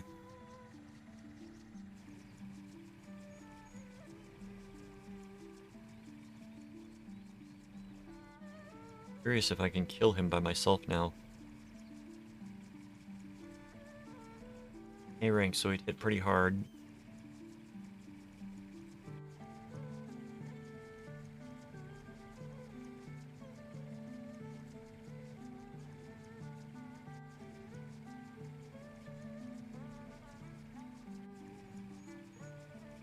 Come on, Hell's Cure.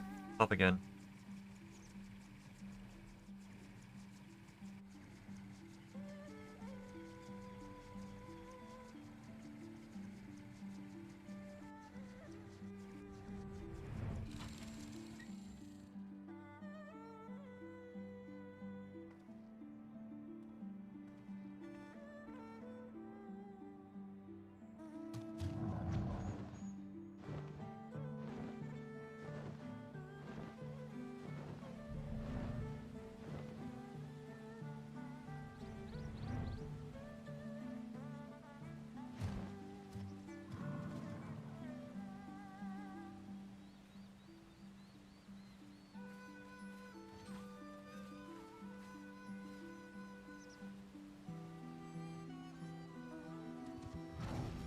Just wandering around with this character that I just want to reach into the game and smack.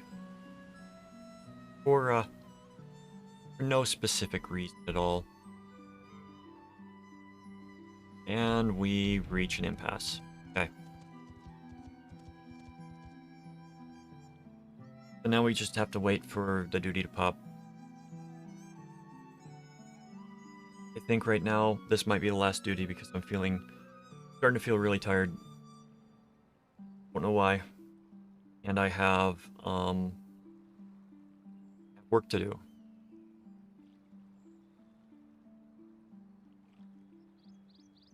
Have to work, earn money, continue to live in society.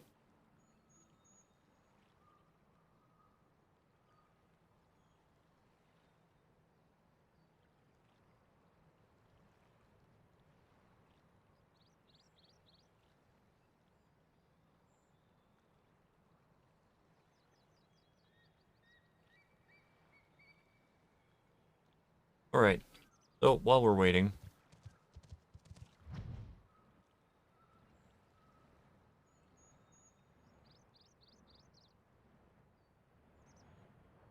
ooh!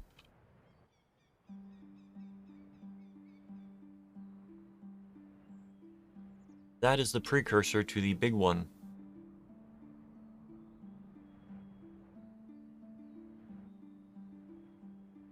So when this one gets finished, it's gonna be between like half an hour and a day for the next one to spawn.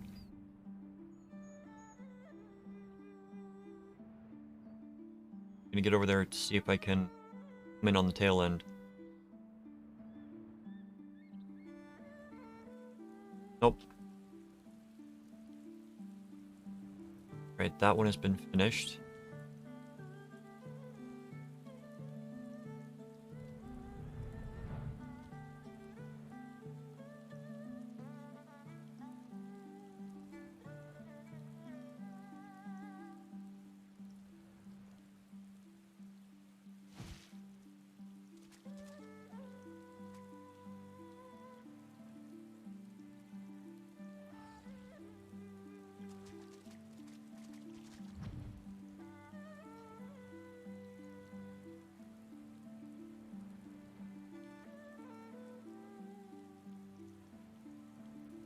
Okay.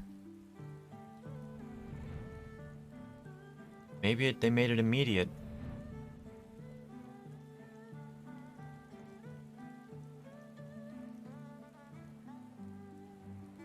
Look around for a fate that appears up here, but not down here. Will spawn in one of like 8 locations, I think. I don't know where any of them are.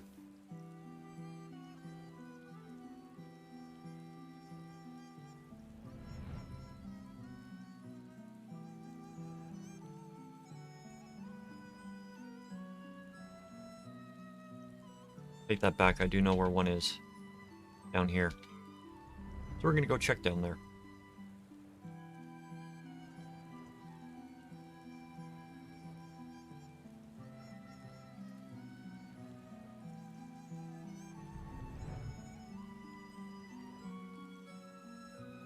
Don't see nothing.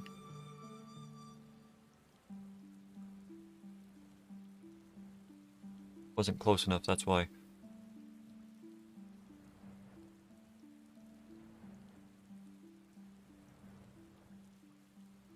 I remember leveling up and seeing these things that the blockade between them and just being so annoyed because, like, I want to get over to that area, but you can't get over to that area.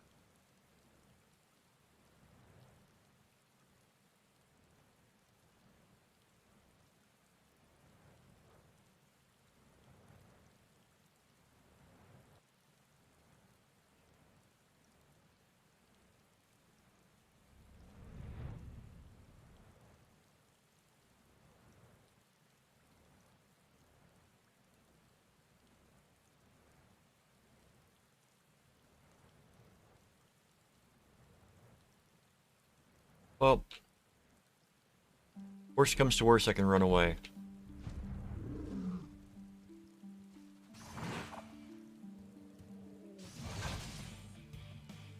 Hey, hits fairly hard.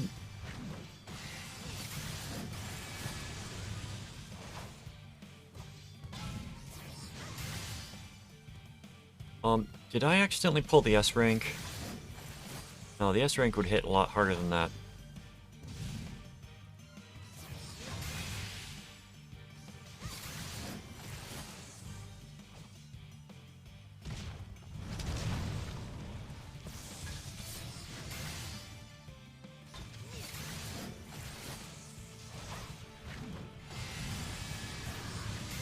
Also have more crowd control skills, I think.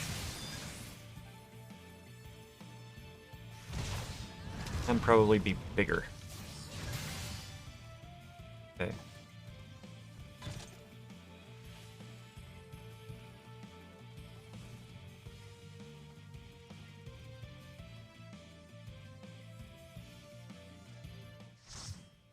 Hell's Kier.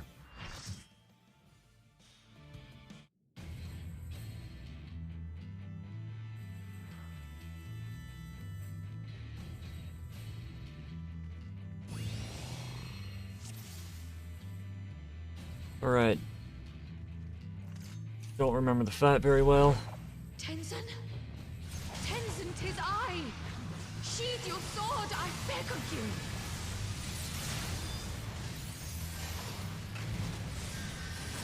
Freemand is a tank buster. You gave me the strength to Eternal rise Flame. from the ashes. Raid wide damage. And it resurrects the Scarlet Ladies. DPS down the Scarlet Ladies ASAP.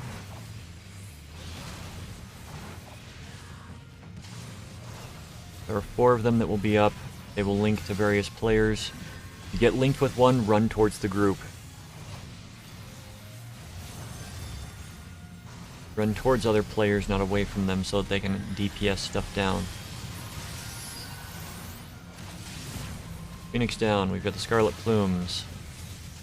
Guessing we want to destroy the one in the middle.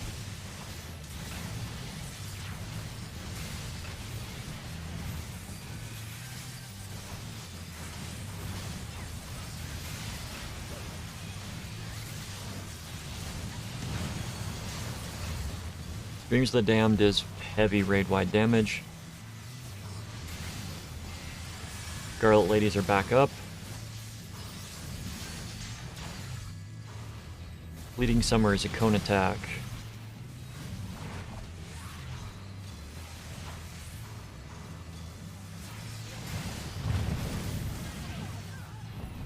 If a Scarlet Lady survives, it's a wipe. Good to know.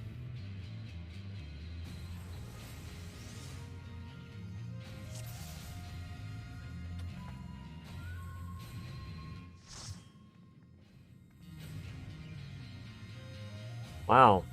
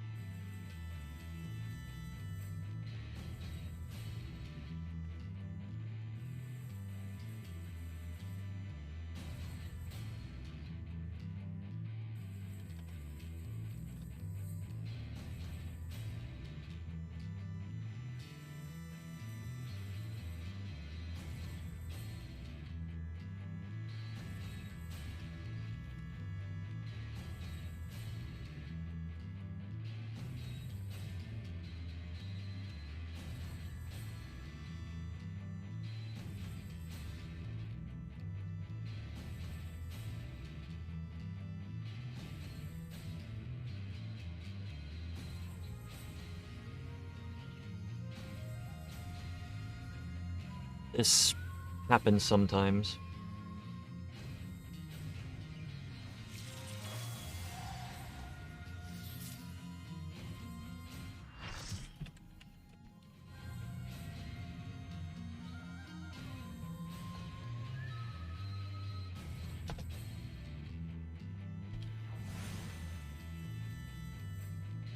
Alright, so let us try this again.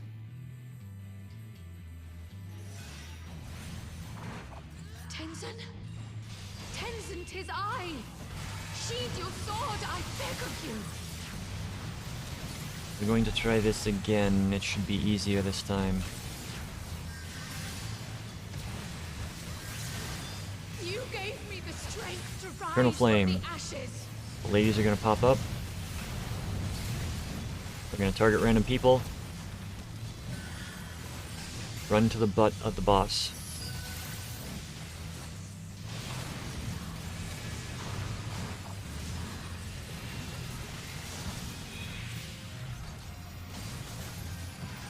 Alright, Screams the Damned. Grade-wide damage. Heavy damage. Alright, let's get this Phoenix down. No pun intended.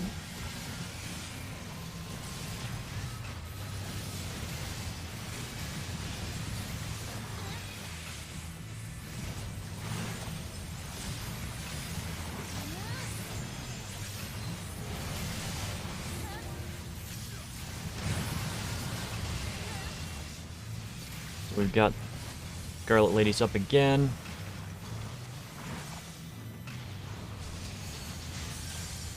Get some AoEs out. Get the Scarlet Ladies down, they're down.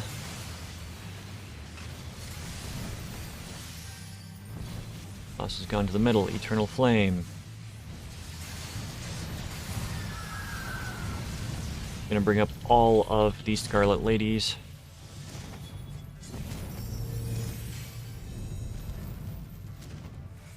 Okay. I could not bear to lose you again. Don't know if this is what we're supposed to be doing, but this is what we're doing. Okay, you face the direction that appears on the circle that you're standing in.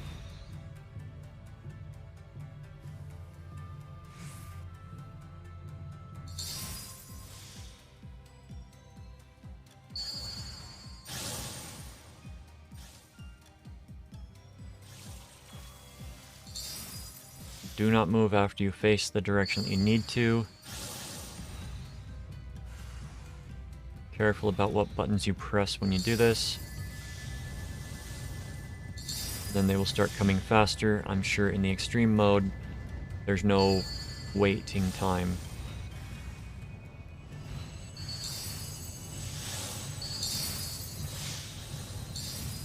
Be careful watching the circle at the bottom. Trust in me, my love. I will protect you, I promise.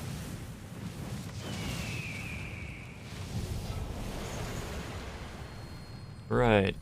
Please, my love. If only you would listen. Now we have Suzaku in humanoid form.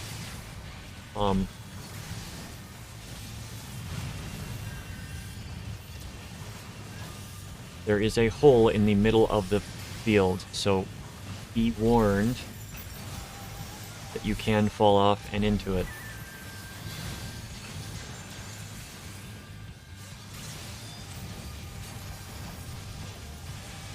Why do you do this?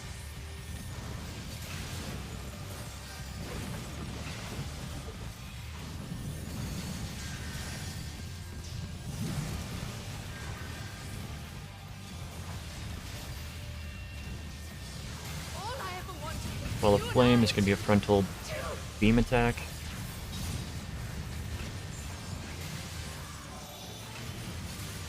Boss hits hard. Hearken to my melody. Oh, is this... This is going to be the dance, isn't it? Okay.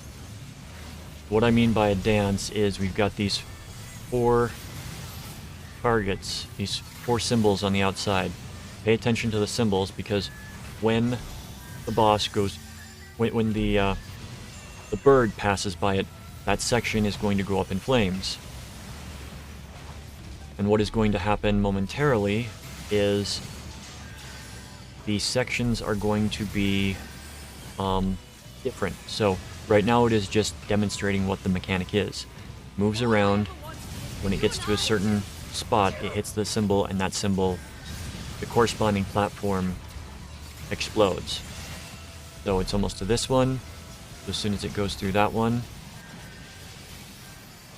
That's going to explode. I'm going to move on to this platform because it's going to go and hit this one, which is the black.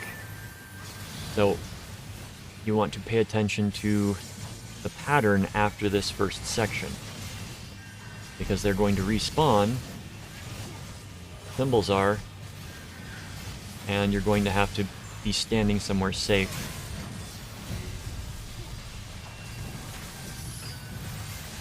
Or is that just the extreme?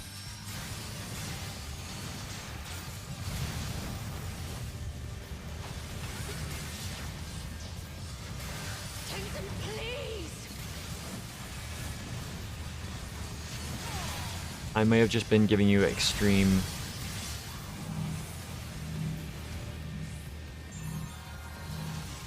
And this one.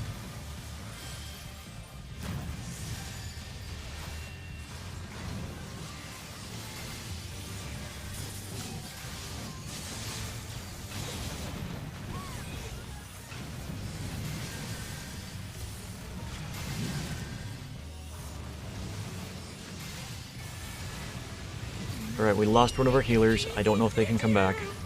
Alright, so we're doing it again. From this madness. Bird. Nope. Just a crossfire. Get some clemency up, because I don't know if the healer can be rezzed. Okay, healer's up, so issue was Hearken to my melody. falling, I think.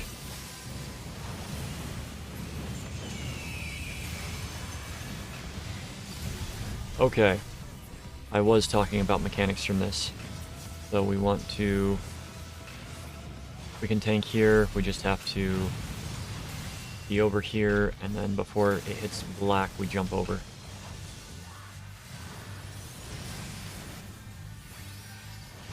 Boss should be dead. Except... going the opposite direction. It must be thus. Then I'm glad. Okay, pay attention to what direction the bird is flying, too. I got hit. I'm down. Alright.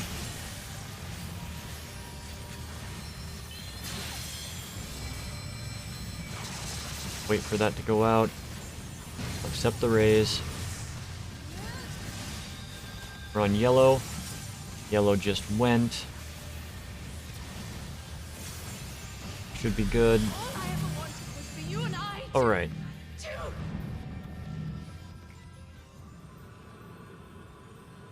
That was the normal Suzaku fight.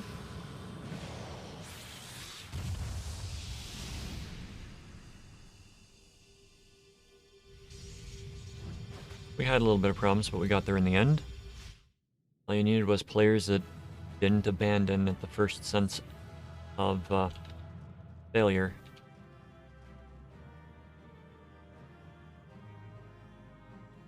Suzaku was a fun fight.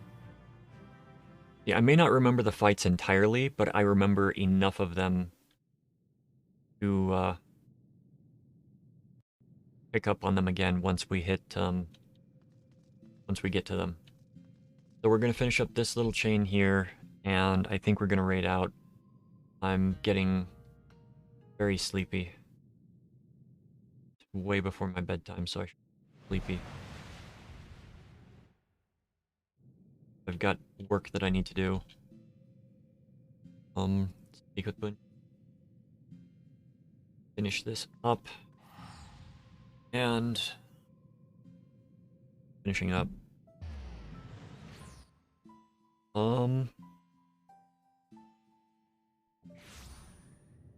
Okay. Yeah. I'm gonna go raid someone that is one of my favorite streamers. For the late night. Been a while since I've been able to raid them. She'll have some fun.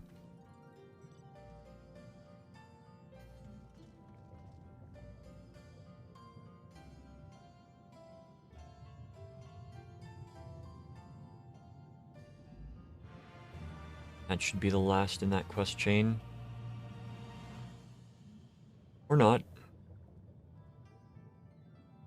Orochimaru is left. Okay, we'll grab this. We'll start the Orochimaru quest. But we're gonna call it right here for the night. We'll progress everything that I need to get to the next dungeons. For that, tomorrow I will be going through the Ivalice, the 24-man raids, and on Friday we're going to be going through the entirety of the escapes. I don't know what the actual name of that dungeon is, so we're going to raid out. Thank you for being here for this. It was definitely a fun night. Got a lot done. Got quite a lot done. 9 dungeons total. So we're getting there. I think the goal of getting through everything before the expansion is going to work. We're gonna raid Chaotic Robs. They're really fun, very enjoyable to watch. Normally do a bunch of Legend of Zelda, but they're doing Song of Horror right now. Who doesn't love a good horror game? Have a good night. I will see you tomorrow.